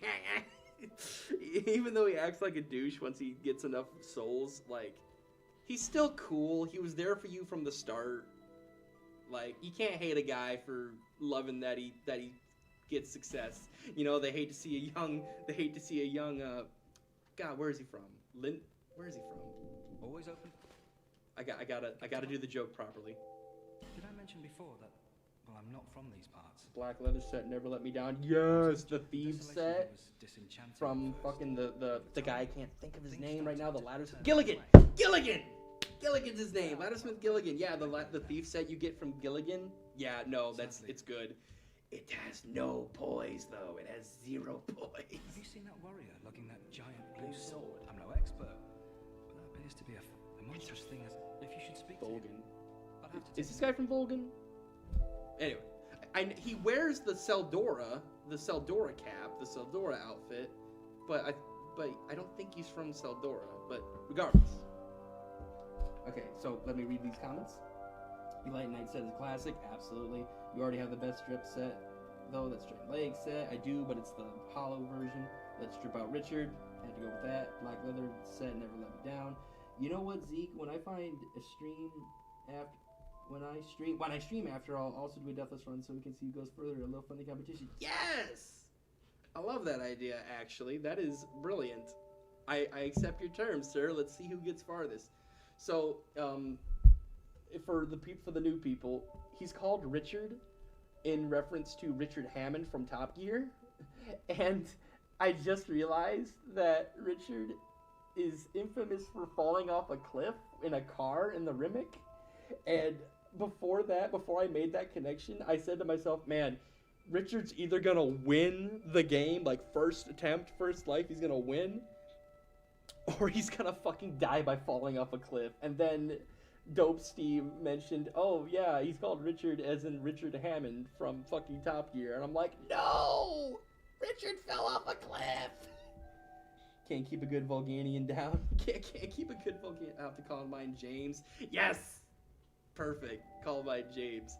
Oh, so another thing. So the main point was, every time I die, the people in chat get to choose the name of the new person. They do a vote, and they choose who's the name of the next person. And probably like how he looks. So we'll see. Can't keep a good fucking you know they hate to see a young Vulcan could succeed, man. They always keeping the Vulcans down. Okay, so I'm hearing drip out. I'm hearing drip the fuck out. Jeremy or James. Jeremy or James would be hilarious. But no, I think we're gonna fully drip out. First off, the Royal Soldier Gauntlets, the fresh ones are clean. Royal Soldier leggings, and then yeah, get the leggings. The only thing we're not gonna buy is the helmet because Thanks very much. this is Do come again. this is Richard's hat. I like through means outside of my control. This will be Richard's hat. Unless a really, really, really cool hat comes along, this is Richard's hat. The main reason is because it has the increased item discovery, and I feel like getting extra items, as many extra items as I can from people is going to be just good in the long run. But, of course, it's just, he looks great in it. Alright, let's put on the good hat. Now, I want y'all to observe the difference between Hollow Soldier and Royal Soldier armor, like non-hollowed, like clean. 10 more armor, basically straight down the board for all damage resistances other than the elementals. And then, over double the poise. Now, you need like 100 or so poise for it to really make a difference, but still, that's incredible. And then, of course, the gauntlets, better all the way across the board. And then, I mean, come on, dude. Dude, the drip is stupendous. I look really cool right now. I'm gonna be really sad when I die stupidly. My first no-death attempt, I nearly died because I tried to make an insane jump that was completely unnecessarily and barely survived with on 1 HP. Can't play for too long or the invasive thoughts take over. Dude, I shit you not, when there was like 2 people watching this stream, I made it my mission to get a parry for an example because someone asked how parries work in this game. So I was like, oh, well, you see, you walk up and then you press left trigger with the shield. And I missed like 12 parries in a row, the easiest parries of my life, and I missed them. And then I made it my mission to finally get the parry. I had to use like 5 life gems because I refused to give up on the parry. Dude, I had to lock the fuck in for sure. Ugh. When I did my Illusory Rings run, I first died to a Desert Sorcerer, second to a Hippo Grab, and finally got it on my third. Dude, that's insane! Well done! Fuck yeah. Oh my god, and I know exactly how you died to the Desert Sorcerer too. You did the classic run up to her, try to melee her, and then she did the fucking kiss of death to you point blank, and it insta-killed you, right? That's exactly what happened, isn't it, Adam? And then, of course, you know, the Hippo Grab, that nothing you can really do against the Ogre Grab. Like, that does absurd amounts of damage. If you don't have good armor and high health, you just kind of die to the grab. But, dude, that's insane. So, if I recall, the Illusory, is it the one where you don't die, or is that the one where you don't ever rest at a bonfire? Because we are resting at bonfires this run, for sure.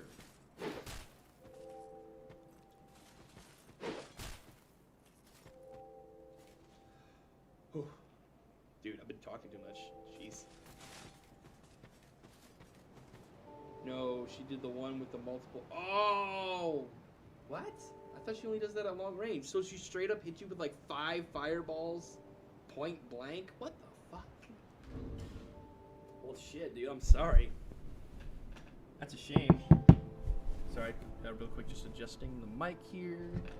There you go. I love my mic setup. It's literally just a Blue Yeti with a blanket on top of it, so it doesn't have that weird voice crackle. Don't get me started on the Desert Sorcerers. I've been farming the set for 4 hours now. When I joined the stream, it's still You're still farming the Desert Sorcerers! You did that like before I fought the last giant. You're still farming them? I just realized I'm slightly overweight. I'm fat rolling now. Fuck. Shit. I need to correct this. I'll get a slightly lighter shield. There we go. There we go. Perfect. I'll get the Royal Kite Shield back when I need it. Oh my god. You guys don't get it. I love you guys. You're awesome. It's not drip is always a priority. You are absolutely correct. You know what? In fact, I don't want this shield because it's not drippy enough. It doesn't look cool enough. I'm just gonna raw dog it. This is stupid and dumb. But I'm gonna raw dog it until I get another level. Now, I bet the more astute of you are wondering, why don't I go down to Hyde's Tower of Flame and get the free souls? Because that place, I can die. I have ruled that Hyde's Tower of Flame, and especially No Man's Wharf, is too risky. I am not going there. Oh yeah, I remember farming the Loist Knights for 9 hours to get the 50 souls. Oh my god.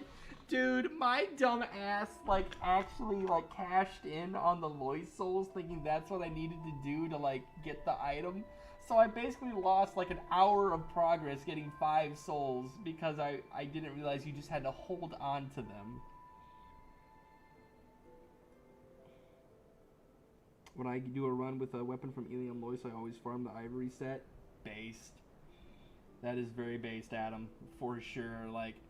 I mentioned it earlier, but I recently just did I'm doing an old knight playthrough where I only use the items from the old knights that live on Hyde's Tower of Flame. Dude, that was an easy 4 hours of grinding just for the full armor set and the sword and the great sword. Damn, my first was 4 hour and second 2 hour, but my second I wore the mimic headpiece instead. Yeah, it's like me when I farmed the Sunlight Medals for the Dark Souls 2 Platinum. Damn! Also, I think that's gonna be another poll. If we survive, Hubris, if we survive and we get to that point, I'm gonna see if... I'm probably gonna do a poll to ask what Covenant we should stay with. I'm probably gonna be a Sunlight bro, honestly. I'm probably just gonna stick with Sunlight bros. Yep, praise the sun. Cause it's just cool. It's just cool to be a part of that Covenant. But Sunlight Medals for 6 hours. Bleh. Oh god. That reminds me of the Yamfa video where he farms 50 fucking the Covenant of Champions to get the 50 metal and 50 awe stones by just farming the primordial warrior that sits right outside the bonfire at the Doors of Pharaohs. Oh, good lord. Hey, at least you don't have to farm 1,000,000 souls, get 1,000,000 great souls. Oh wait, hold on. It's the gloves! They refuse to give me the gloves, but I want the gloves, so they must give me the gloves. That's why it sounds like a skit from a TV show. I want the gloves! Yes, the goat man. Yes, the goat man. Yamfa? I fucking love Yamfa. Alright, so we got... You know what's funny is actually the royal soldiers, the royal Dramatic soldiers use the bastard sword, so I've basically got the kit. I could throw on the soldier helm, but... Damn, that kind of goes hard. That kind of goes hard. But we're a traveling merchant. We're the traveling merchant, man. Alright, so I beat the pursuer. Excuse me, sorry about that. I cashed in on the souls. I leveled up. I can use the bastard sword. I have a full drip loadout. I'm ready to hit the town. So I'm gonna do the Hyde's Tower of Flame and Wharf skip. I'm not going to the wharf. It is way too easy for me to either get ganked and murdered horribly or fall off fucking the bridge or the walkway and drown. So I'm just gonna skip those two entirely and just go straight for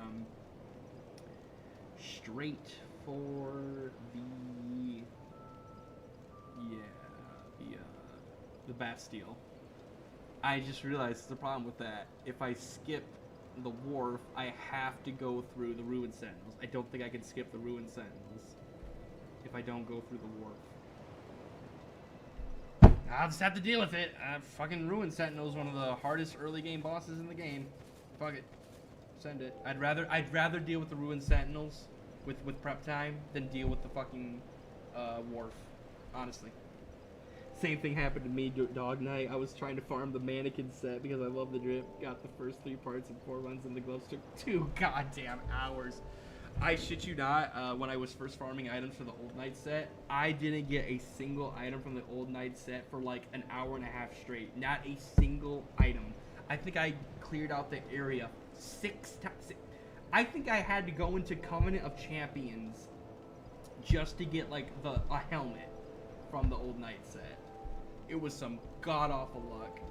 Yeah, I got a whole story about having to beat the Bellfly Gargoyles to get the coveted Serpent Ring, Gold Serpent Ring +2, because it was the best thing to get early for, good lord, to get a good chance at dropping loot. And dude, I was losing my shit fighting those gargoyles. Dude, gargoyles on New Game Plus are actually aids. If you do not have an extremely high DPS weapon to kill each gargoyle in succession, you're just gonna suffer.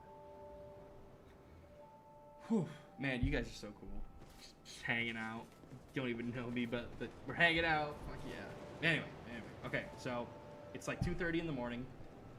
I did everything I was set out to do. I killed the pursuer. But these new viewers haven't seen me do anything. So alright, I gotta give you guys a treat. Okay, first things first. First thing above all else, I gotta at least put +1 into the bastard sword. Fuck, I don't have enough souls. I don't have enough Titanite. Shit. Alright, fine. Man, you know I always thought Demon Souls had the worst grinding, but now that I think about it, it might beat this game. I will say, the grinding for the items, in especially Scholar of the First Sin Edition, is fuck. Man, you never go to sleep. Nope. This is my life now. This is the ecstatic fucking team versus Team Liquid on Shrine equivalent. We're going to quintuple overtime, sextuple overtime right now. Oh lord. What the hell can I do?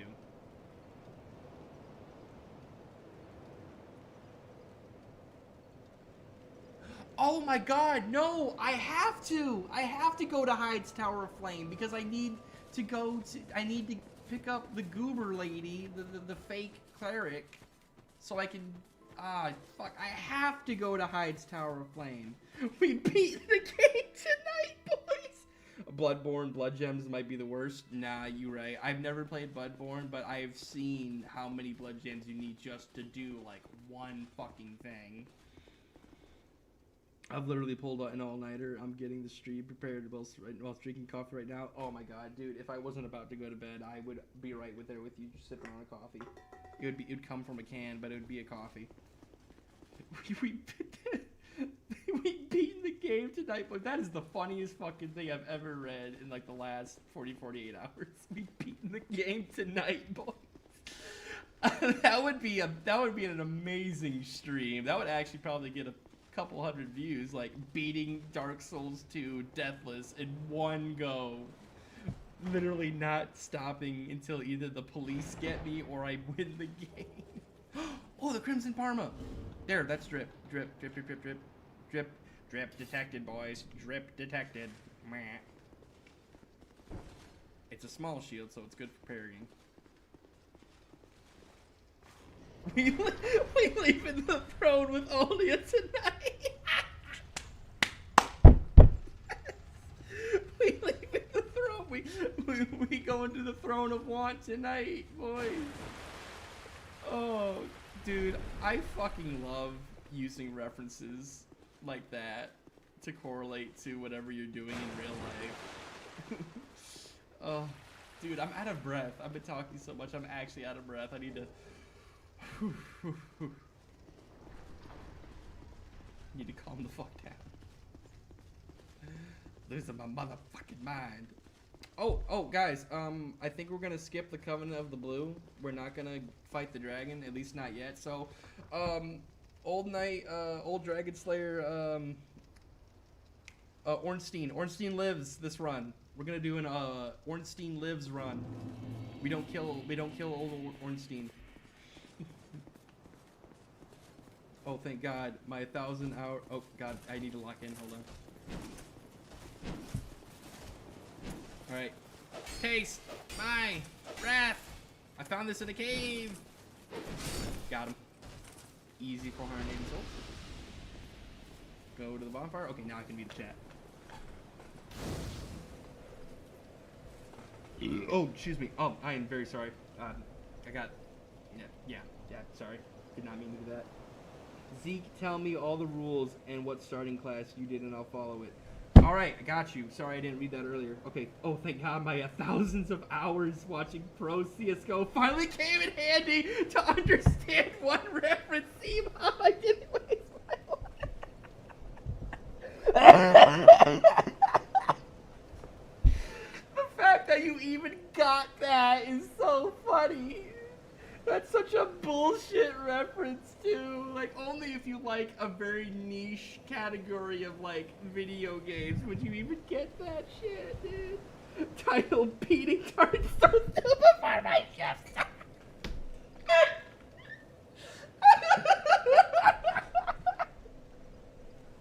That's what I'm gonna call this stream. This is the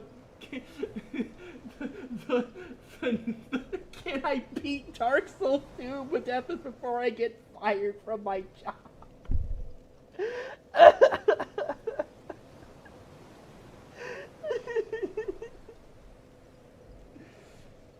For my shit, dude. How the fuck are you guys like the funniest fucking people I've ever seen in my life? That is some of the funniest shit I've ever read in my life. It's funny because it correlates to me, so it feels more personal, but still, that's so funny. Okay, walking.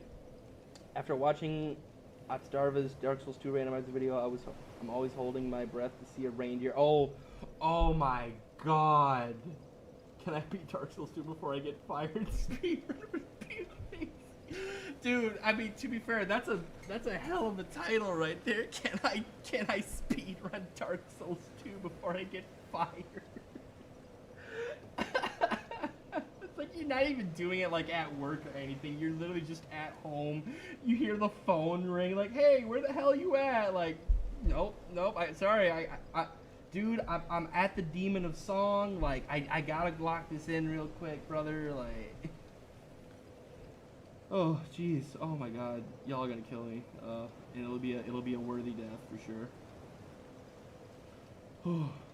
But dude, oh my God, dude, so like I recently, in a recent playthrough, finally made it to the frigid outskirts because I had no fucking clue how to get there until like very recently. Dude, that place is AIDS. I thought Shrine of Amana was bad. At least you can like see. At least you have the blessing of vision in the Shrine of Amana. Dude, the fact that you have to just pick a direction and pray to God you hear the reindeer coming. That place is fucked. And there's no, like, checkpoints. There's the little houses you could stop at to prove you're still alive, check your pulse, but... And then, after that bullshit, just to, like, fight the worst two bosses in the game. Just being completely honest with your boss about what you're doing and increase the challenge. Like, oh, don't, like, oh, I'm not hurt or anything. Like, no, I'm literally just doing this challenge. But dude, super chat, just like donated $5. Like, I gotta do this, man. Oh my God, that sounds like a fucking Smiling Friends, like, plot. Fucking Charlie's at home. Like, dude, I fucking told you about playing video games and trying to skip. We're like, no, Mr. Boss, come on, man. Like Super Chat just donated like $10. Like, come on, man. I gotta finish this boss.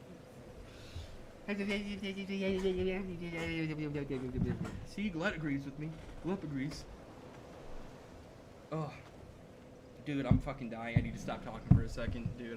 I'm out of breath. I'm literally like, oh my God. Blah. Okay, alright, one more boss. We're doing Dragon Rider and then we're calling it a night, alright? I don't care if like 20 people walk in. We're beating Dragon Rider and we're calling it a night. You won't believe it, boss, but I managed not to die to the last giant. Damn, that was a good impression.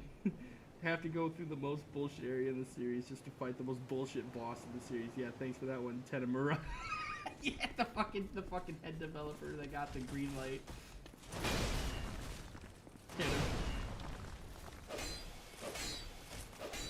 I need more stamina. Ow! My fucking face. What? Okay, that was close. Pale stone, very nice.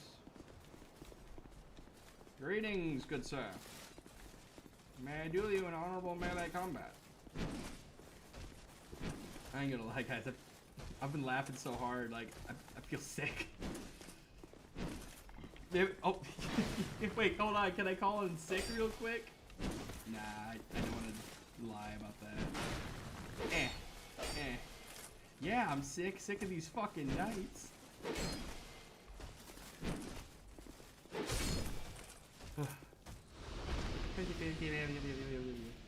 Dude, no, my life is my life saving, so I lost everything. Dude, no. Tanamura has definitely struggled at Monster Hunter Kieran. Definitely struggled at Monster Hunter Kieran. I am sadly unfamiliar with that. Okay, so real talk. Do I just kind of blitz through these guys, or do I actually take the time to fight Dragon? Nah. The great swordsman in the center is actually kind of easy to kill. He's got low health, but good lord, don't let him hit you. 1, 2. Dude, having low stamina sucks. Got him. Okay, now here comes the actual hard part.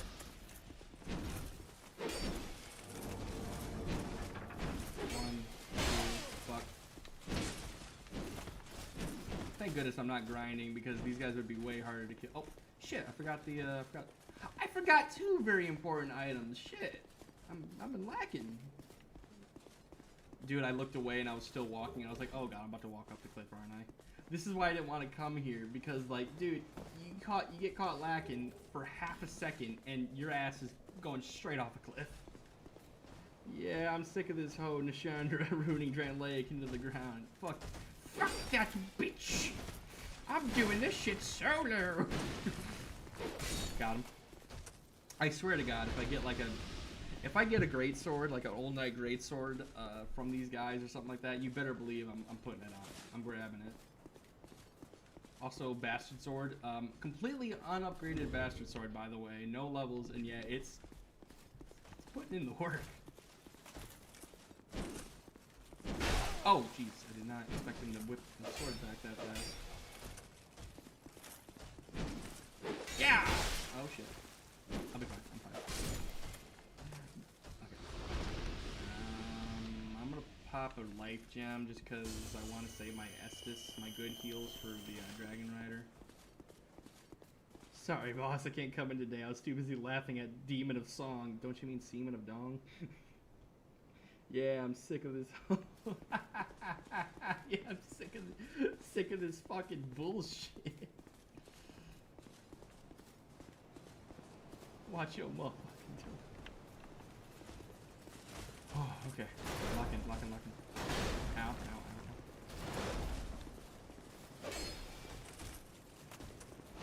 ow. Ow, fuck. You know what's funny is I could be doing this right now, like, without streaming it, and I would just be, like, sitting here quietly, like, you know, just kind of like, okay, better do this, better do that, better do that. Or I could have been here with you guys, just yucking it up, having the time of my life, while I get to play this game. Ugh. I'm having way too much fun. Alright, guys. Hardest boss in the freaking game. Oh, shit. Okay, so like I said, remember when I said no cheese, no cheating, no exploits on the bosses? That includes the Dragon Rider's 6-step trick. I am not cheesing the Dragon Rider. The Dragon Rider is already a relatively easy boss, even for early game. I don't need to cheese him. However, I will make sure that I can't fall off his arena, because he does have knockback with that halberd of his. Okay, so you want to know something really funny? No idea why I'd use this, but you can do a running jump from here and actually like land on that platform down below. I'm not gonna do it because I'm not fucking stupid, and I'm not gonna kill Richard like that. But you can do it. Just wanted to make sure you knew. All right. I'm gonna go with the blue shield. Hey, blue wooden shield came in handy. Just because I'm more worried about blocking damage than I am parrying. I'm not gonna try and parry Dragon Rider, so.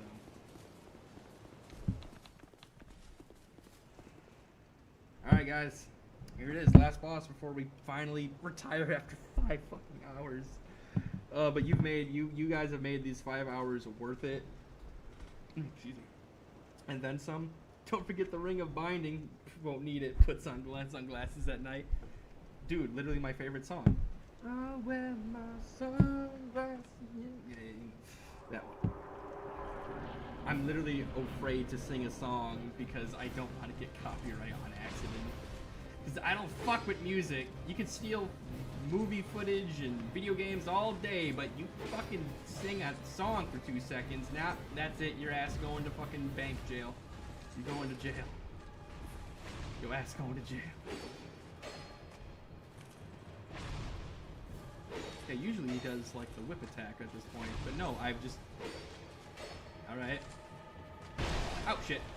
I looked away for like a quarter second and he changed it up on me. He changed the rap game on me. You can't be changing the rap game on me, Dragon Rider. You know, people shit talk to Dragon Rider like, dude, this is like one of the... This guy is honestly easier than the Hide Knights that protect him. But I'm like, dude, he's a Dragon Rider. He's oh, shield break me. Like, he's been denied, like, his purpose. Like, he doesn't have a dragon to ride upon. Like, of course he's not going to be great on his feet. You think cavalry guys that ride on horseback, like, are at their peak? Like, no. Like, took away, like, half of his identity. Jesus Christmas. Oh, my God. Dude. I swear to God, if I die to Dragon Rider, I'm going to kill myself. Drink, please don't die, I nearly just fucking died to Dragon Rider. I'm a fucking idiot. Thank God I extended the arena. Stop talking, just kill. Stop talking. On job, stop talking. Like, yeah, it's Dragon Rider, but he still can fucking kill you. Stop taking this unseriously. Lock the fuck in. I will die in real life if I lose to Dragon Rider. I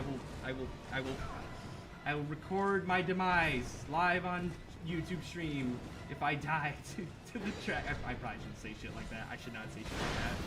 They probably don't. You know, it doesn't help that my nose is itchy. I got him. Okay, put the controller down. Not gonna die. We're not going to talk about how close I came to actually losing to the fucking Dragon Rider there, but, you know, we'll get through it. While there's people here, can people help me find a way to save streams so they can be watched after I've finished streaming on Twitch so there's proof of the competition? I think you should be able to just go onto my channel and just watch the stream. I believe the live stream stays live. Or rather, it stays like in my channel, I believe. Fuck. Oh God, Hide Knight. They're pissed. For some reason, the Hide Knights get really upset when you kill the Dragon Rider. So I'm out of there. I'm never coming back to this place again.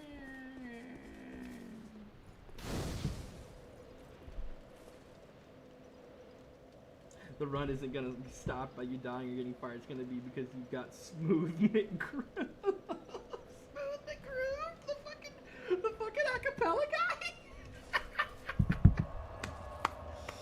How would I do that on Twitch? Oh, fuck. I actually have no idea how you do that on Twitch.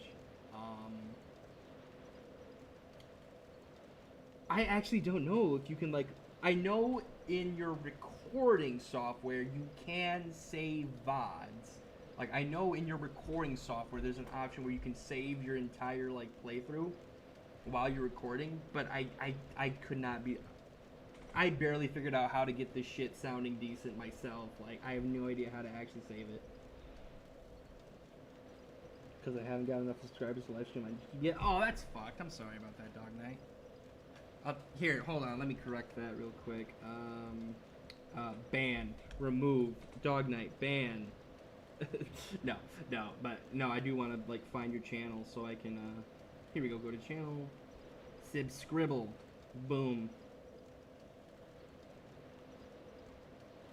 with bonk only. Wait, yo, you've been making these videos recently. Holy shit, you're being like Yamfa or Nurbit. Hell yeah.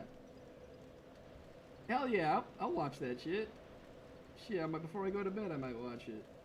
Oh, what the fuck? No, I want the comments. I want the nice people in the comments. There we go. I know how to do that on PlayStation. Okay, yeah, on PlayStation, I would have no clue. I'm sorry, I would have no clue how to do that on PlayStation. Never mind, the easiest boss in the game is gonna take your ass out. Legit though, when I was playing this game in the Covenant of Champions, the black Dragon Rider guarding Vendrick one tap me with full HP. Fuck. Like the Dragon Rider, yeah, he's really easy to read, but like, don't bullshit around the Dragon Rider. He will knock your ass out, dude. Like, don't fuck with him. Watch my very terrible editing them out, dude. I editing for me is yes, I have a start and an end. Oh, the audio lines up. Incredible. All right, so next stream. Okay, so next stream plans are gonna be. I'm not gonna go to Wharf, but I will go through the tunnel that leads to Wharf because there's a lot of good shit in the tunnel that leads to the Wharf. In fact, I believe since I have that fragrant branch of yore, I can get the full night set, which I love this. This is brilliant, but I like this. Are you from these parts? No, actually, I fell through a hole in the My name ocean. is Lycia. And you're a lying bitch is what you are. I know what you are. You're a murderer. Miracles, a practice of which I am a disciple. Yes, definitely, because you had to reassure me, you know.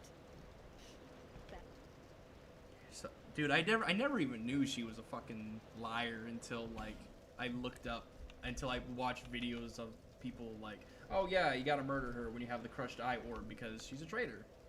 She's the fucking who's the guy that has the ring of favor and protection? Lautrec. She is the Lautrec of this series. She is the Lautrec of Dark Souls 2. Streams on Twitch get saved in the VODs for 2 weeks. I think if you go to your past broadcast, there's a download button. I believe so, yes. That's correct. Whatever happens, the monocle stays. Alright, if the monocle stays, alright. You know what? I think that's a done deal. I will plus 10 this fucking hat, but the traveling merchant hat stays. There's also some programs with like Twitch Leecher where you can download a lot of anyone's stream. That's kind of cool. Probably hella illegal, but cool. Dog Knight, if someone here is free for a coupon of hours, you can watch and we can post how far I get in Zeke's Discord. Oh shit, I'm sorry, Dog Knight. I forgot to tell you my rules of the stream. Okay, so if you got a pen and paper or if you can remember it, or just re-listen to this when you get the chance.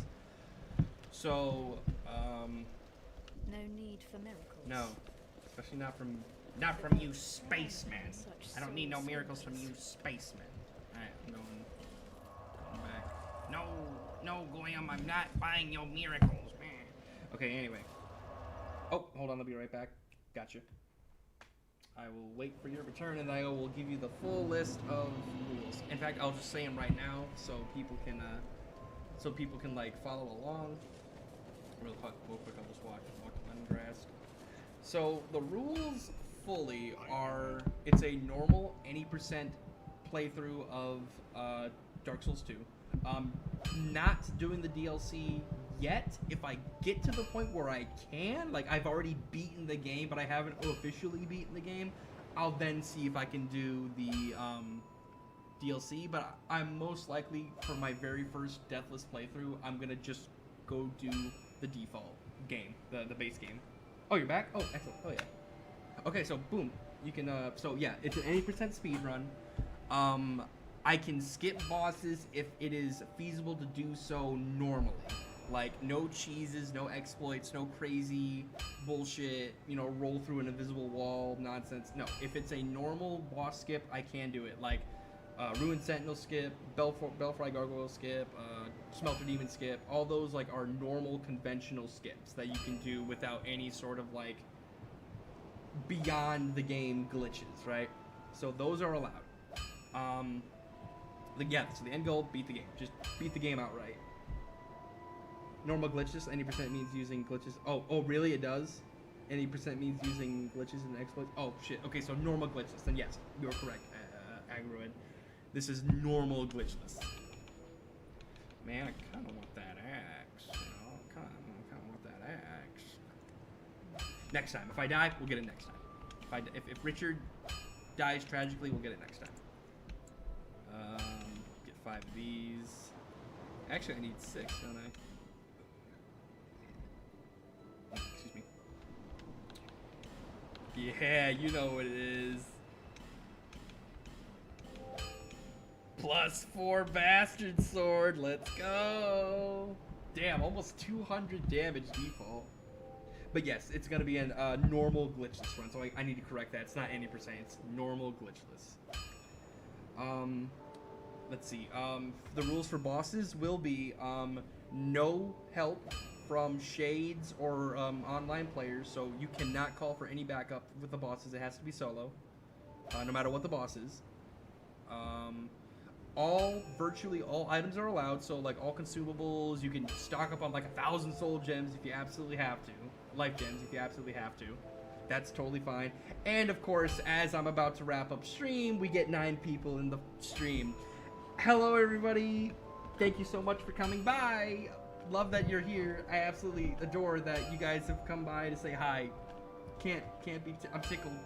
But like I was supposed to quit this stream like 4 hours ago, and I'm still going because people keep joining, so I'll just keep going on with the spiel. Alright, so bosses have to be done solo if you do go to a boss.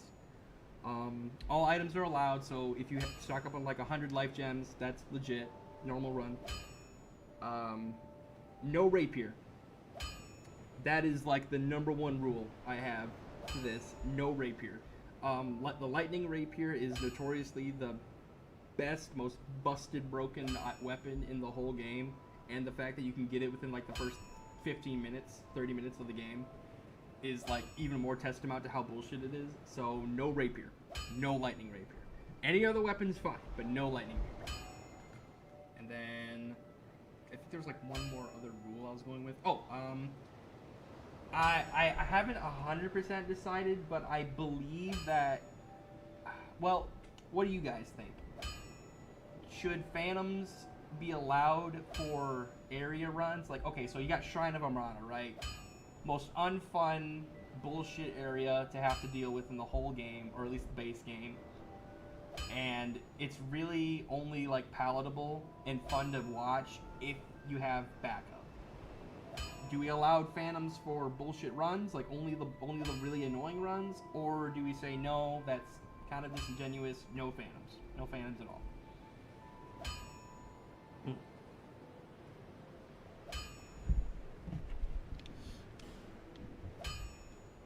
I'm curious what y'all think. I'll be around. Like, phantoms when you absolutely positively need to have them, or no phantoms at all?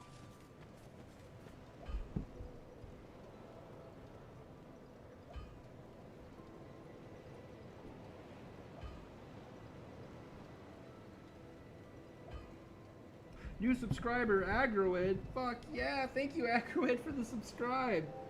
You guys are awesome. You guys are so cool. Feel free to like as well, like those of you watching the stream, but like I've already got like all the love I can ask for, and then some. I'd say no fans. My Queen Felicia will straight up do Shrine of Amrana for you. Yeah, you're right. No, you're right. Okay, so, alright.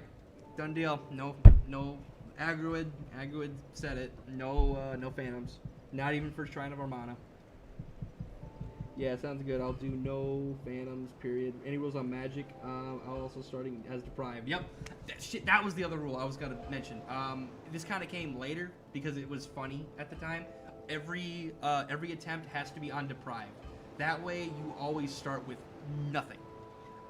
You can choose any gift. So like you can have healing items, bonfire, aesthetic, the seed tree. Any of the starting gifts are valid 100%. But yep, the class has to be deprived, because that way every time you start a new game, like the build's gonna be slightly different based on whatever item you grab. It's just so that like you don't start with already solid gear, right off the bat. Because like the knight gets freaking the broadsword and the falconer set, which is basically like just really good starting mid-game gear. Oh yeah, do you have any schedule, or do you know when you're going to be streaming next? Okay, so my schedule, I get out of work around 4-ish, 4:30-ish. So every stream is probably going to be around 5 p.m. East Standard Time. 5 p.m. East Standard Time is about when I'm going to stream. And that will go on for however long I feel like. I mean, I'm about to hit 3 hours, or 5 hours, 3 o'clock in the morning. Which, I've done that before.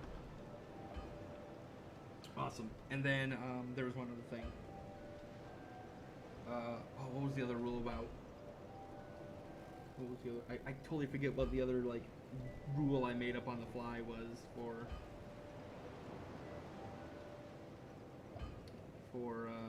the run. I think that's it. Normal glitchless.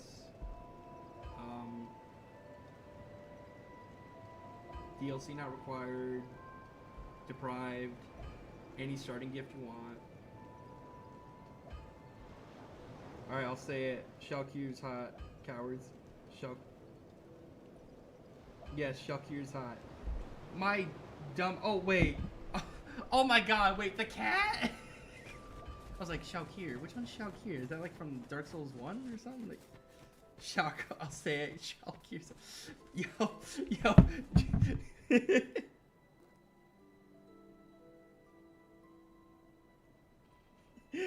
Is lightning grease and stuff? Yep, all items are legit. Oh yeah, no rapier. Oh. No, you do. Yeah, just have to double check. Yep.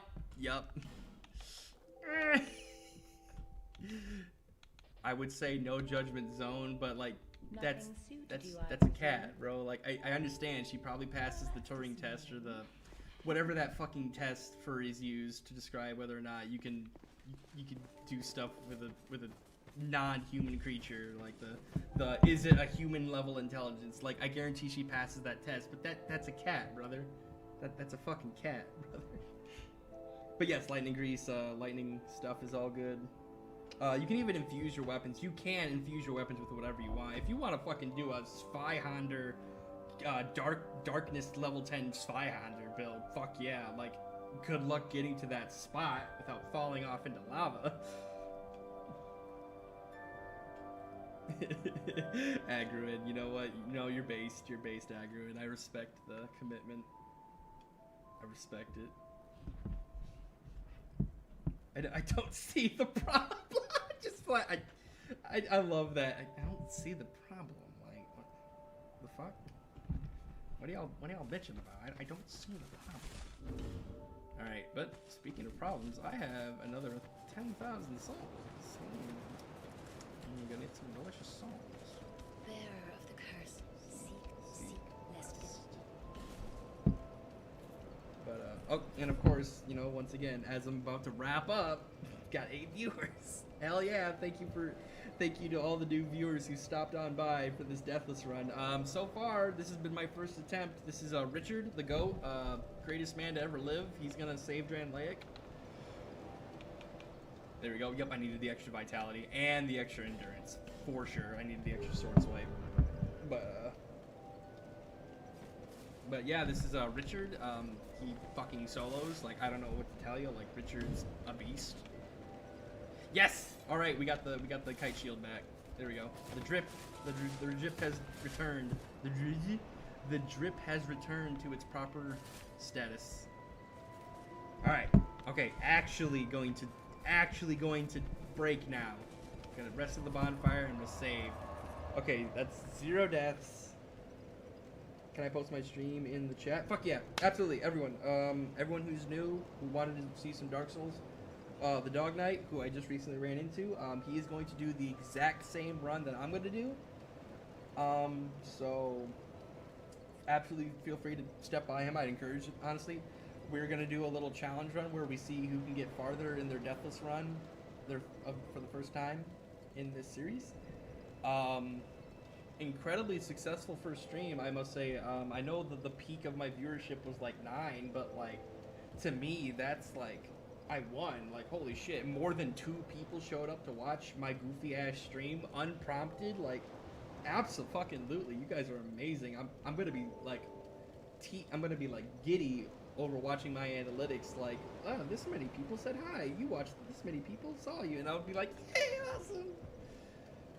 Oh, it's been a pleasure, man. Hope I can catch the rest of your run. I hope so too, unless I die in like some terrible, tragic accident in the next 24 hours. You will see me next, and we will be tackling the Bastille.